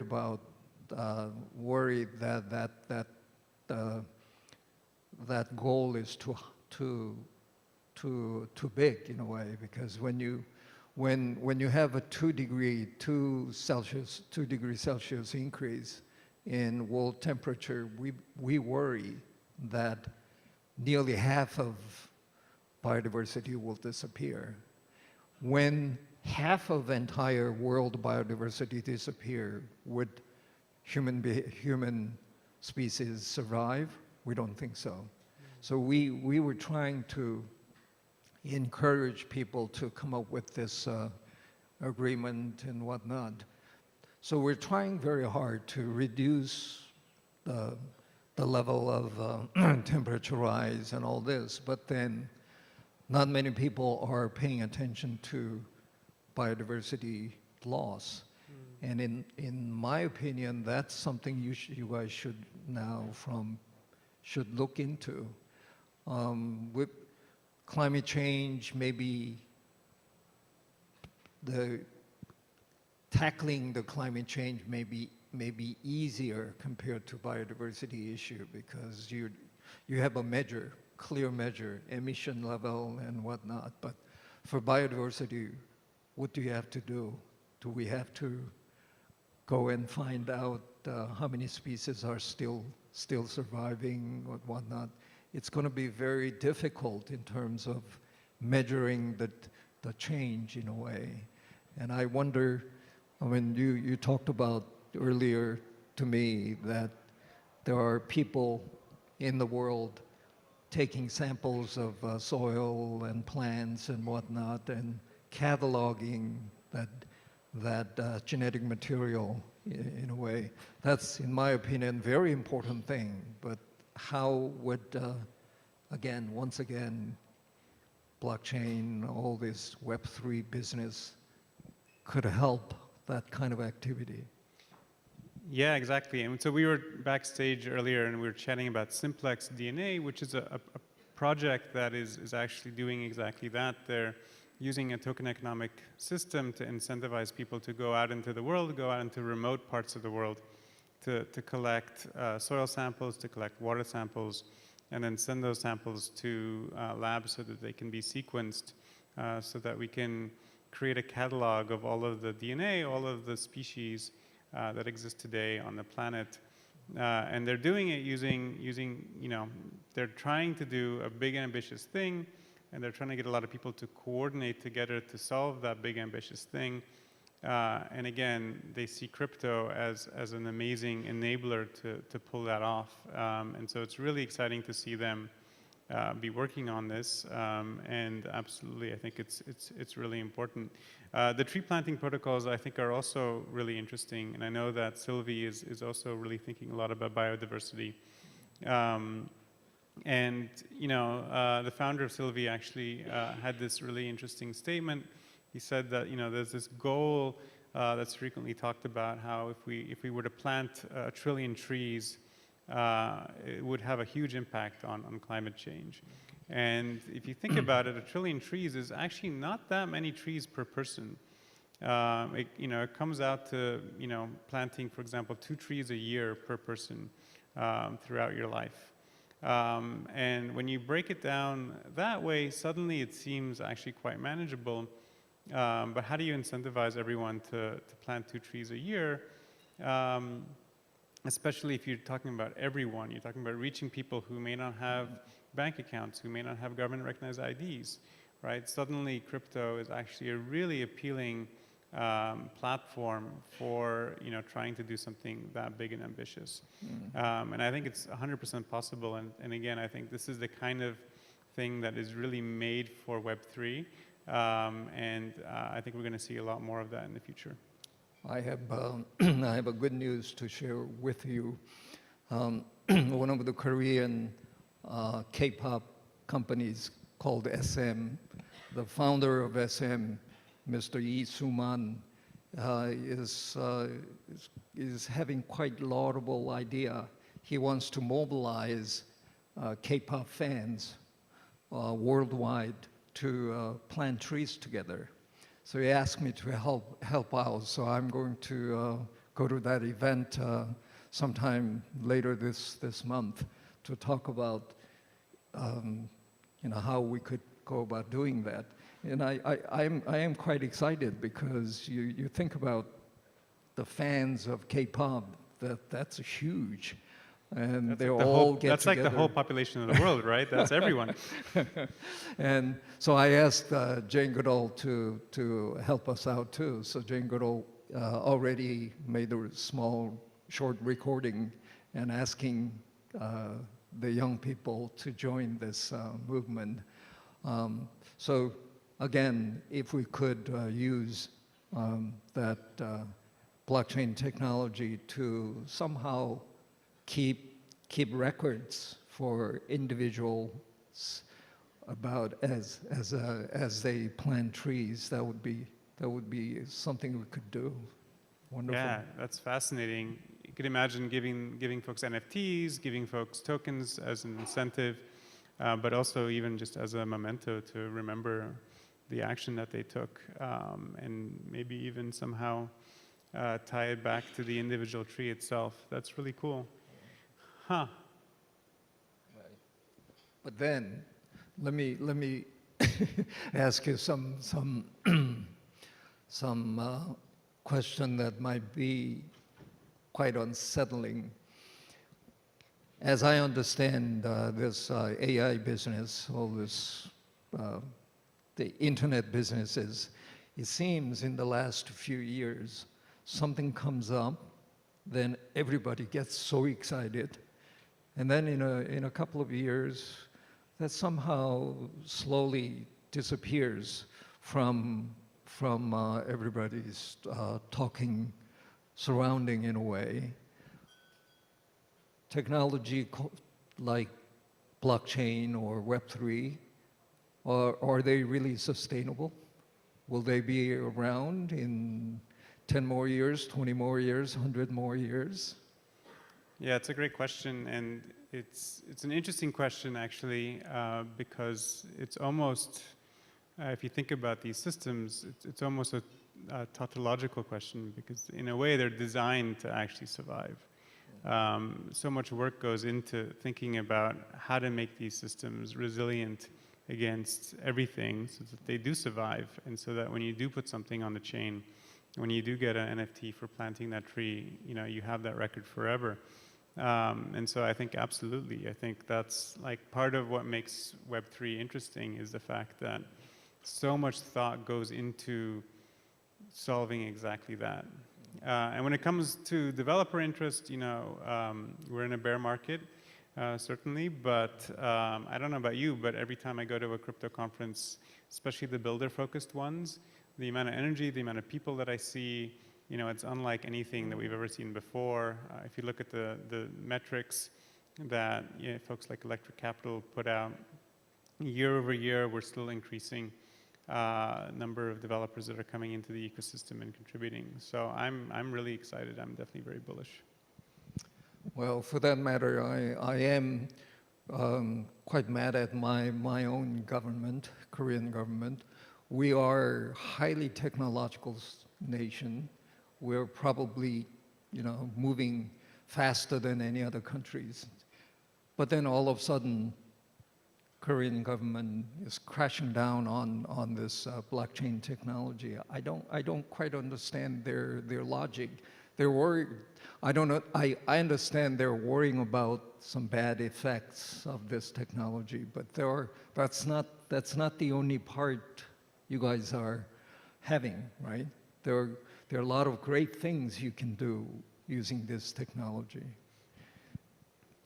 Yeah, and I guess I could empathize certainly with the desire to limit the speculative parts of crypto, because I think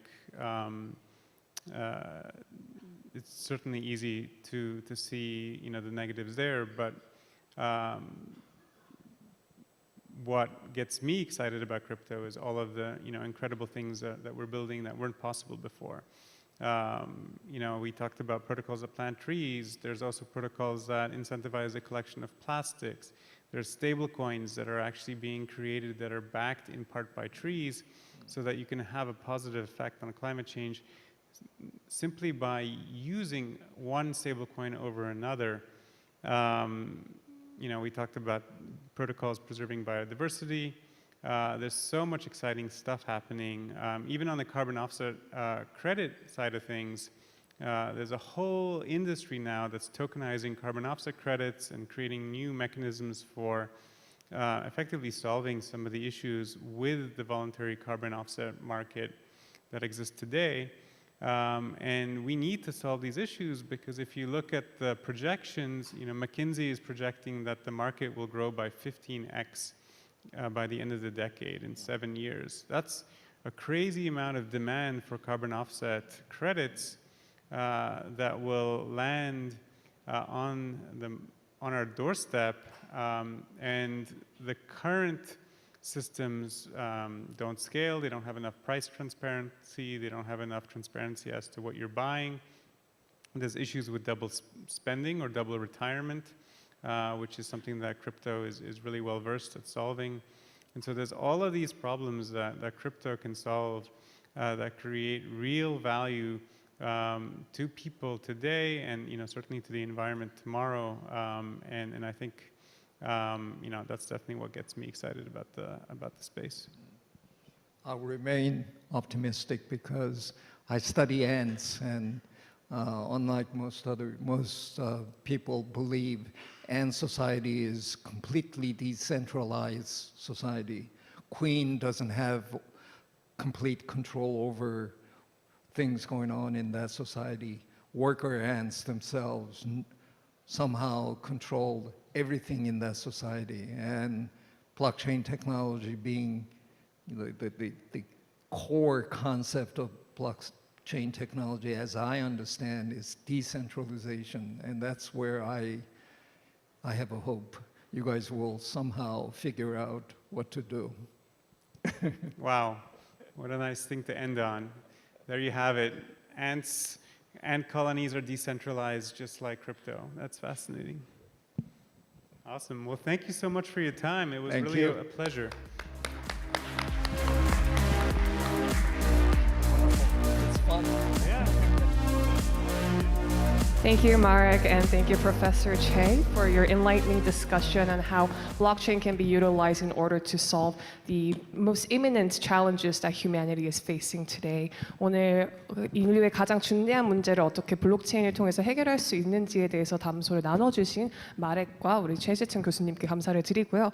다음으로는 이제 조금 더 기술적인 내용에 대한 패널 토론이 있을 예정입니다. 저희 주제는 요즘 가장 핫한 L2와 롤업에 관한 것인데요. 제목은 확장성 끝장 토론 GK 대 옵티미스틱 롤업이라는 주제로 이제 관련 관계자분들께서 토론을 해주실 거고요. We're turning the page now to a bit more of a deeper technical discussion. We're going to have panelists from Starkware, Ethereum Foundation, Polygon ZK EVM in order to discuss the hottest topic in the industry today, which is L2s and rollups. The title of the panel is Scaling Showdown, Zero Knowledge or Optimistic Rollups. Please welcome our panelists to the stage with a round of applause.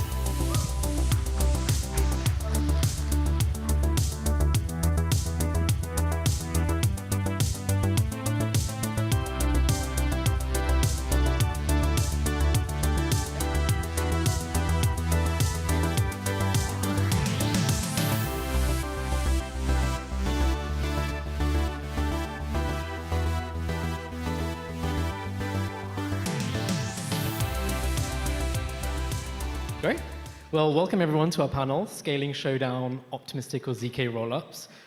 It's been a really exciting time for scaling in the whole blockchain space. We've seen so many different projects launch, so much activity happening. So I think we just wanted to take this session just to kind of learn a little bit more about the two main camps. We've got zero knowledge, and we've got optimistic rollups, and just learn about some of the advantages of each of the different types, some of the challenges, and some of the kind of things that we can look forward to in the future, and kind of the innovations and research that any builders in the audience and watching at home can look forward to.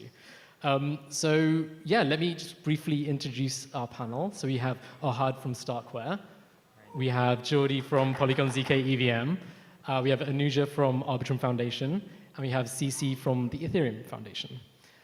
So let's kick things off and set the scene a little bit. Ohad, could you just give us a brief overview of how zero knowledge can be used for scaling a blockchain? Sure.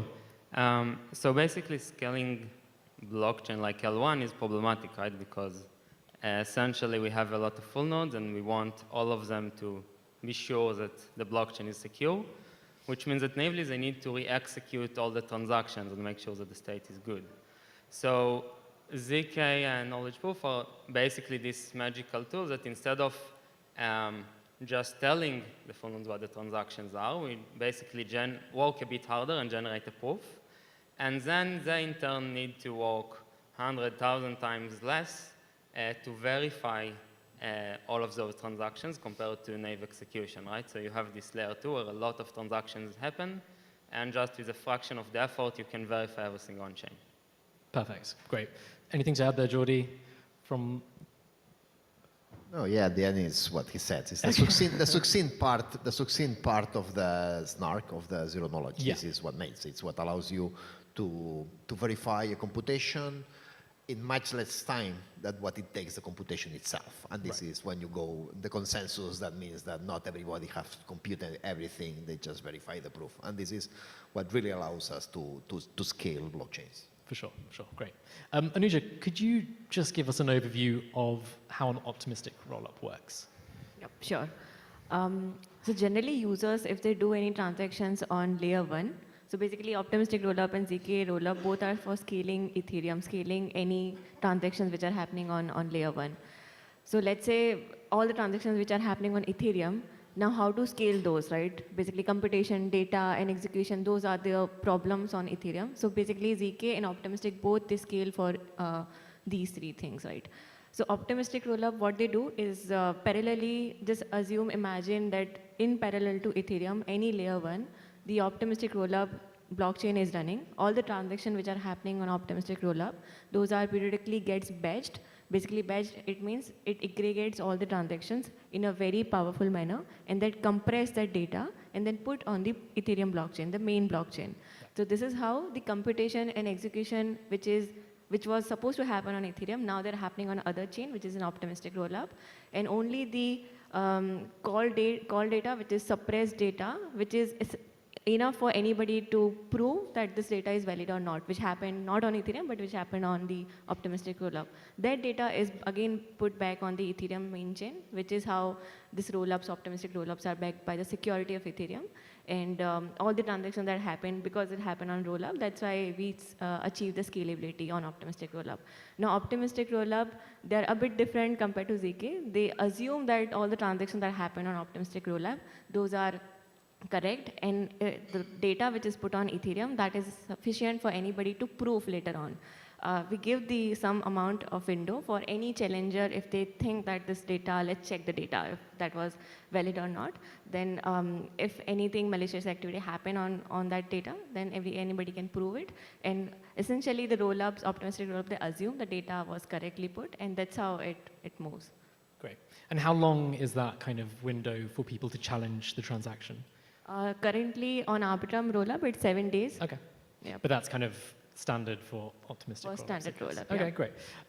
So could you, Anuja, just discuss a little bit more about Arbitrum's specific approach to optimistic rollup? Because I know that there are a few other projects that have launched optimistic rollup. So how's Arbitrum different to those? Yep, sure. So Arbitrum is an optimistic rollup, but there are many optimistic rollups as well. Now, it is different in some technicality. The design is a bit different than the other optimistic rollups. Let's start from how do you compress the data on optimistic rollup. So you have to be very efficient in compressing the data because you want to only have very minimal data space on Ethereum, right? The less data space you cover on Ethereum, that's how we further scale for the cost. So Arbitrum's compressing data, it works on Nitro technology, which is very sufficient. It compresses the data in a very, very efficient manner so that it only takes a very minimal amount on Ethereum, which is, again, sufficient for proving. That is one difference. Second difference is, let's say, during that 7 days window, if anybody wants to challenge that for that data batch, then the fraud proofs are also available on Ethereum. Arbitrum optimistic rollup is the only rollup right now in the space which allows the fraud proof generation. The fraud proofs are live on Arbitrum, which is not available anywhere else. So these are the two very high level, I would say, technical difference for Arbitrum. And yeah, apart from that, tooling ecosystem sides are also different. Great, all clear. Jordi, could you just talk to us about Polygon ZK EVM? What are you able to do on Polygon ZK EVM that makes you unique compared to other ZK EVMs out there? Well, right now we are the only ZK VM that's running on chain. that's in production, running in production. And it's zkVM. I mean, it's an EVM itself with a full prover, fully verifiable. I mean, you can, and this is probably what makes unique. But still, and the zkVMs, the cool thing of the zkVMs is that you don't need a special tooling to build on top of that. I mean, if you know how to create a smart contract, compile, and deploy it in Ethereum, you use exactly the same tooling, you use exactly the same thing, and you just connect MetaMask to the zkVM, and you are there. So the only difference with Ethereum is that, well, it's in the zkVM is going to be cheaper, and the throughput is going to be higher, but it follows exactly the same rules that Ethereum is doing. This is the Ethereum virtual machine, the EVM. That's the core of Ethereum. Okay, great. And I think that's a perfect point to bring Ahad into the conversation, because I know that Starkware doesn't use the EVM. You have your own, it's called Cairo, I believe. What was the decision-making behind that, and kind of what advantages does that offer builders looking to deploy on Starkware? Sure. So, like the initial motivation to be, a ZK rollup but not a ZK VM based one, is that essentially we want everything to be as efficient as possible, and the EVM architecture wasn't designed with the thinking that one day someone would use it to prove, right? It's like it's a new technology, and it deserves like dedicating tooling and language that would make it, more performant. I think that along the way we learned a not less important motivation, and this is that we don't need to be compatible with the way Ethereum does things with referred to transactions. For example, there is a EIP 4337 for account abstraction, right, that Ethereum recently adopted. So we were able to came with account abstractions a bit sooner and as a first-level citizen. So you don't need to use like a layer, right? And this is also thanks to not being fully EVM compatible. Right. Great. Sorry. Here, maybe I want to say that the fact of being EVM compatible is that we get, for example, the 4337 for free. I mean, we don't even, when we started to design the zkVM, we were not planning to do the account abstraction. And now we have account abstraction for free because we are Ethereum compatible. I mean, and all these, here we are taking all the traction that Ethereum has, all the ecosystem that Ethereum has, all the innovation that Ethereum has, all the smart contracts, everything that's running in Ethereum, they go strike forward without having to do anything else. Okay? This is, and I think this is really important because I think this is also in Arbitrum is also happening, and I mean other the EVM rollups. This is the big difference, and this is what allows to as Ethereum community to really grow together and to have synergies between the different efforts that are happening on Ethereum. Yeah, I mean, I think that it's two sides of the same trade-off. Basically, we also learned the account abstraction from the Ethereum community, right? So there is ID sharing here. We are not constrained, but we also don't get stuff for free. Right, got it. And CC, I just want to ask you, just from your perspective from the Ethereum Foundation, I know that you're kind of a little bit more focused on zero-knowledge technology, but just generally, how do you feel about the state of Ethereum scaling right now? Is there a lot more to do, or do you think we're kind of very nearly there where Ethereum is going to scale? Yeah, thanks for the question. I think we are on a very good progress. Like, I think the Ethereum L1 is trying to provide more like data availability with all the dank sharding and EIP 4844 efforts. And also, I think we are getting like ZK EVMs, we are getting optimistic rollups at a very fast iteration speed. And then, although there are some challenges, like I heard we have the training wheel problem. Like currently we still haven't have a like real decentralized sequencer, and also like any EVM incompatibility is also an issue. Yesterday I heard an auditor, he said like people would imagine they can deploy the contract into any L2 and then expect it to run, but like it turns out it would introduce a lot of bugs in the contract. So I think, yeah, that's the challenge I see. Okay. I mean, that's a good point to talk about some of the challenges, and I think, you know, decentralization is a bit of an elephant in the room when it comes to roll-ups. So I think it'd be good to hear from each of you, from the roll-up camps, how are you sort of seeing decentralization? How are you kind of managing that on your roadmap? Ohad, it'd be great to start with you. Yeah, I think that decentralization for ZK rollup is a very unique and fascinating problem. Like we see a lot of L1s decentralizing, but with rollup you have the extra layer of which is the prover, right? So we need to decentralize prover as well. So this create the needs for like an entirely new, maybe not, we can base ourselves on existing protocol, but we need to do a lot of new novel things. So in the past year we had countless discussions internally in Starkware in how to do it, including you know, getting external help from people that are well versed in the decentralization community, and we continue to work with our community to see what trade-offs, right? Because the decentralization for like 50 nodes or like 50,000 nodes is a very different kind of decentralization and trade-off, and we don't know what our community would appreciate more. And I think we're currently concluding, I would say, the design phase that have been like more than a year in the next few months. And you know, we first want to make Starknet a like scaled and very cheap place to trade on, even a centralized manner, before we turn to decentralization, which is like hopefully starting next year. Great. Jordi? Yeah, well, here, decentralizing the prover is important, but I think it's much more important decentralizing the sequencer. At the end, a prover, the only thing that can do is to prove. So it can prove or cannot prove. So as far as there is one person that's proving, it's fine. The problem is more in the centralization, in the sequencer, because the sequencer has a lot of power. It's equivalent to a miner in a blockchain or to a validator. Somehow they have this right to do front runnings and all these root map. And, I mean, they can do a lot of things. And they can even censor transactions, okay, which is problematic. I mean, say, okay, your transactions, they are not going to happen, and maybe your funds are locked. Here, from the decentralization perspective, there are different levels. For example, we are implementing what we call forced transactions. So in our case, for example, we cannot, nobody, the funds of the user, they cannot be censored. I mean, the user at the end, they can pay maybe a L1 transaction saying, force this transaction, and then the sequencer has the obligation to pay this transaction.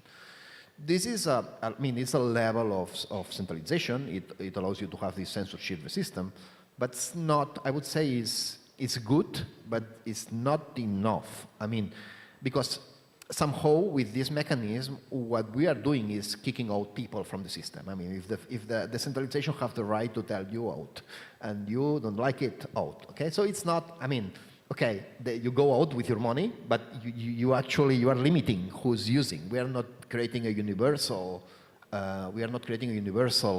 system. Okay, we want to build systems that are universal, that don't depend on a centralized individual in any case. Okay, and here the decentralized sequencer is really important. In the case of Polygon, we developed what we call the proof efficiency. Proof efficiency mainly is using the layer 1 as a sequencer. This is fully decentralized. I mean, it's a fully decentralized system. The problem of this is that the limits, so I mean, you have the same limits that the layer 1. I mean, you cannot get better, you cannot, if you're running on top of layer 1, you cannot be better than the layer 1 that you are running, okay? What we can do, and here the problem is that, for example, there is a kind of a competition here, and for example, in the finality on the transactions, okay, and we see that a lot of the applications, they don't care a lot about decentralization, about security, and they care a lot about the finality for their specific applications. That means that the consensus layer of Ethereum is not good enough, okay? And here, the idea is to add another consensus layer, probably with different parameters that Ethereum has. I mean, with different, you see the blockchain trilemma with maybe with a different place in the But that's a temporary consensus until this transaction is set in the layer 1. Okay, right. So it's perfectly possible, and here is where we are working in Polygon, in working in what we call it decentralized sequencers, that at the end is a consensus mechanism. This is a sequencer that has a consensus mechanism that decides who's sequencing, and this consensus can be with different parameters in this blockchain trilemma. Just say that a centralized sequencer, it's also a consensus mechanism. I would say it's a dictatorship consensus, because I mean the consensus is what the centralized says, but it's a consensus itself. Right. So the idea here is to replace the centralized sequencer with another consensus that is much better for real applications. And here is what we're working on. Okay, that makes sense. And then Anuja, just from an Arbitrum perspective, how are you seeing decentralization? Because I know obviously, the Arbitrum Foundation recently launched the DAOs, kind of, yeah, both from like a technical perspective and also from a social perspective. How are you seeing decentralization? Yeah, sure. So I can break down the answer in 3 parts. First of all, because optimistic rollup is actually putting the fraud proof on Ethereum. So now this is a bit decentralized anyway, right? Anybody can challenge that transaction on Ethereum. And this is how it proves, right? It is still secured by the Ethereum. So that is one part. And second part is, we can't also afford, right? All the transactions that we put on Ethereum, anybody can challenge, and then we are hopeful that all the transactions that we put from our optimistic rollup to Ethereum are all pre-assumed that these are optimistic. So we really don't encourage more and more malicious transactions, right? So that's how we also optimize for how do we batch the transaction on optimistic rollup. So there are 2 parts here. First is how do we compress the data on optimistic rollup, and how do we make sure that the data that we are putting on Ethereum, those are actually at least mildly correct. So for that, what we do is there are verifiers on Arbitrum optimistic rollup. They verify the data once the sequencer batches all the transaction and push it to the Ethereum blockchain. So on Arbitrum optimistic rollup, the difference compared to other rollup is that sequencers are only there to batch the transaction, not to actually validate the transaction. There are verifiers, there are validators, which are bunch of validators, and we're also working to make those validators publicly available. So there will be, in future, there will be a place where anybody can apply to become a validator, verifier on optimistic rollup, and they can basically verify the optimistic rollups transactions. And sequencers' job is to only batch the transaction, order the transactions. So that will also in future, right now there are only few sequencer on optimistic rollup, but the plan is that there will also be a bunch of sequencer, like a group of sequencer. Consensus will be there. Everybody will decide that who will become the sequencer for this batch. So that part also will be validated. So I think these 2 major steps on the technical perspective will again push the Arbitrum optimistic rollup again near to the decentralization. And the third part of becoming the decentralized rollup is the major DAO. So Arbitrum recently announced that Arbitrum is now in the hand of community. So what it essentially means is that any technical upgrade that happen on Arbitrum rollup will be elected and chosen by the Arbitrum community, which is the DAO. So literally, this is self-execution DAO. Let's say community decided that let's upgrade this particular technology, or let's say any kind of upgradation on Arbitrum rollup will be completely chosen by community, and they don't have to wait for anybody. This is self-execution DAO. If they decide, if they get the voting, then execution happen automatically. So I think this is the very biggest step from Arbitrum side, which we took from the, to get near to the complete decentralization. That's very interesting, handing technical upgrades to the community. I mean, it'll be interesting to see how that kind of pans out as well. Ahad, so from a state of kind of tooling and infrastructure on Starknet, I know you're not EVM compatible, so you kind of have to do a lot of that by yourself. What's the state of tooling and infrastructure in Starknet, and how are you supporting builders, to build dApps on your platform? Yeah. So yeah, the negative implication of working with our language is that we basically need to develop a lot of toolings from scratch. But we work with very competent external teams on creating the equivalent experience for what Ethereum developers are used to. So like instead of Ether.js, we have Starknet.js. We have like a Protostar, which is you know, mimicking the testing utilities of Foundry and so on and so forth. Obviously, as you can expect, Starknet is much newer than Ethereum. All the tools are in a bit more infant state, I would call, like they are just starting, and like not just started, but some key features sometimes still miss. And you know, we use our close connections with a very strong dev community to get inputs on what's missing and what can we do better and where we should invest more, to really, you know, be in a few months to year place, in a place where, you know, the tools are different, the low-level detail differ, but the developers don't really feel the pain of missing out on all the Ethereum dev tools. Great. So yeah, I just want to move on to kind of the scaling and innovation and research. CC, I know you mentioned, you know, EIP 4844 coming out. I think you mentioned next year maybe.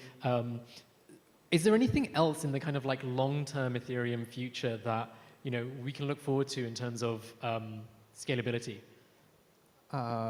Yes. So, yeah, I think it might be best to let me summarize all the scaling. Like, there are three elements in the like blockchain computation. One is the computation execution, and the second is storage, and third is data. And now rollups brings the computation and storage load of the L1, but the rollup still need to consume data on L1. So like the full sharding, especially we're talking about data sharding here, like trying to provide as much data as possible to make rollup more cheaper and like more useful. And also for the other part, I'm seeing the type 1 ZK EVM. ZK EVM.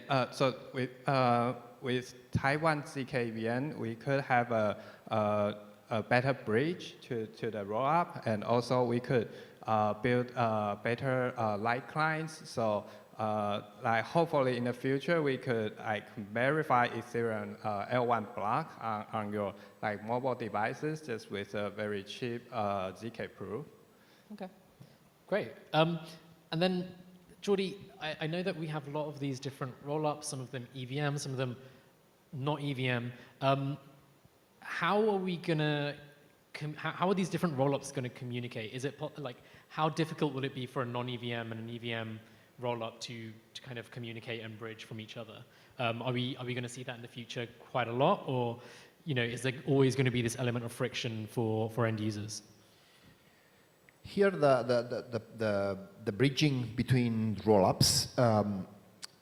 When we talk about bridging, I mean it's the thing here is the security. Okay. And the problem is when you are bridging between rollups is that the security is set by the less secure one. I mean, if you are connecting 4 rollups and you have one that's insecure, the 4 rollups are insecure.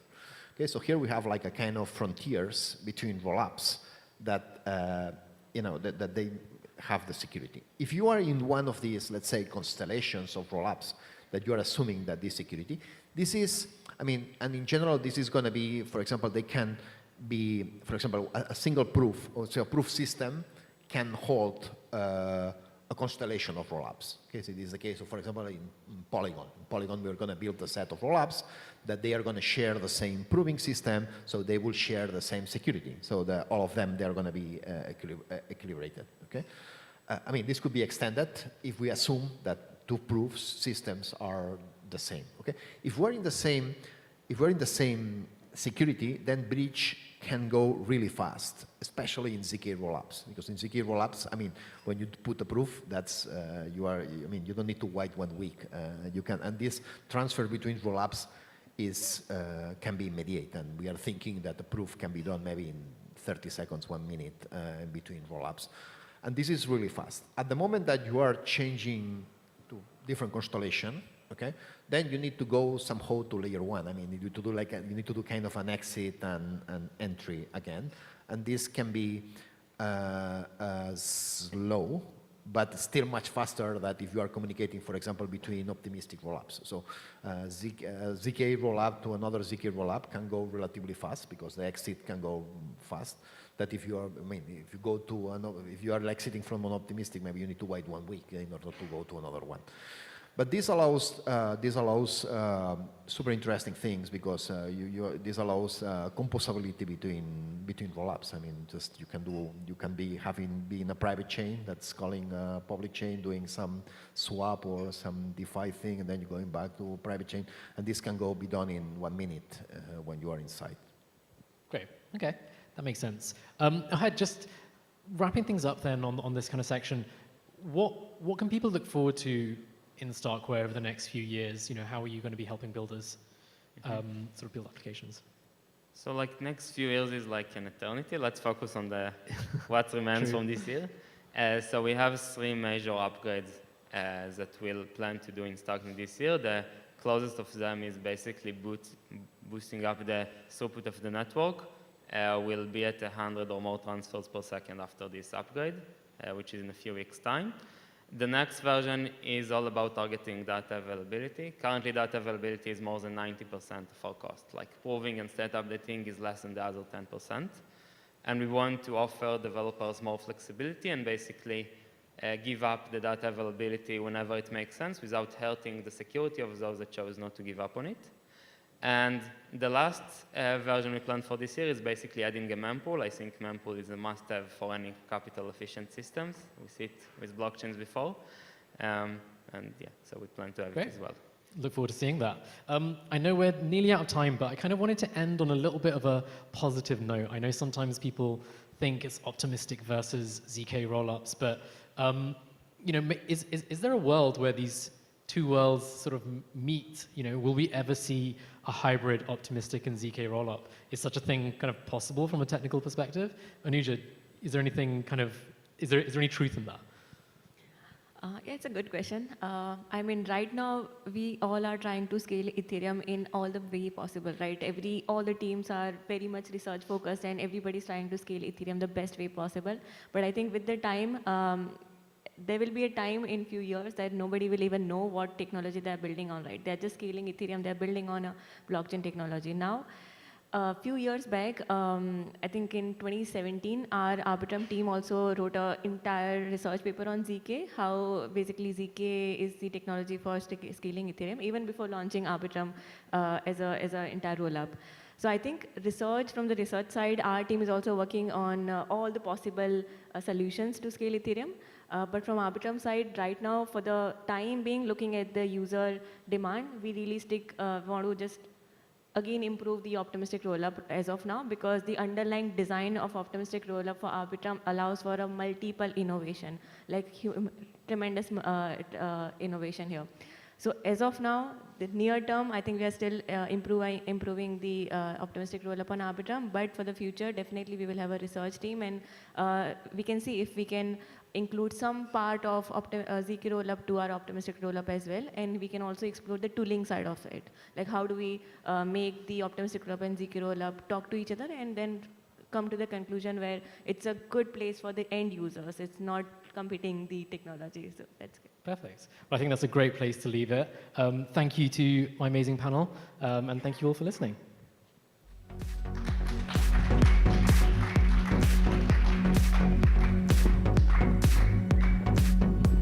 Thank you to all of our distinguished panelists for the great conversation on rollups.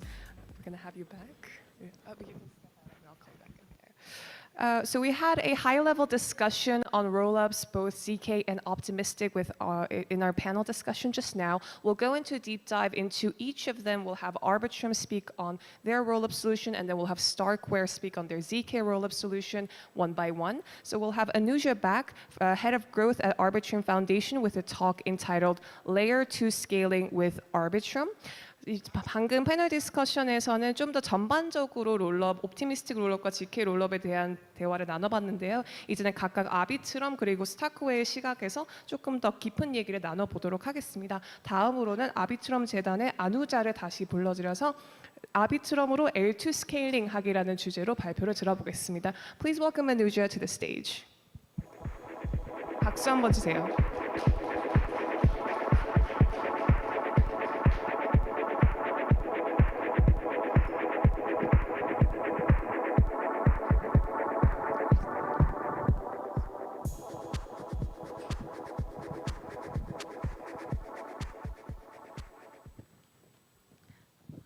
Hello, hi everyone. I'm Anuja.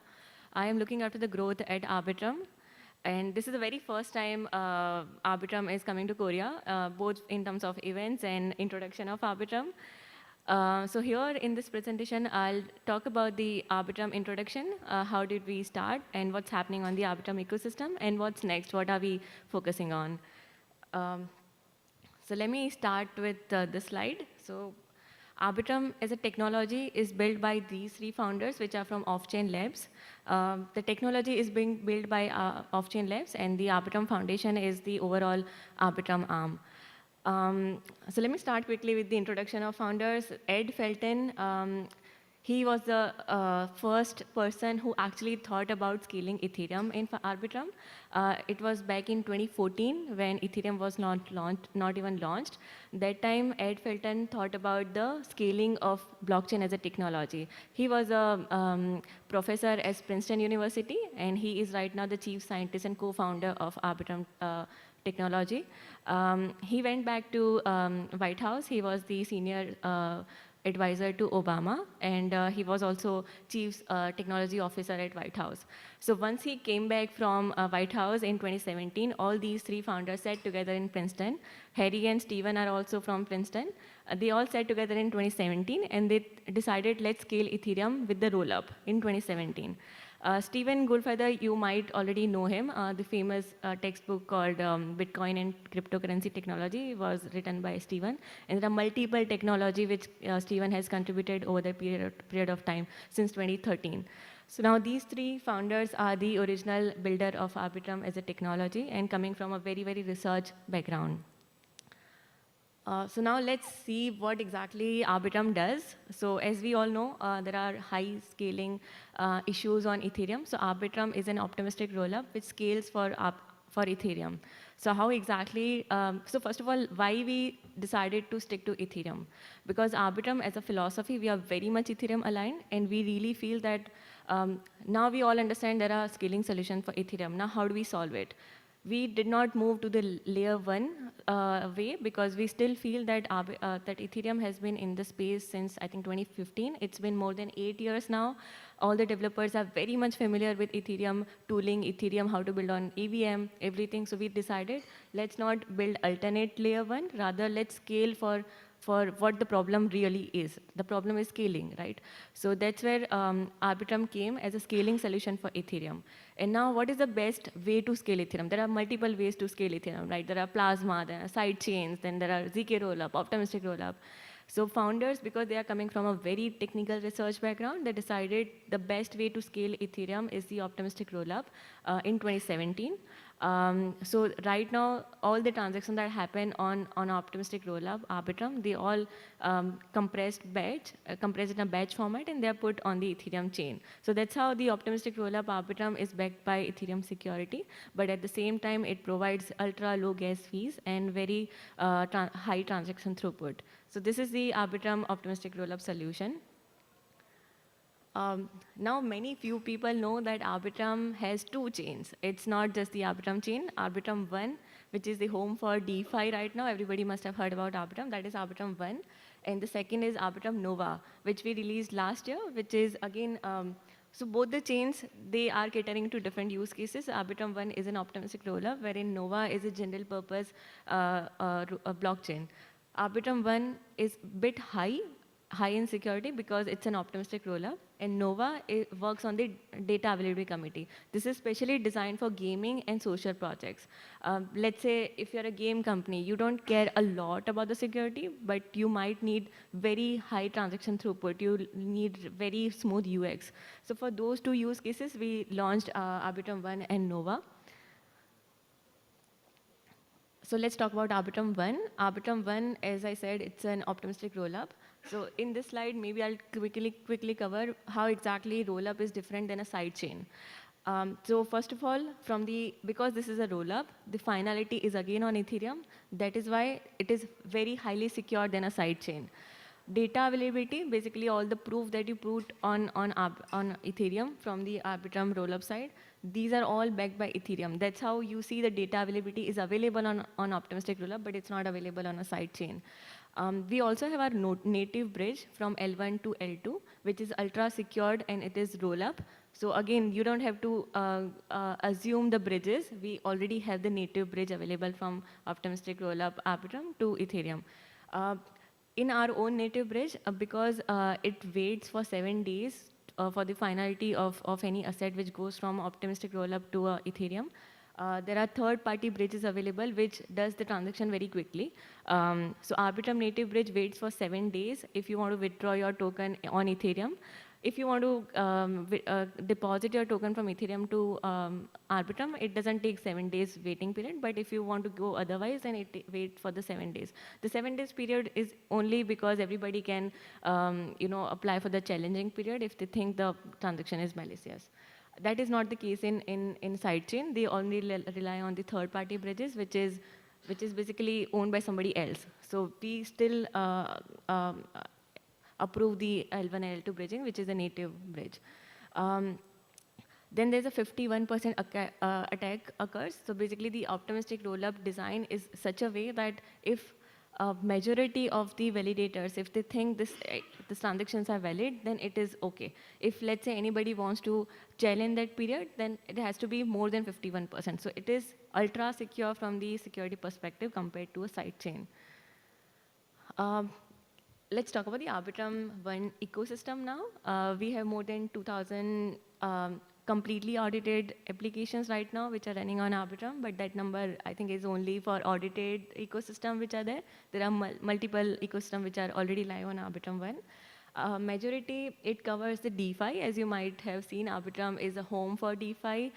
We really appreciate the innovative projects which are becoming home on Arbitrum from the DeFi side, but that was really not the case. I mean, this a public blockchain is available for NFT, gaming, metaverses, and everybody. I think DeFi protocols really find the good balance on Arbitrum because out of these three scalability solutions, right, like security or transaction throughput or gas, I think Arbitrum 1 found the sweet spot between security and the transaction throughput. I think that is the perfect combination for a DeFi protocol.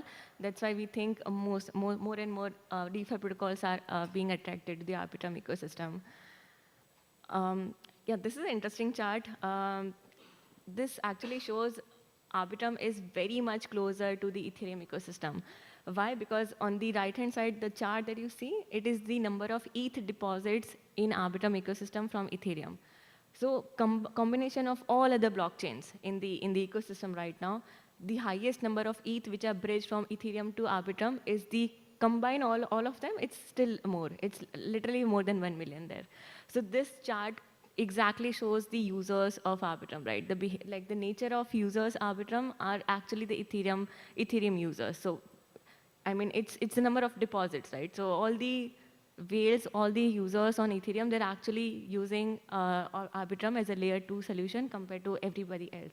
I think the ETH deposit count is also higher because they are using the native Arbitrum bridge, which is ultra secure. So I think this is the most secured place right now, which is showing this data. Yeah, when I was creating this presentation on 2nd June, I was also very surprised to see that this number has literally gone very much up. That is a number of, that is a TVL on Arbitrum. So as I said, right, the Arbitrum is a place for innovative DeFi protocols. 67.8% of the entire TVL is only on Arbitrum compared to all other chains there. So this is really amazing to see. It's more than, I think, 5.8 billion is the number there. And on the right-hand side, the chart that you see here, that is the unique addresses on Arbitrum, which is growing and growing quite well. This is the chart which I took from the L2 bit, which is the comparison for all the layer 2s here. As you can see, the first line, 65.5% is the market share of Arbitrum 1. Compared to all other rollups which are presently available in Web3 ecosystem, Arbitrum 1 holds the majority of the market share. Total 5.8 billion is locked on Arbitrum 1 right now, which is the most secured and safe place right now in the ecosystem. Apart from the gaming, I mean, apart from the DeFi protocol that you might have seen, GMX, DopeX, and Gains Network, so many good projects from the DeFi side are on Arbitrum, but many few people know that Arbitrum 1 is also quite growing on the gaming ecosystem side. The main treasure DAO is the DAO, gaming DAO, which is on Arbitrum 1, which are onboarding the gamers on Arbitrum ecosystem. But apart from that, Pirates Nation, Forgotten Rules, Zverse, these are also the gaming companies which are literally innovating on Arbitrum. So if you look at the Pirate Nation, they work on the proof of play concept. So again, gaming companies are also innovating on Arbitrum right now. So that's amazing to see. Now let's talk about a bit about the Arbitrum Nova, the other chain apart from Arbitrum 1. So this is not a rollup. Nova is not a rollup just like Arbitrum 1. Arbitrum is a true optimistic rollup. But Nova, I would say the architecture is a bit different. Rather than batching all the transactions and putting on Ethereum, what Nova does is it batches all the transactions which are happening on Nova and they send it to the committee. Now this committee is called as Data Availability Committee, and there are a set of people which are running this committee. And if they approve that these transactions are valid, then they give the Data Availability Committee gives the certificate that all the batches, all the transactions which are in this batch are valid. And then that proof again gets back on Ethereum. But it doesn't wait for Ethereum or anybody else to wait, and that's how it further reduces the gas fees, and also it further increases the transaction throughput. As I said, why we needed Nova? Because Arbitrum 1 was again, I would say, a bit costlier than Nova, and Nova further reduces down the gas fees because gamers and social projects, they still cannot afford Arbitrum 1 at certain time and we can also not further reduce the gas fees on Arbitrum 1 because we really want to, we don't want to compromise on the security for DeFi ecosystem which is on Arbitrum 1. So this is the Nova.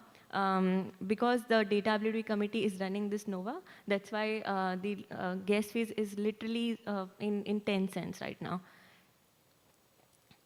You might have heard about the Reddit community points. They are not on Arbitrum 1, they are rather on Nova.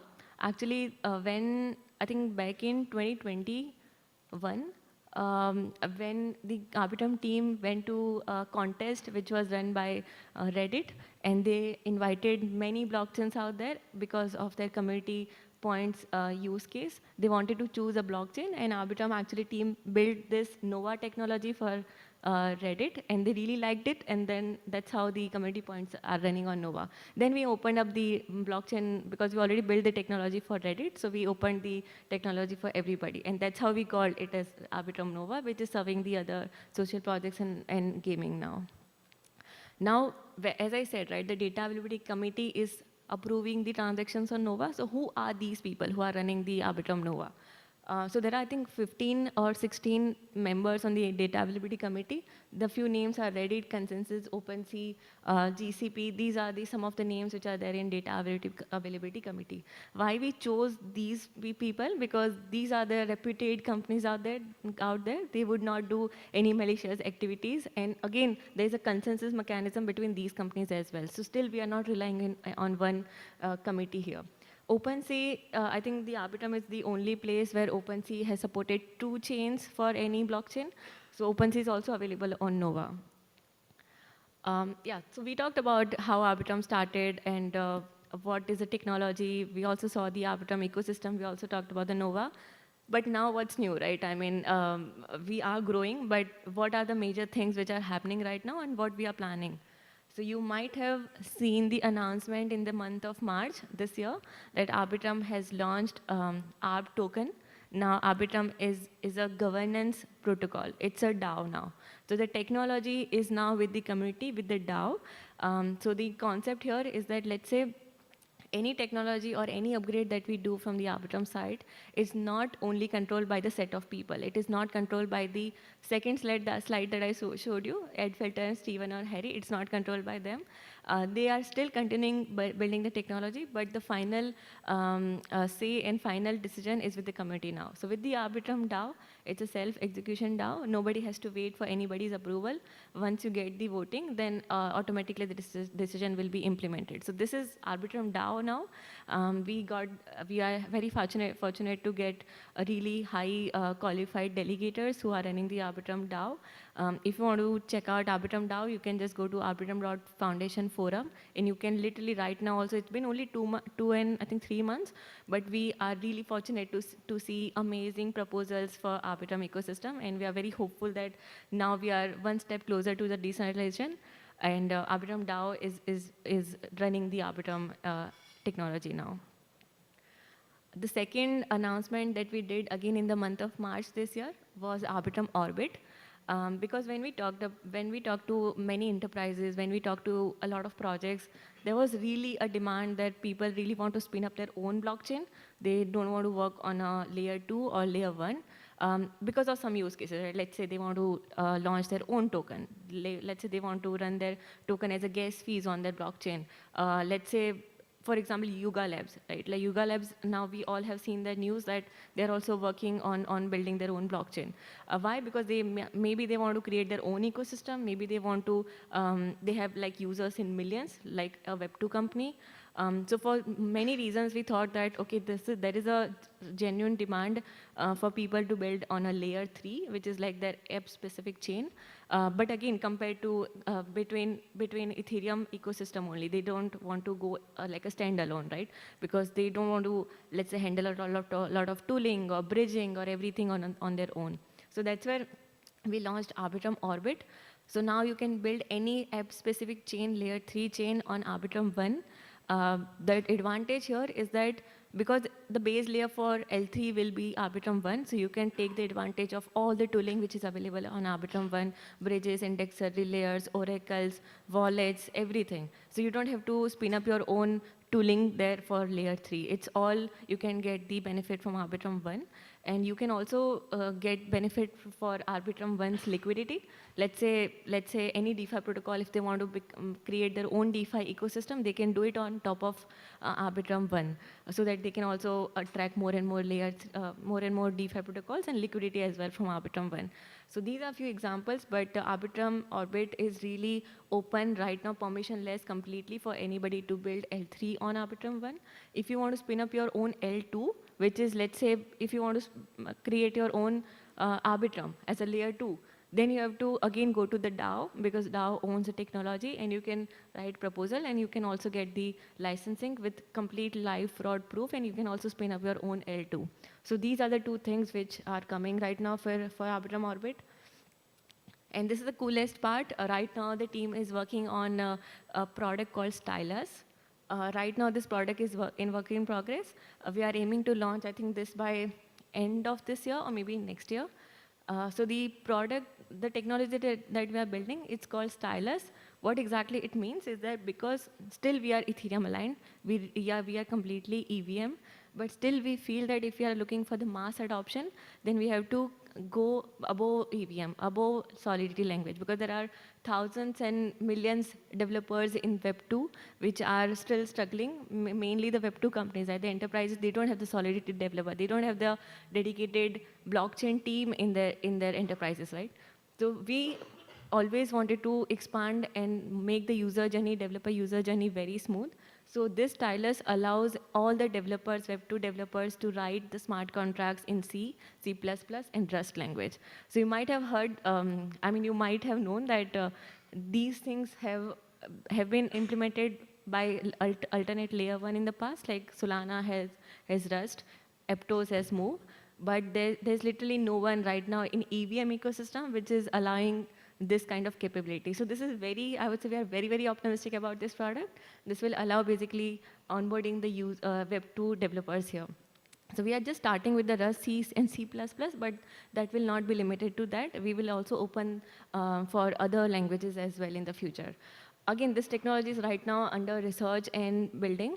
Once the technology is ready, then again the DAO will decide if this should go on Arbitrum or not, and then we'll open the doors for the Web2 developers there.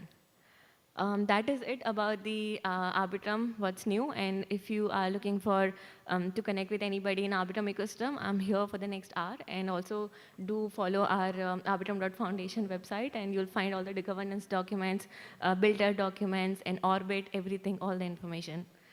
That is it. Thank you so much.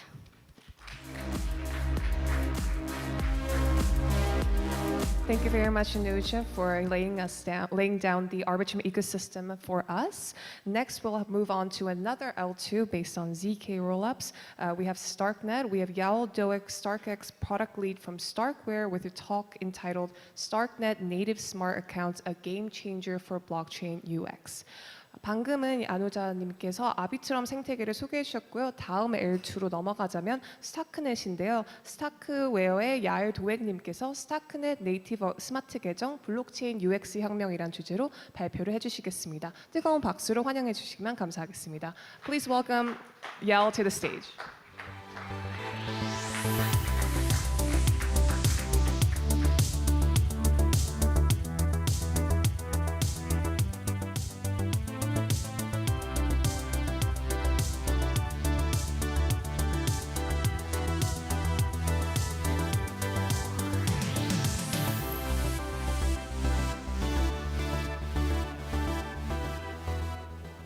Can you hear me now?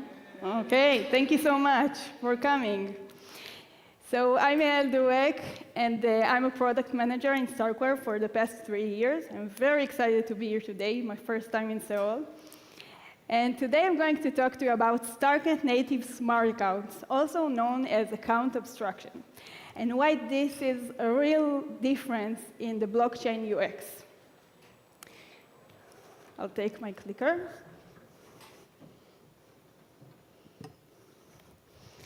Okay, so I'm going to start with the following question. Why are people scared of blockchain? And I've been searching Google for this question, and what I got was this answer. That's the most common answer. People just don't understand it. And I'm saying, why do they need to understand it? Do they understand the entire banking system? So basically what we want is the users to have the same user experience that they are used to. So they won't be scared, and they wouldn't need to ask, what is this new technology? This is the agenda for today. So first, I'm going to explain what is account abstraction, and then I'm going to convince you that this is a game changer. You bet it is. And then we're going to go a bit into the technical details. I'm going to show you 2 different implementations of account abstraction. The first one is done by Ethereum, also called EIP 4337. And then I'm going to talk to you about what we did in Starknet with native smart accounts and why we chose to do it like this.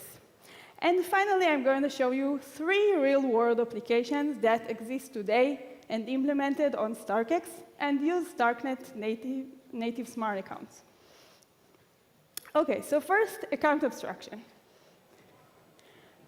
In order to understand what is account abstraction, we need to first understand what was before account abstraction. So Ethereum traditionally had 2 types of accounts. The first one is EOA, externally owned account. For this account, you need to have a key pair, and you must sign each transaction using your private key with a very specific Ethereum signature scheme. This account can send transactions to the network. On the other hand, you have the smart contracts. That's a different kind of account.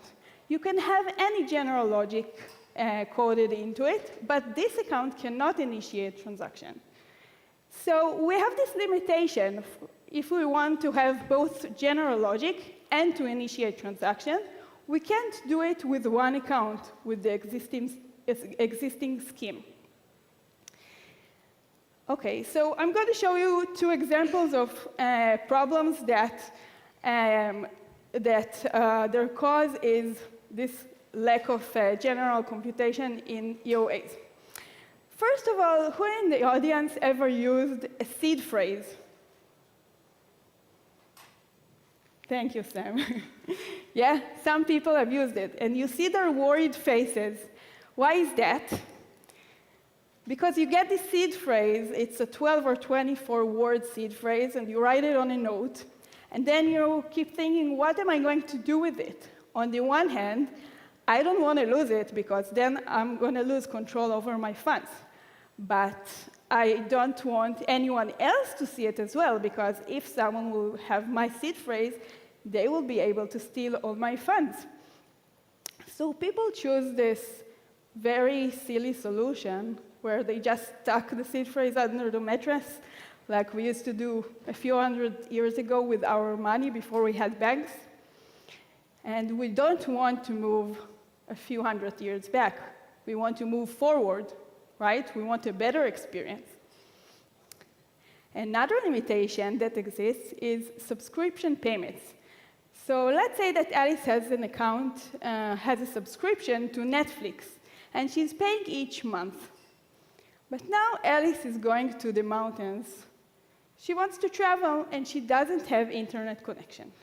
And now she can't pay her Netflix subscription, but she really wants to get home and binge her favorite TV show, Emily in Paris. So since she doesn't have an internet connection, she can't pay, and then Netflix cancels her subscription. And when she gets back home, she won't be able to see the TV show. And that's unfortunate for Alice, right? So we saw all these limitations we have, and there are other problems with EOAs. And what I'm saying today is that we have a rescue, and to the rescue we have account abstraction. And account abstraction offers a few main features. The first one is that you can use different signature schemes. You don't have to use the Ethereum signature anymore. So, for example, this can solve the seed phrase problem that we saw before. Another thing you can do is pay fees with a different token, not necessarily the Ether token. And it also enables atomic multi-call, which is very useful for DeFi operations, for example, where you need to do first give permissions, give allowance to an ERC20 contract, and then do swapping, for example. You can also have different replay attack prevention schemes, so you don't have to use the sequential nonce that is the traditional way in Ethereum. And you can have any general logic, for example, recurring payments for Netflix. So let's see what kind of experience you will have with account abstraction. So first, you remember the confused user with the seed phrase. And now see this user, he's sitting, he's relaxed. He can use his Face ID in order to sign transactions. That's very comforting, right? And this mobile will sign the transactions for him with a different signature scheme. You can have multi-signer. Multi-signer enables, for example, a shared account between multiple parties, where all parties need to sign each transaction in the account. That's useful for organizations, for example. And you can also have better security in your own account, where you have, for example, two different signers, your own signers, a Google signer and, let's say, a mobile phone signer. And then if one of them is compromised, your funds won't be stolen because you have another signature that is required. Another thing you can do with multi-signer is fraud detection. So here you can see a malicious party, a malicious actor, stealing your seed phrase. And then this actor is trying to make a very big transfer from your account to his account. But since we allow multi-signer, you can have a fraud detector that is required to sign each transaction in your account. And this fraud detector can detect a suspicious activity in your account and then call you or send you an email and ask for your approval of this suspicious transaction. The last example is for gamers. Do we have any gamers here? Oh, we have. Thank you. So this gaming experience can be dangerous. For example, there might be a monster running toward you one moment, and you really need to fight it. And if you're playing with your friend, you may want to pass him your sword because he doesn't have any weapons. And if you're fighting together, you have a better chance to kill the monster. But now you get this annoying pop-up saying that you must sign a transfer of your sword to someone else. And you need to verify some parameters. This is very annoying, right? The monster is running towards you. You can't spend some time in approving the transaction right now. So session keys enables you to delegate the signing task to someone else while you are playing. So you can play peacefully, and then later on, you will get your signing. You will be the only signer again. And you can limit the signing for weapons only or something like that. OK, so we saw all these nice things we can do with account abstractions. And of course, there are other great ideas. And these features will bring better accessibility and approachability to blockchain in general, and then will bring to wider adoption of blockchains.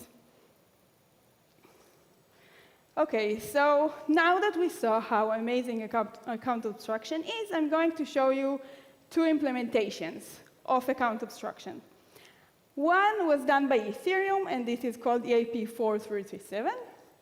And the second one was done on Starknet, and is called native smart accounts. And that's what we did, and I'm going to explain why you chose it the way we did. So EIP 4337 has a few main goals. The first goal is, well, to have account abstraction. So users will be able to use smart contract wallets.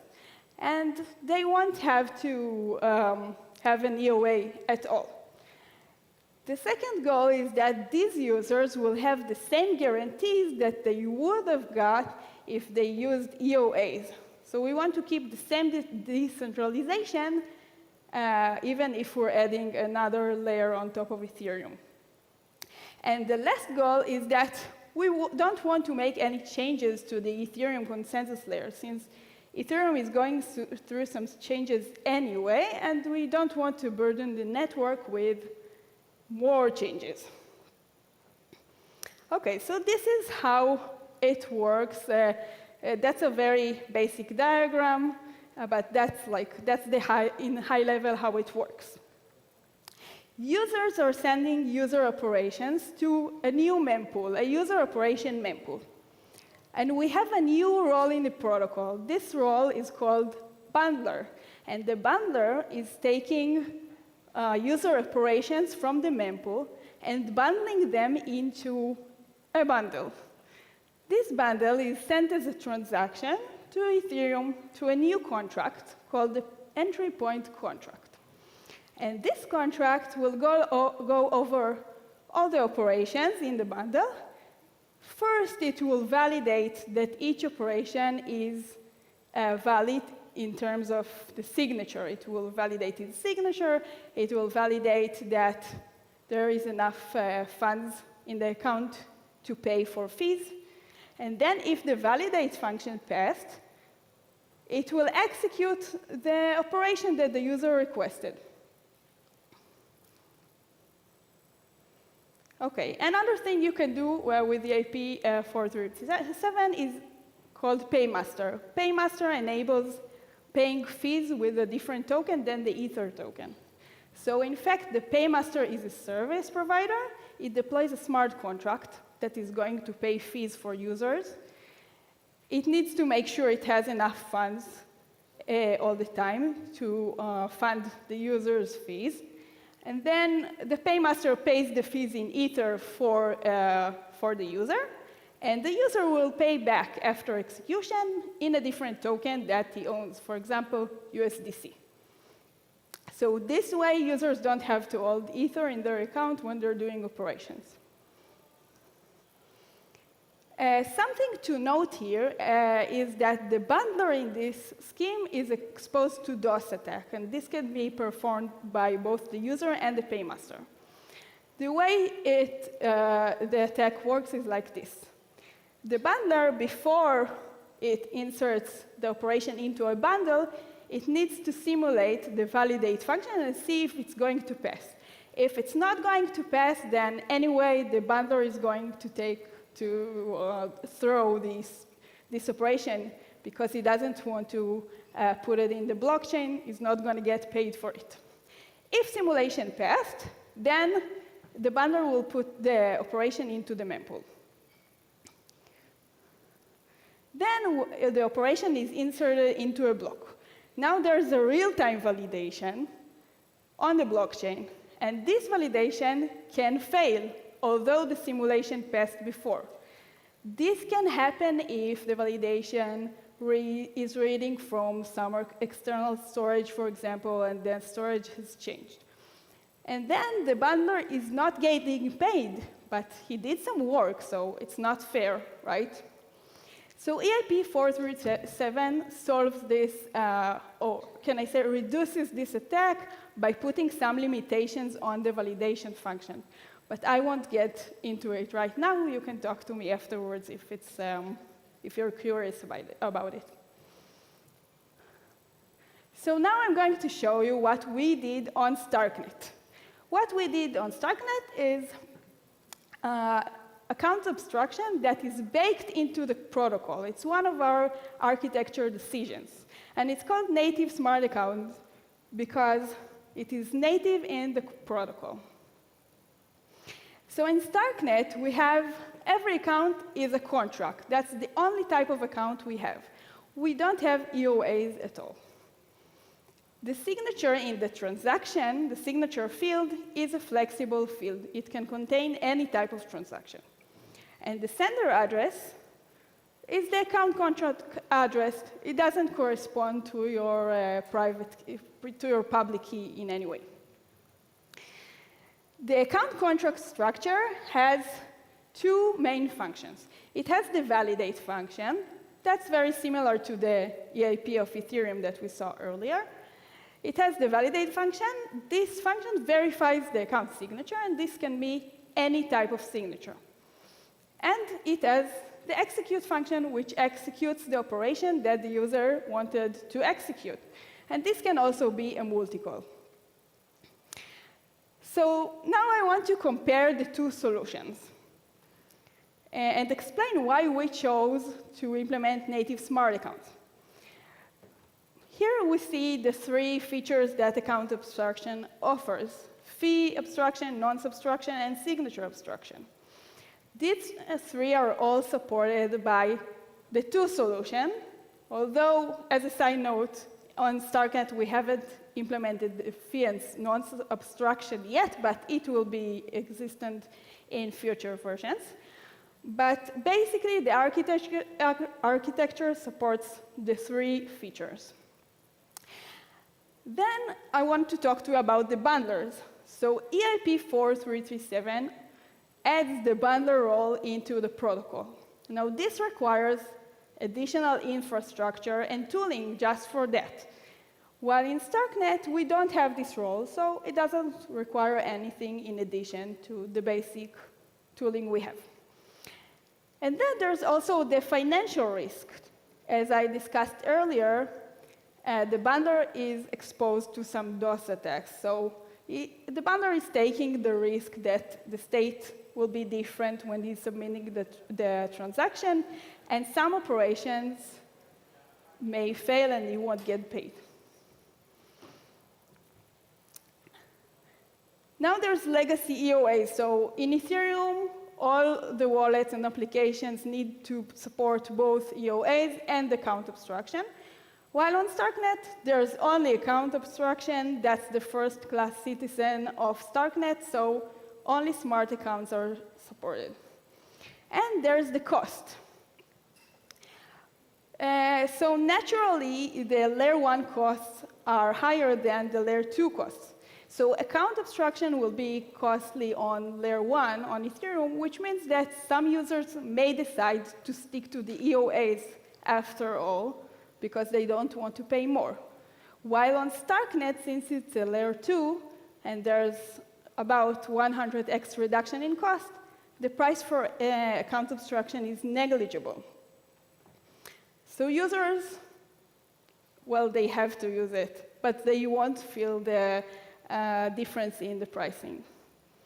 And they will get the improved user experience.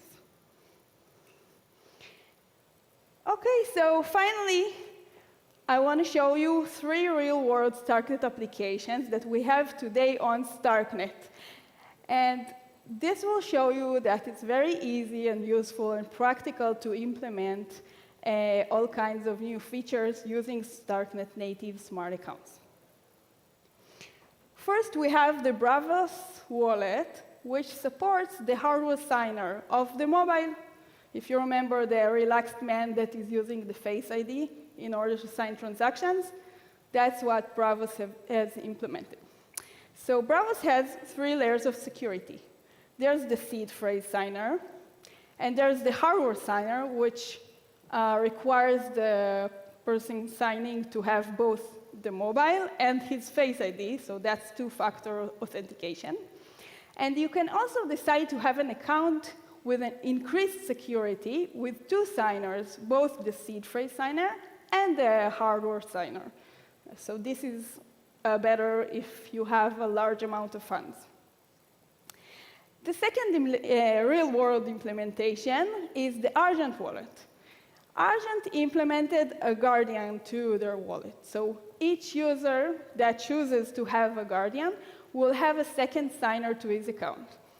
The guardian will monitor the transactions that are happening in the user account, and if anything bad happens, it will stop signing and say, tell the user or send him an email and tell him that something bad happened and he needs to approve this suspicious transaction. Now you can say, hey, this guardian can censor transactions and just not sign them, but that's okay because the user can always remove a bad guardian from his account. It just takes a 7-day security period. The third and last example is Visa recurring payments. So if you remember poor Alice who wanted to watch her TV show on Netflix and couldn't pay for her subscription in the mountains, now she can do it with recurring payments without being connected to the internet. So in this scheme, we have Alice's account on the left side, and Alice's account has a white list of contracts that it always approves requests that get from these contracts. Okay, and the auto payment contract is the recurring payments contract from Netflix. Now every month, Netflix will will initiate a request from the auto payment contracts to ask Alice's account to make transfer to Netflix. And Alice's account will approve this transaction because the auto payment account is in the whitelist. So this way, Alice is happy. She can binge Emily in Paris and see if Emily finally chose Gabriel or Alfie. And she is happy, and she can go hiking. So to summarize, what we've seen today is that account abstraction is going to make a huge difference. It has all kinds of features. For example, different signature schemes. Multi-signer, which offers better security. Mobile signer, which adds better UX. And other great features like fraud detection, session keys, recurring payments, and tons of other ideas. You probably thought of a few right now. And I showed you 3 real-world applications, Bravos, Argent, and Visa, that show that this is very practical and useful right now. All of this will bring to a better world and improved experience of blockchain, and eventually to wider adoption. I invite you all to try it on Starknet, and if you do, please contact me and let me know how it was. Thank you.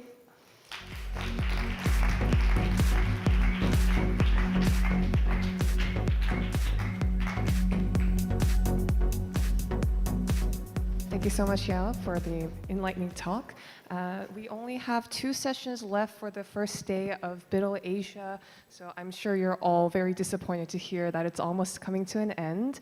저희 BUIDL 아시아 첫날이 거의 끝나가고 있습니다. 아마 많이 아쉽겠죠? 저희 마지막 연설은 페데리코 카로네, 람다 클래스의 페데리코가 복잡한 세계에서의 암호화학과 분산 시스템의 역할이라는 주제로 발표를 할 거고요. Next up, we have our last keynote of the day by Federico Carone from Lambda class, and their talk is entitled Role of Cryptography and Distributed Systems in a Complex World. Please welcome Federico to the stage.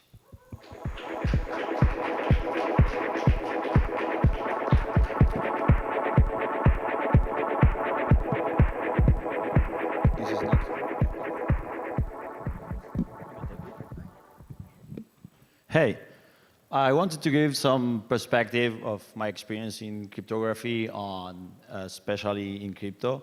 So I'm Federico, Fred, or as you prefer. I'm the founder of Lambda class. I have been working in distributed systems, on also applied cryptography, on exploit development for the last 18 years of my life. It's the only thing I know how to do. On the last 6 years, I have been working in infrastructure in crypto, especially on Ethereum. Mostly on low-level stuff rather than higher level. On the last 3 years, I have been focusing a lot of my work on my company's work in CK, validity proofs, or computational integrity, or however you prefer to call it.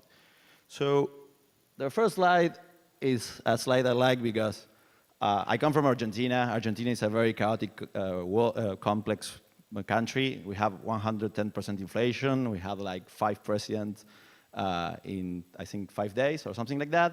On the last few years, I think we exported the worst of our country to the rest of the world. A few years ago, I remember I opened a newspaper and I saw this picture and I was like, what? Like, what's happening in the US? Like, for me, living in South America, the US was like the reference of things organized and things working correctly.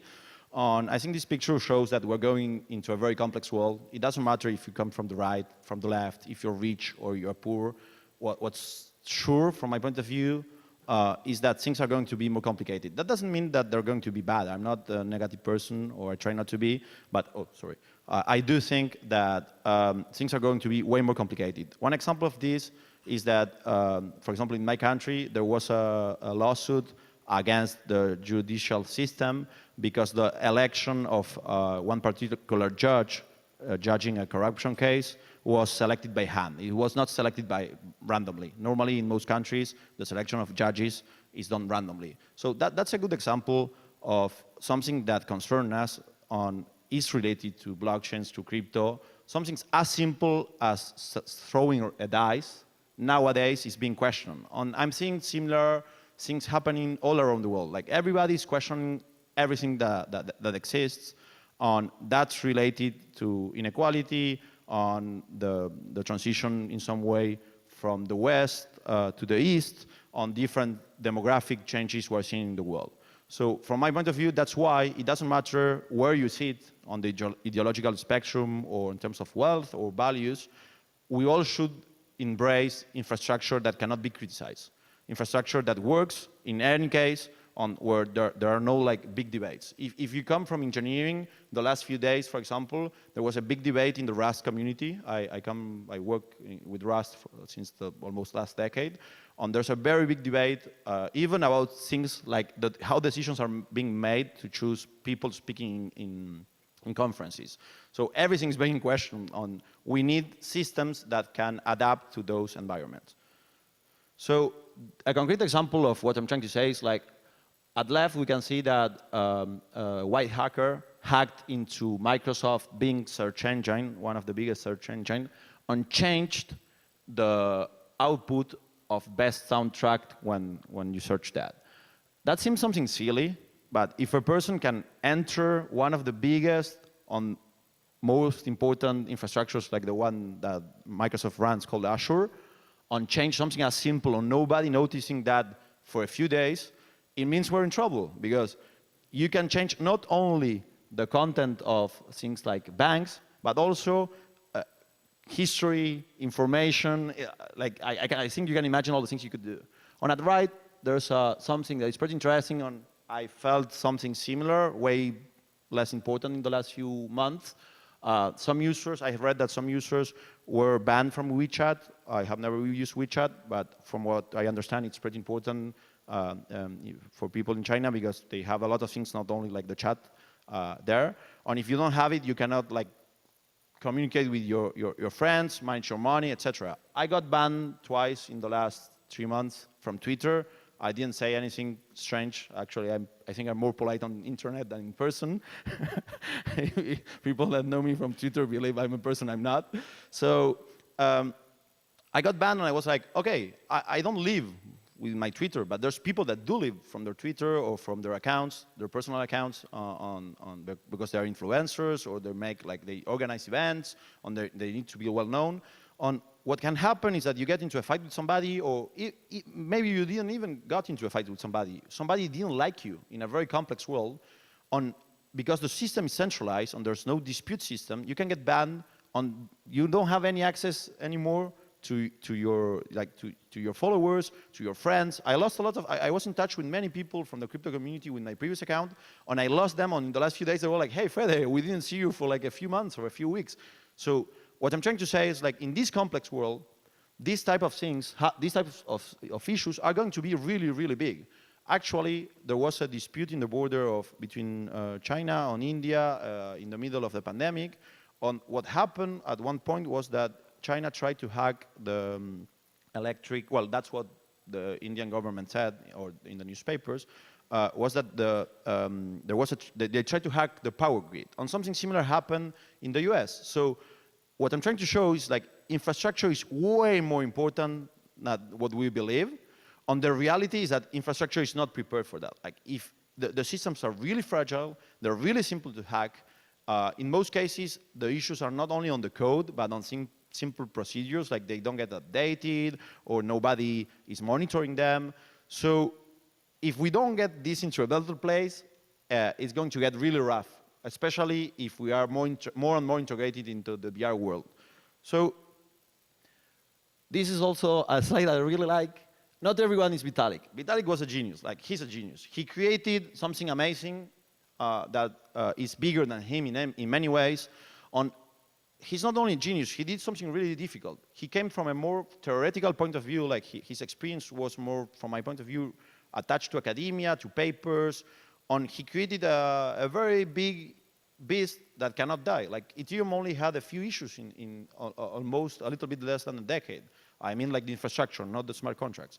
It didn't have that many issues for the amount of money it has, and from the amount of people that are trying to attack it. So I think what he did is pretty amazing, not only because of what he created, but because he did something really difficult that is to be amazing in two parts, like in theory and practice. I don't consider myself very good in theory and theoretical aspects. I'm way better, I believe, in practical things, and also my company. So I think there's an issue in the industry, and one of the issues is that we need to get better, is that the incentives are in place for people coming from academia to launch very big projects with a lot of money, without a lot of engineering experience, and those systems get easily hacked, and we don't have many opportunities. FTX already happened. My mama always tells me, like, hey, Fede, you should stop working in crypto. Like, you shouldn't steal money like FTX had. And I keep on explaining her, like, I don't do anything related to FTX. For me, FTX is not crypto. Like, if you don't have your keys, you're not, like, really managing your money. So what I'm trying to say is, like, we don't have many opportunities to show that this works, that this type of infrastructure can be built, this infrastructure that doesn't lie, that doesn't die, that cannot be easily hacked. If the systems we're building keep on crashing, keep on having security issues, common people will have the belief that they have right now, that this might not be adding that much value to the society. And I do believe, and you guys obviously too, that there's a lot of value in these systems. So one thing that I think needs to be changed is that economic incentives in the system need to get more similar to Web 2. They need to be more closer to launching products, working products. yeah, this is, I forgot to talk about this slide. I was going to go to the next one. So what I mean by being more similar to Web 2, this is a book by Apple, working backwards. Instead of designing things from academia or engineering, the two, and then seeing like what's the application we can find, I think it's really important that we start doing the opposite. Actually, last talk by Yael, I think it's a very good example of how to do product design and then to go engineering academia. Why? Because if you cannot send transactions, many users cannot send transactions when they don't have Ethereum on their wallet, and I had that issue when I started working with Ethereum, and I was like, hey, I want to transfer this, I cannot pay with another coin, or I cannot a friend pay for me the transfer. So we need to think a lot more about how we can solve a concrete need and then see how to implement that. Yeah, so we have been working in a lot of the L2s in the last few years, also L1s. Especially in the last few months, we focused a lot of our work in Starknet on what we saw is that these systems that are difficult to hack because of having a lot of mathematics that cannot lie, like that's the core idea of validity proofs on CK. One of the issues that existed right now is that they're not fast enough. They're very slow. In general, if you check, they're not faster in most cases. I think StarkX by Starkware is a complete different beast, and it shows that it's very useful because it's fast. But in most open networks, the CK part didn't show yet its capacity of solving a concrete need, being faster. So the last few months, we focused a lot of our work in making things way faster. We believe that that's the main blocker at this moment for this to succeed. We have been trying to create this, LambdaWorks. LambdaWorks is a library. We have 25 people working on it. It's a public good. Anybody can hack on it, use it. We created that 2 months ago, 3 months ago.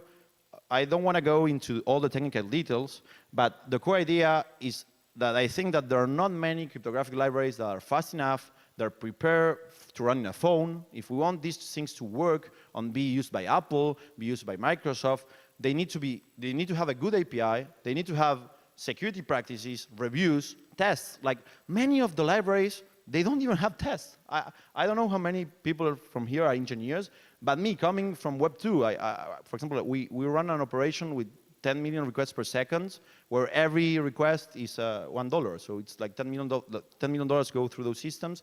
I don't know, my boss would kill me if I didn't have tests on the things I'm publishing. And I'm baffled by the fact that we're launching these complex systems into the world. It's not that they don't have security practices, they don't have tests.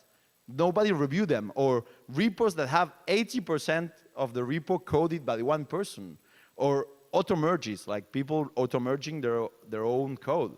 Like, we don't have many shots. I'm not trying to say, like, I'm doing things correctly and the others are doing things badly. I actually think I need to learn, or we need to learn a lot about theory, but there's decades of people working in engineering that know how to do these things. On many of the projects are violating all those practices that were created by amazing engineers all around the world. And if we don't get better at that, those systems will get hacked. A few weeks ago, we hacked a testnet because we kept on saying, like, there's a security bug here, you need to fix it. For different reasons that wasn't taken into account, we had to show it.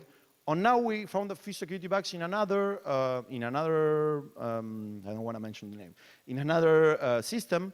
On the incentives are in place not to accept those issues, because many of the founders, they're young, they come from academia, they raise a lot of money, I mean like hundreds of millions of dollars, and if they accept those issues, they know they have to rework on many of the core parts of their system.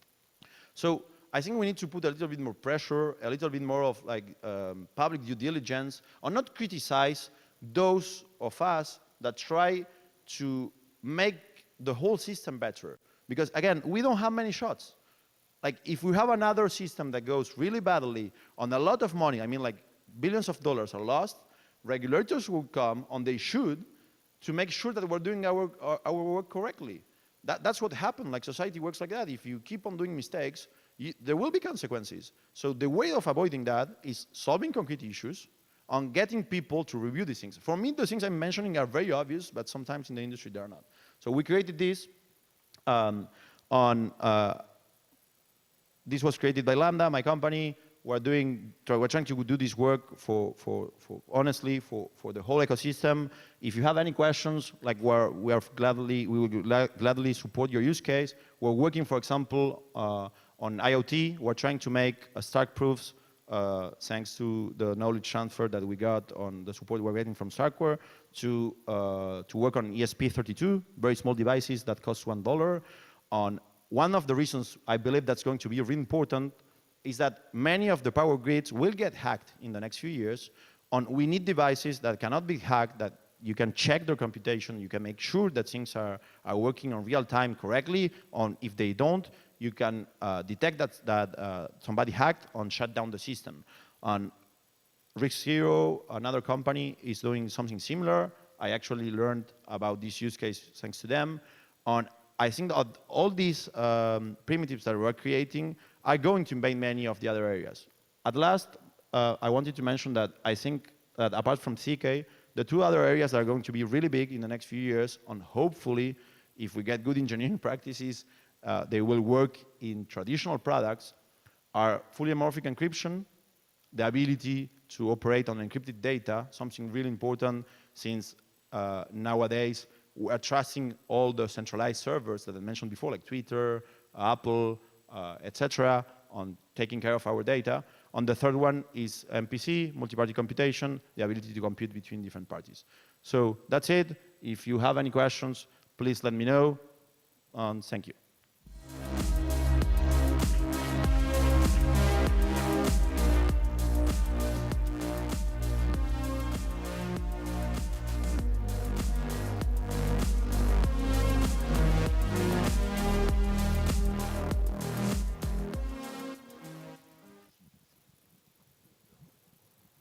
Thank you very much, Federico, for your very enlightening talk. Next, we have our last but not least session of the day. We are almost ready to wrap up the first day of BUIDL Asia. 페데리코에게 감사의 말씀을 전하면 이제 거의 마지막 세션 저희가 이제 준비가 되었는데요. 패널 토론을 마지막으로 해서 이제 첫날이 마무리가 될 예정입니다. We're coming back to the topic of ZK. Our final panel discussion is with Mina Protocol, Consensus, Leo, and also Polygon ZK EVM. And the panel discussion is titled ZK Innovation Trigger or Peak Expectations. 저희 마지막 패널 세션은요, ZK 혁신의 시발점인가 기대치의 끝인가 라는 주제로 미나 프로토콜, 컨센서스, 알레오 그리고 ZK EVM과 함께하는 패널 토론이 있겠습니다. 저희 패널리스트가 준비가 됐으면 스테이지로 모시겠습니다.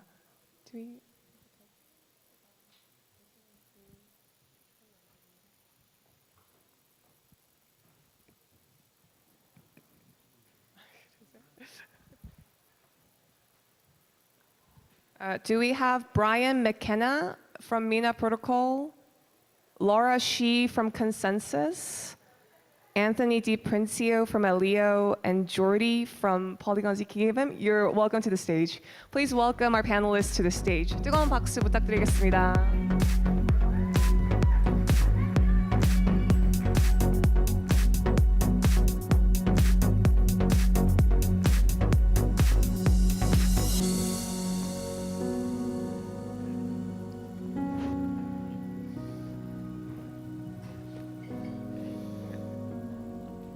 Hello. How's everyone doing?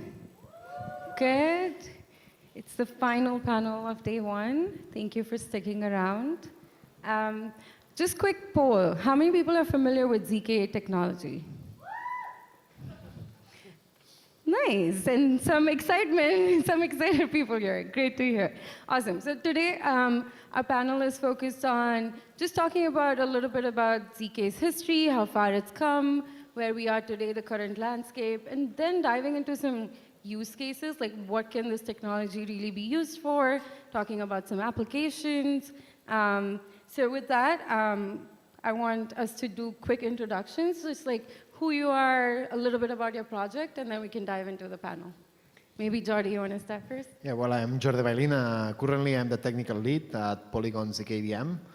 But before building rollups, I built Circom and Snark.js, which are an important tooling for building ZK circuits.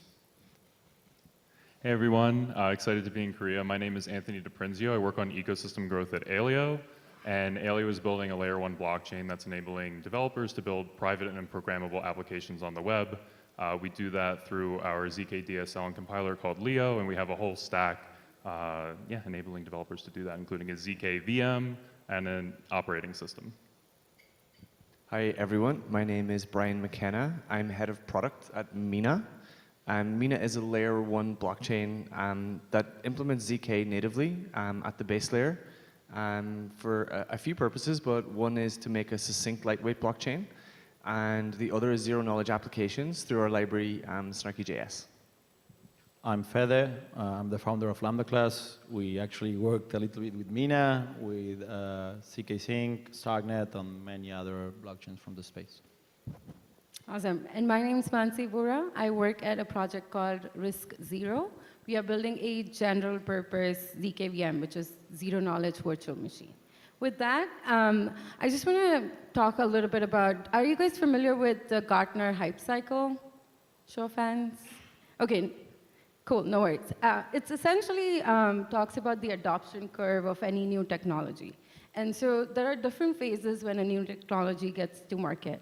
The first phase is the innovation phase, where there are technical breakthroughs, new ideas are coming to fruition. That's called the innovation trigger. The second phase is essentially peak of inflated expectations, where there's a lot of interest in this technology. There's a lot of people talking about it. There's a lot of ideas, blogs, social influence around this technology that's been created, and the technology kind of becomes a word that people recognize, but don't really fully understand it. And then after that phase is kind of the trough of disillusionment, which is, there's so much excitement, but the products take a lot longer time to come to market because these technologies are hard. They take a long time to just be, production ready. And so expectations are here, but the technology and the products are not meeting those expectations. So there's a little bit of a downfall. And then you reach a stage where the second or third iteration of these products are coming to market, and you again start seeing kind of adoption go up. So with that context, that's usually what technologies follow. I'm curious what the panelists think where ZK falls in this Gartner hype cycle. I would say probably at the point where the technology is available. It's really available. It's not about talks. It's about the tooling is developed. It's still early stages, but the technology is available. Right now, there are many running in production applications. Here we have a good example of those.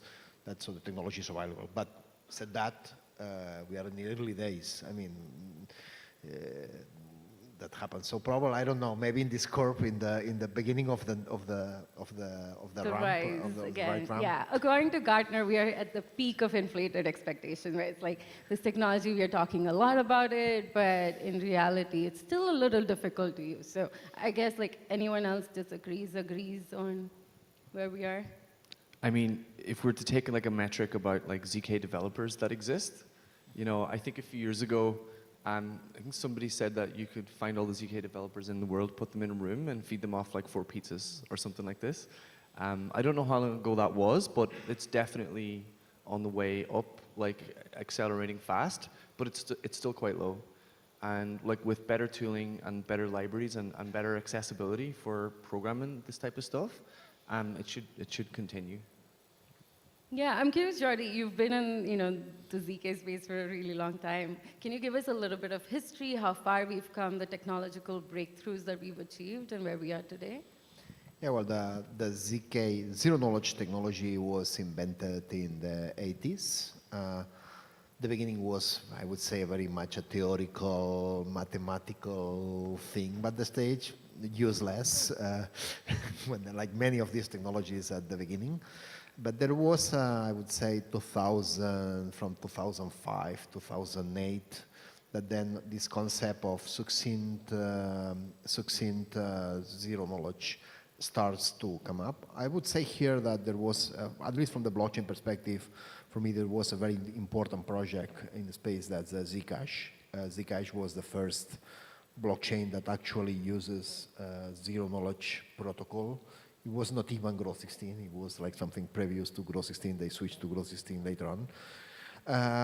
And I would say that I'm sure that all of us, we drink a lot about the work that was done in the early stages in the ZK. It was a lot of researchers, and from there was, I would say, an important blog post that was a huge revolution for the space. It was a Vitalik blog post talking about how to scale blockchains with zero knowledge.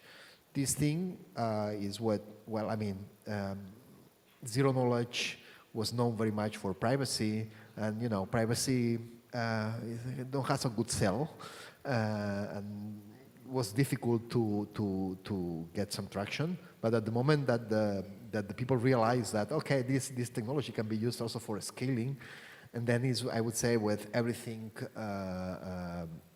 accelerate a lot in the research, and especially in the post-research. I mean, it's all this in building the tooling, in understanding, in learning.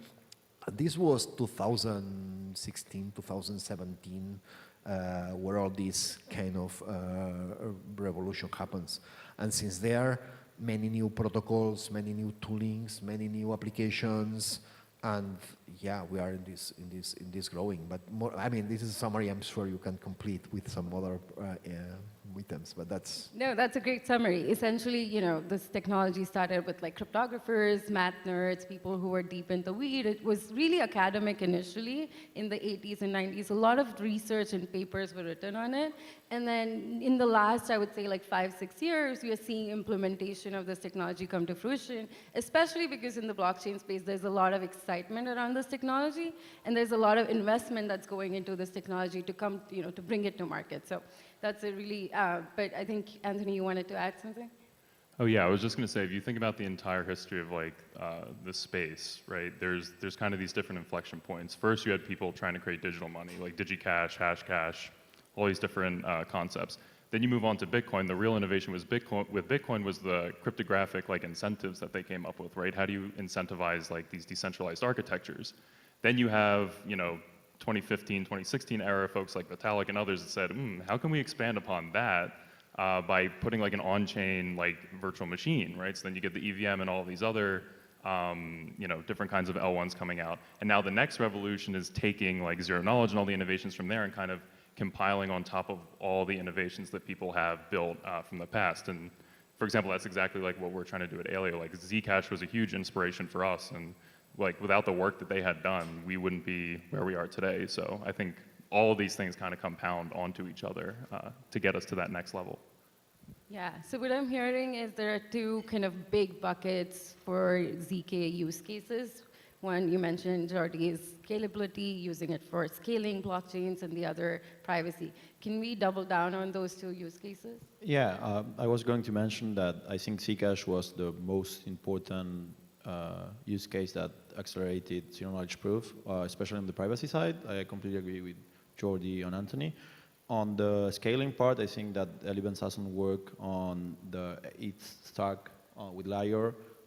They got a grant from the Ethereum Foundation, and they showed that you could scale blockchains using stacks or a proving system.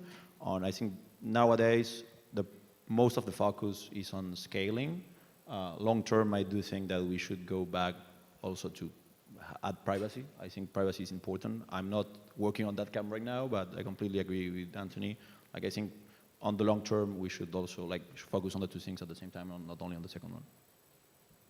Yeah, can we talk about some applications on both fronts, both on scalability and privacy? Like, can we make it more real for the audience?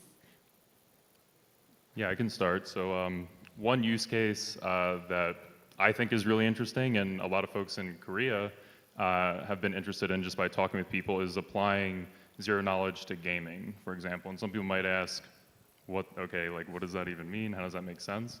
If we're looking at it from a privacy perspective, the way you can think about it is, well, the first thing you have to say is, do I want to decentralize a game?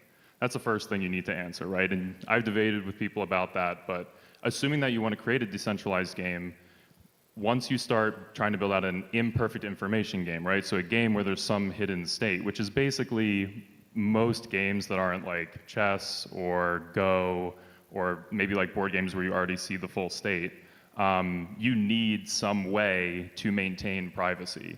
And there's different methods to do that, right? Like ZK is not the only option, but I personally think it's one of the better options currently. Maybe that could change in the future, we'll see. But some of the other ways you could do that is through like fully homomorphic encryption. You could try to do that through like commit and reveal schemes. You could try to do that through like trusted execution environments, right? But they all have different trade-offs that you have to assess. And so on the gaming side, for people that want to create these decentralized games, ZK is a really great tool to enable imperfect information. And I guess I'll just give a very easy example. Think like a card game like poker, right? Everybody has to reveal their hands at the end of a round to see who won, right? And how do you do that? Well, you place them out, everybody sees, and then we pick the winner. But imagine if we could prove who the winner was, but nobody actually had to reveal their hand, right? That changes the entire mental state of how you would play poker, because it's like, was Anthony bluffing when he won that round? Like, did he have a royal flush? What was his hand, right? And that gives you less information about what's left in the deck. So not only, does it enable those imperfect information games, but it can change the entire dynamics of it too, depending on how you apply it. So I think that's one cool application. Yeah, I have two comments on that. On the privacy side of things, I think also casinos are very important. During the pandemic, there were some lawsuits related to influencers using web pages that they created to create a casino, and they lied to their viewers. So with privacy tools on smart contracts that support privacy, you could create actually casinos where you could show that you need some randomness from the outside, but you can show that the casino is not lying to you and it's not showing the hands that you're playing. On the scaling part, I have a very concrete use case in the next few weeks, actually in 2 weeks more or less. Starknet will have at least 100 TPS, so it's one of the first L2s that will be scaling very fastly Ethereum. The last use case I wanted to mention on the scale, well, I don't know if it's scaling actually. Yes, it is. So it's CKML or validity proofs with ML. Yeah, you can show that you inferred something and the inference wasn't lied or you didn't cheat. With ChatGPT, I think there's going to be a lot of bias and people trying to hack the system on adding, changing the output and trying to show, this is not biased, and it will be biased. So with these tools, you will be able to show that the system is doing what it needs to do. I can add one that's fresh in my mind. Yesterday, I saw a demo from a Korean development team who implemented a private voting stack on Mina. So the problem is that the voting is centralized, vote counting is centralized. The votes are known to the vote counter, I guess. So this app straight from KakaoTalk, where the vote took place, in zero knowledge, executed a vote privately, so maintaining the privacy of the user, maintaining the privacy of the way they voted, but verifiably did the vote count and output the results. So that was kind of cool for things like public polls or surveys, or even applied to crypto, like DAO voting and things like this. So yeah, that was a really nice real life use case. Love that. And then identity is a big one, Jordi. I want to hear from you how ZK can be used in the identity space. Yeah, definitively. The way to think about identity, or if you want self-sovereign identity, I mean, identity that you create yourself. But so imagine that the identity, the way that I see it, we have users, which is public-private key, way to see it easy. We have claims or attestations, so you are saying something about something else. So we have a database of claims.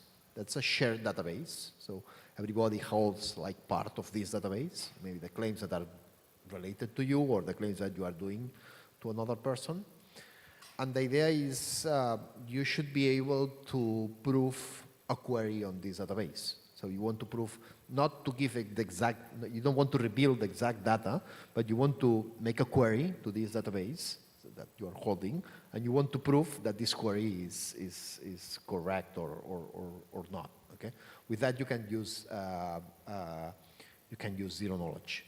This allows you to prove things without having to reveal that information. I mean, you can prove that you are an engineer without having to show in which school you did that, or you can prove that you are 18 years old without having to prove at exactly what age, or you can prove that you have enough conditions. You have enough conditions to get an insurance without revealing all the medical information. Or even more, you can prove that you pay your taxes without revealing how much taxes you pay it. Okay, and this, for example, with Zcash, things that, I mean, these are more futuristic, but these are things that you can really do. At the end, the ZK solve in the right way one thing that until now is a balance. In the world, we have a kind of two forces. That is, in one side, we have like the security. We want, we want to fight against terrorism. We want to fight against bad things, okay? And this goes against with the privacy of the private individuals and the right to be private in there. And we have always this tension between the two things. I mean, it's like governments is trying to get more information, okay, and be less private, and the other side is, okay, we have this right of being privacy and to getting the privacy, but this sometimes goes against having some security in there. The zero knowledge technology allows you to have both things without having to sacrifice part of that. I mean, you can prove that you are doing the things, that you are passing an AML, that you are passing the KYC, but without having to reveal that information. And this is very, very, very important. This is a revolution for the humans. I would expect, for example, from the privacy laws, like in Europe we have the GDPR, but I mean, there are other rules like that. I'm sure that at some point they will enforce to use zero knowledge to guarantee the privacy of the individuals at the same time that they guarantee the security of the society itself. Yeah, I think that's a really important point, especially when we're talking about like using ZK for privacy applications. Like the regulatory landscape is definitely going to be something that needs to be considered. And that's something like at Alio we're constantly thinking about and how we grapple with that. And more broadly speaking, I think a good way to do that is like enabling some kind of system that's maybe private by default. Like that's something we're trying to work through, where basically if you deploy some program, right, you as an application developer have the option to decide, okay, what's private, what's public, based on whatever those regulations are going to be.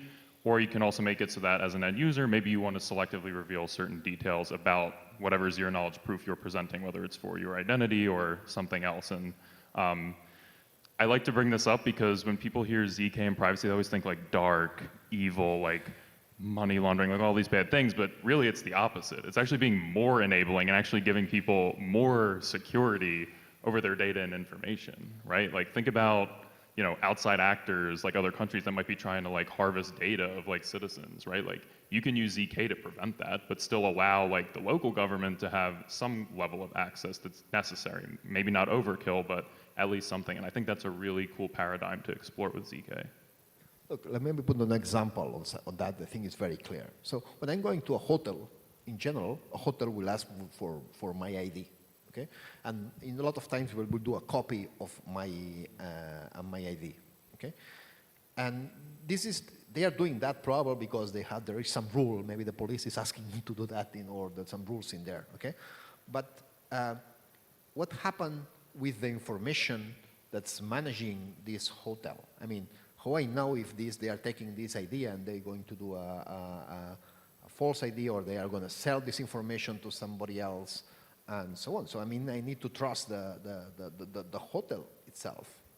So these systems allows you to give the police the right way. That I mean, that if there is somebody that's wrong, or at some point there is a way to find that person, because you are proving whatever, that this information maybe is encrypted with some law enforcement key or whatever, but you don't need to reveal to the hotel itself that I am there. And this is an advance for society. So this is important. So this is not like, so it's not that with privacy, we are defending privacy and we are giving up the security. It's the opposite. We keep security, we even increase the security, and at the same time, we guarantee the privacy of the individuals. That's very powerful. And I think, to your point, if you're giving all of that information to one central entity, those become honeypots for attacks and for security hacks, and you're giving up all of that information. How many leaks happen every day? Yeah. Basically, every app on our phone is like one giant hotel, like with the same analogy, And I think we want to try and get to a place where, like, as a user, I only reveal what I'm comfortable revealing for the requirement of the application I want to use, right? It's like the minimum viable like information. Yeah, that's actually part of the reason I got into the ZK space. When I was a sophomore in college, I filed my taxes for the first time because I had a real job. And I went to apply for an apartment, and they were like, it was on Zillow actually, and they have on the website a way to do like KYC, AML, and verify your identity, and I kept failing. I was answering all the questions correctly. And then later I found out that there was a massive data breach with like TransUnion, which is one of the three, it's like Equifax, TransUnion, and Experian, one of the 3 credit bureaus in the US. I had to file with them when I filed my taxes. I didn't have a choice. And literally my identity was corrupted. And I mean, that was kind of like the waking point for me. Yeah, it was real for me when I bought a house in the US, and the amount of information, like private financial information that I had to share. Like my banker literally knows every single detail about me, which is so uncomfortable. And to your point, I think we can reveal selectively certain information, or we can meet conditional requirements without having to give all of this data. Were you going to add something? Yeah, and I was going to say as well that like institutions and like corporations and things like this will be more comfortable like using decentralized architecture when they have privacy themselves, right? Because they have their own business logic. They have their own financial information. And, I mean, if it's a small-time single-person user, they might not care that much. But the only way for like institutions to actually use blockchain is that there's some degree of privacy there. I wanted to add 2 things regarding use cases. I think that healthcare wasn't mentioned, but it's very similar to the hotel thing, but in an even worse case, because in many countries there's no law to block the hospital for selling the data. And also, if you go to one hospital and then you want to go to the other one, there's no like system to do that, and like literally doctors send the files via WhatsApp or things like that. On the second thing, I completely agree with Jordi and Anthony again on the security versus like, sometimes the government, and I think that's a wrong dilemma. In the 90s, we already had that, like with the crypto wars, the cryptography wars, like they trying to ban encryption.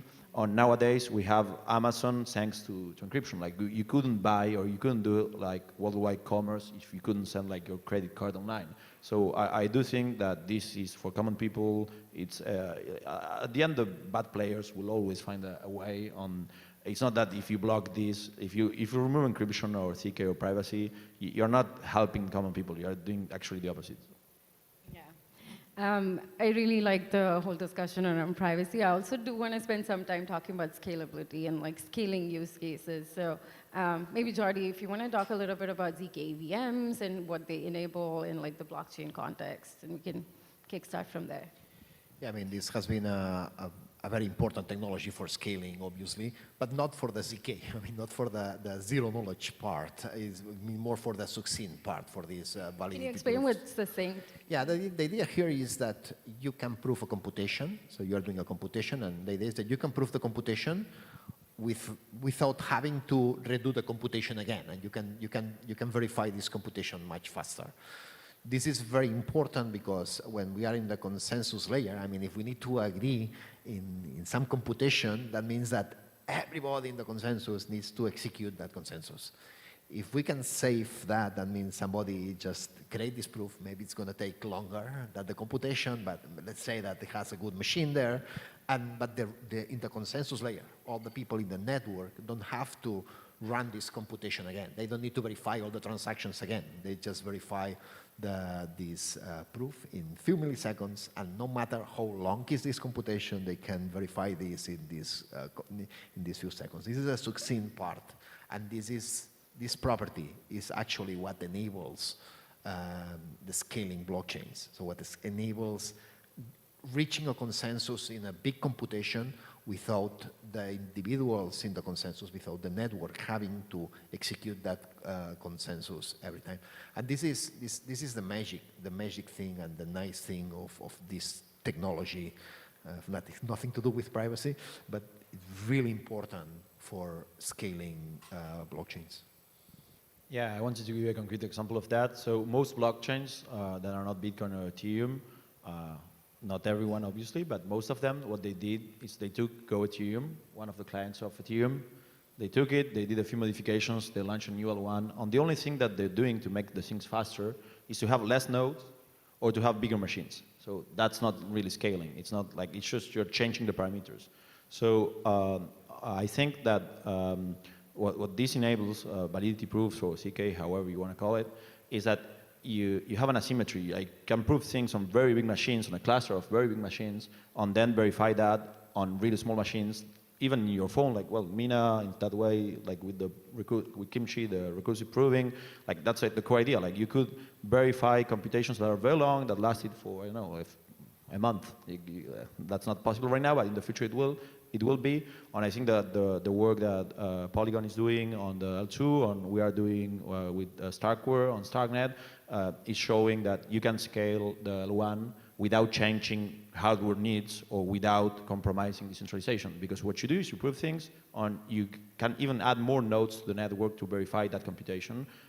As I said before, in only a matter of weeks, probably in the next 2 weeks, we'll have already on testnet, and afterwards on the mainnet, an L2 that is already scaling with more than 100 TPS. And Brian, I want to hear some interoperability use cases that you were referring to earlier that ZK enable. Yeah, so I mean, sometimes I think the technology is applied to the most urgent needs first, right? So like scaling, interoperability, and maybe then privacy. But interoperability, we've seen that there were some pretty dramatic failures in the interoperability system over the last few years. And there are a bunch of teams now working to use ZK to create a state proof of the state of chain A, serve that to chain B where it gets verified as being A, A correct state, and B the latest and strongest state from the other chain. And anybody can do this upload, and it executes as per a smart contract. So now sometimes it's not even it doesn't even sound like a bridge. It sounds like some roll-up type thing. But yeah, I'm super bullish on this type of interoperability because as proving times get faster and proof markets are created, there's just going to be so many incentives to create proofs all the time, and there's probably going to be, it's probably going to have this just web of interoperable layers for crypto that's really trustless. So it's quite exciting. And Mina's particularly good at that because we already have a succinct state proof of our chain. So yeah, we're working under a grant from the Ethereum Foundation, and we're hoping to have something in production this year. Yeah, especially if you think about the future of crypto technology, and you think there would be multiple chains. I think these chains need to connect and talk to each other in a trustless manner, and I think that's where ZK technology can be really viable. I guess I'm curious what's missing. This vision for ZK is really broad. This technology can be used for so many different things, from scaling, privacy, interoperability, use cases across gaming. I think what needs to happen for us to get there to mass adoption, to applications that everyday user can use? Speed and tooling. Actually, the other day I saw a post by, I think it was the co-founder of Mina, Brandon, on CK Security. They were saying you should be able to read the constraints, these systems generate mathematical constraints, and it's very difficult. Actually, they also mentioned Leo on the blog post. It's very difficult once you run the thing to debug it. It's like you're generating a new IESA, I think it's in English. You're creating a new architecture, so it's very difficult to go into the details of the VM, or in the case of circuits, it's very difficult to understand it. So for developers to find bugs, it's very costly in terms of time. And in terms of performance, there's every few weeks a new proving system, or supernova, hypernova, on where we don't have many more. Yeah, we don't have many more names to all the proving. All celestial bodies. Yeah, exactly. So that's good though, because there's a lot of competition, same competition between researchers or engineers to make things faster. So I think that on tooling, like, because right now many of the users, well, now with the CK EVMs also, you won't need that, or with Snarky JS, but beforehand you had to like almost write the equations to prove them. That's actually how Cairo was designed, created. The developers of Starknet were like writing constraints by hand, and they created the language to not to do that. So I think that needs to improve, and it needs to be fast. When it's going to be fast, it's going to be like the internet in the 90s. Once you had internet cables around the world, then developers found a way of creating a lot of the applications we use nowadays. So when this gets fast, it's on cheap, on proving times are faster, everybody will use this in a lot of ways. Yeah, I agree with what Federico said. Specifically, a lot of folks I've talked to, like the tooling and infrastructure is probably like one of the biggest things. You know, one way I've tried to improve, or at Alio and through my job that I've tried to improve that experience, is building like a static analyzer for our programming language, right? That way, people who are coming into the ecosystem who, you know, may have a difficult time like actually figuring out where those bugs exist can have some assistance there, right? So it's all about just like creating this more fluid and easy, you know, to understand like developer experience when you're trying to engage and build these kinds of projects. So I would say that that's like a really big one I've seen. Yeah, I cannot agree more. I can talk about my experience. I mean, when I started learning about the ZK, I could summarize my time building tooling. I mean, I started building Circom because, I mean, it's like, I promise you that I was trying just to build real applications. I'm an engineer. I want to build things that works, okay? But then it's like you start using it and say, okay, how I do that? And then you need to learn very complex libraries.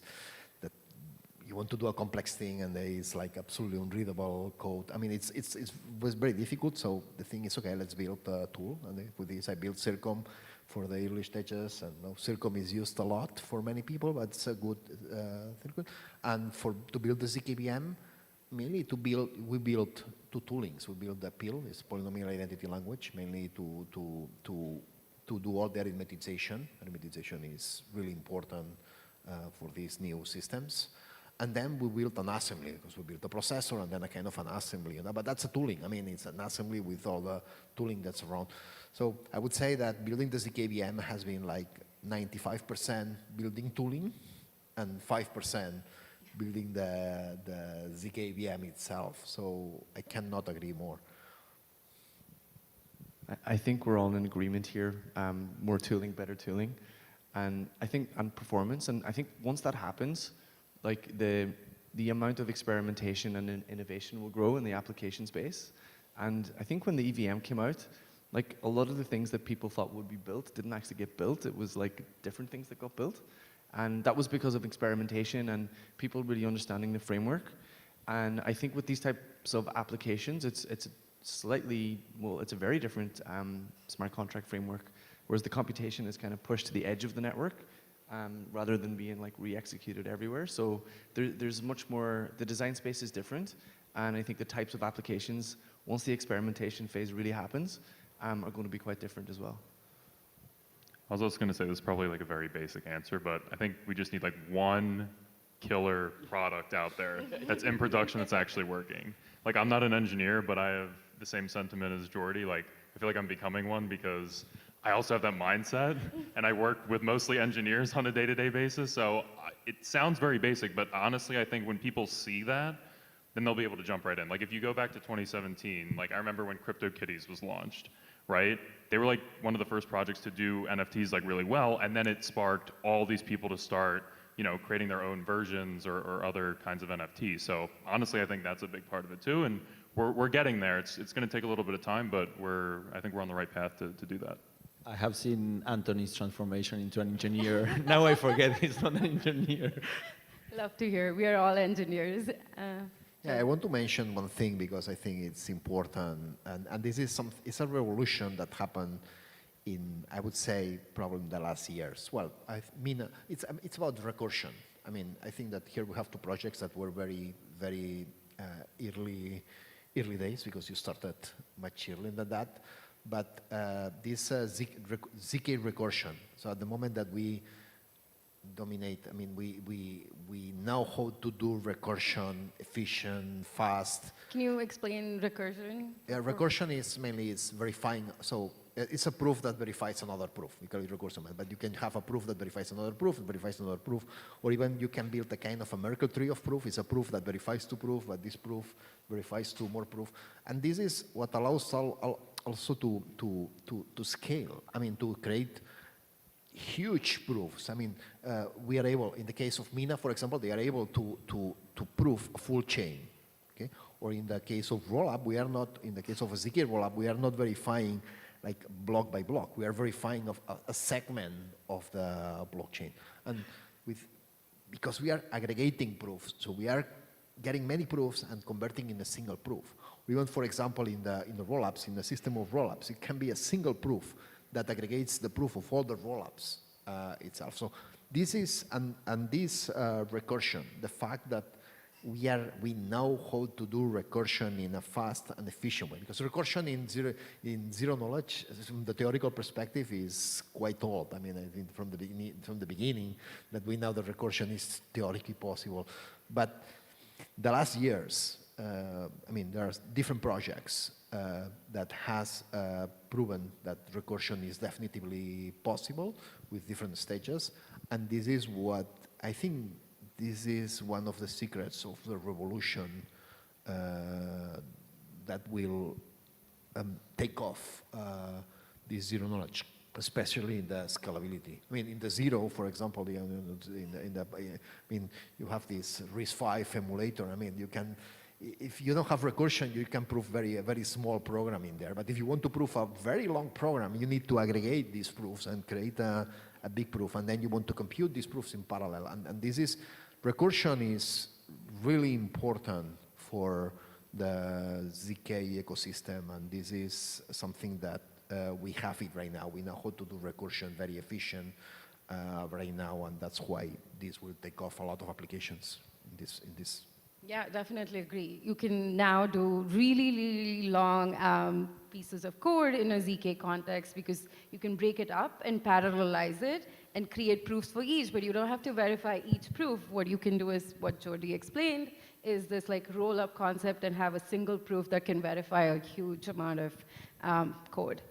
Did you want to add, Brian? Yeah, like the application then is then a roll-up, right? Because it's all recursively proving each other. I think a good way to understand recursion in the application is like a game. So, you know, player A takes a turn, proof is generated, state is update, the player B takes a turn, using the proof of the previous state and the turn, and like this goes on and on and on and on and on. And at the end, it's like you just have one proof of the whole state of the game, at you know, constant size that doesn't have to go and get like executed around the whole blockchain, right? Yeah, actually, one use case is related to the one you mentioned before about storage proofs. We're helping a team, for example, prove that users read something from the blockchain or wrote something to the blockchain, and you cannot like upload a proof every time something like that happens. You need to batch many people doing something, creating the proofs, and then recursively doing that with all the users. So yeah, like without recursion, I think many of these proof systems wouldn't work. Actually, for example, Stark's, the proof system used by actually RISC-V, as many other teams, the proofs are very big in comparison to Stark's. Like they're 1,000 times bigger, but if you recruit many proofs, you don't care because you upload one proof that has checked all the other proofs. So yeah, recursion is crucial. Yeah, essentially, you know, we are, like I mentioned at the beginning of the panel, we are at this like innovation trigger, peak of inflated expectation. The technology is moving really fast. There's a lot of technical breakthroughs, recursion, folding schemes coming to light. So there's a lot of research, there's a lot of work that's going behind the scene to make this technology more performant, more easy to use. And then once that technology reaches a stage of maturity, there's also tooling that's required for developers to be able to, you don't have to go behind the the scenes and like learn the cryptography and understand and have to build the tooling every time you build an application. And so we'll have this like tooling layers built in. And education is a big component. I think people like right now get scared when they are told, oh, can you use ZK in your application? They're like, oh, I don't really understand it. And so, how do we convey the utility of ZK? How do we educate more developers and users the possibilities that ZK bring into our crypto world and even non-crypto world? There's a lot of applications that are possible outside of crypto space. And then once we have education, we need products. We need applications that everyone can use and start realizing like just the benefits of ZK technology. And hopefully we'll reach mass adoption in that journey. Any final takeaways from the panel?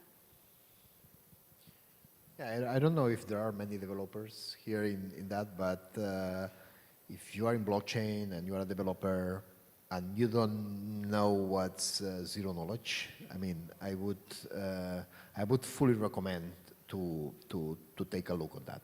I mean, probably I would recommend to go to Snark.js and do the tutorial there. In 1 hour, you will build a circuit, but you will understand the basic idea, because at the end it's not that difficult. It's just, again, it's just proving a computation, okay? And you understand this concept, you understand this idea, you see the applications there are, and I'm sure you will find out some applications that you can build using zero knowledge. I only wanted to say that for me, or for us, zero knowledge is going to be even bigger than blockchains from my point of view. I might be wrong, I don't know, but I feel that this is going to invade every product that we use. ZK is the first use case. And actually, again, Risk Hero, I think it's one of the projects that, for me, it's really interesting. I don't work for them, but I have huge respect for the team because I think they have a different approach.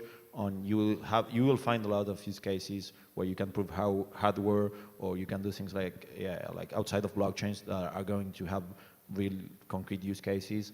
I also wanted to add that this ZK development that we got thanks to blockchains helped a lot FAG on FPC that are going to also be huge from my point of view. So cryptography on distributed systems are going to take the world.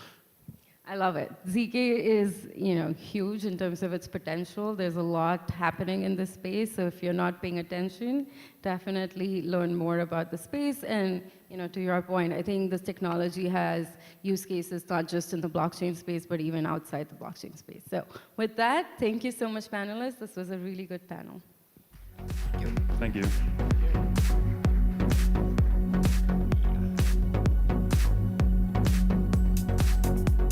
Thank you so much to our stellar panelists. We want to thank everyone from the speakers to the sponsors to, of course, all of you attendees today for joining us in creating a very successful first day of BUIDL Asia. 오늘 와주신 스피커분들, 스폰서분들, 그리고 참석해주신 모든 분들 너무 감사합니다. 성공적인 BUIDL 아시아 첫날을 이룰 수 있어서 되게 감사하고요. 내일 두 번째 날이자 마지막 날은 10시부터 시작합니다. 10시에 이더 서울 해커톤에서 우승한 세 팀이 참여를 해서 프레젠테이션을 할 예정이거든요. 모르셨다면 지난 주말에 이드 서울이 아주 성황리에 마무리되었는데 수준 높은 팀들이었으니까 한번 오셔서 어떤 작품들이 탄생했는지 봐주시고요. Tomorrow, day 2 will begin at 10 a.m. 3 winners from the East Seoul hackathon from last weekend will be joining us to present on their winning projects. So if you didn't know, over 200 hackers joined us at East Seoul, and they have very impressive high quality projects that won. So do come and check it out. It starts at 10 a.m. From 9:30 there will be coffee and pastry, so you can already have a light breakfast and get the day started. Thank you everyone and enjoy the rest of your night. Bye.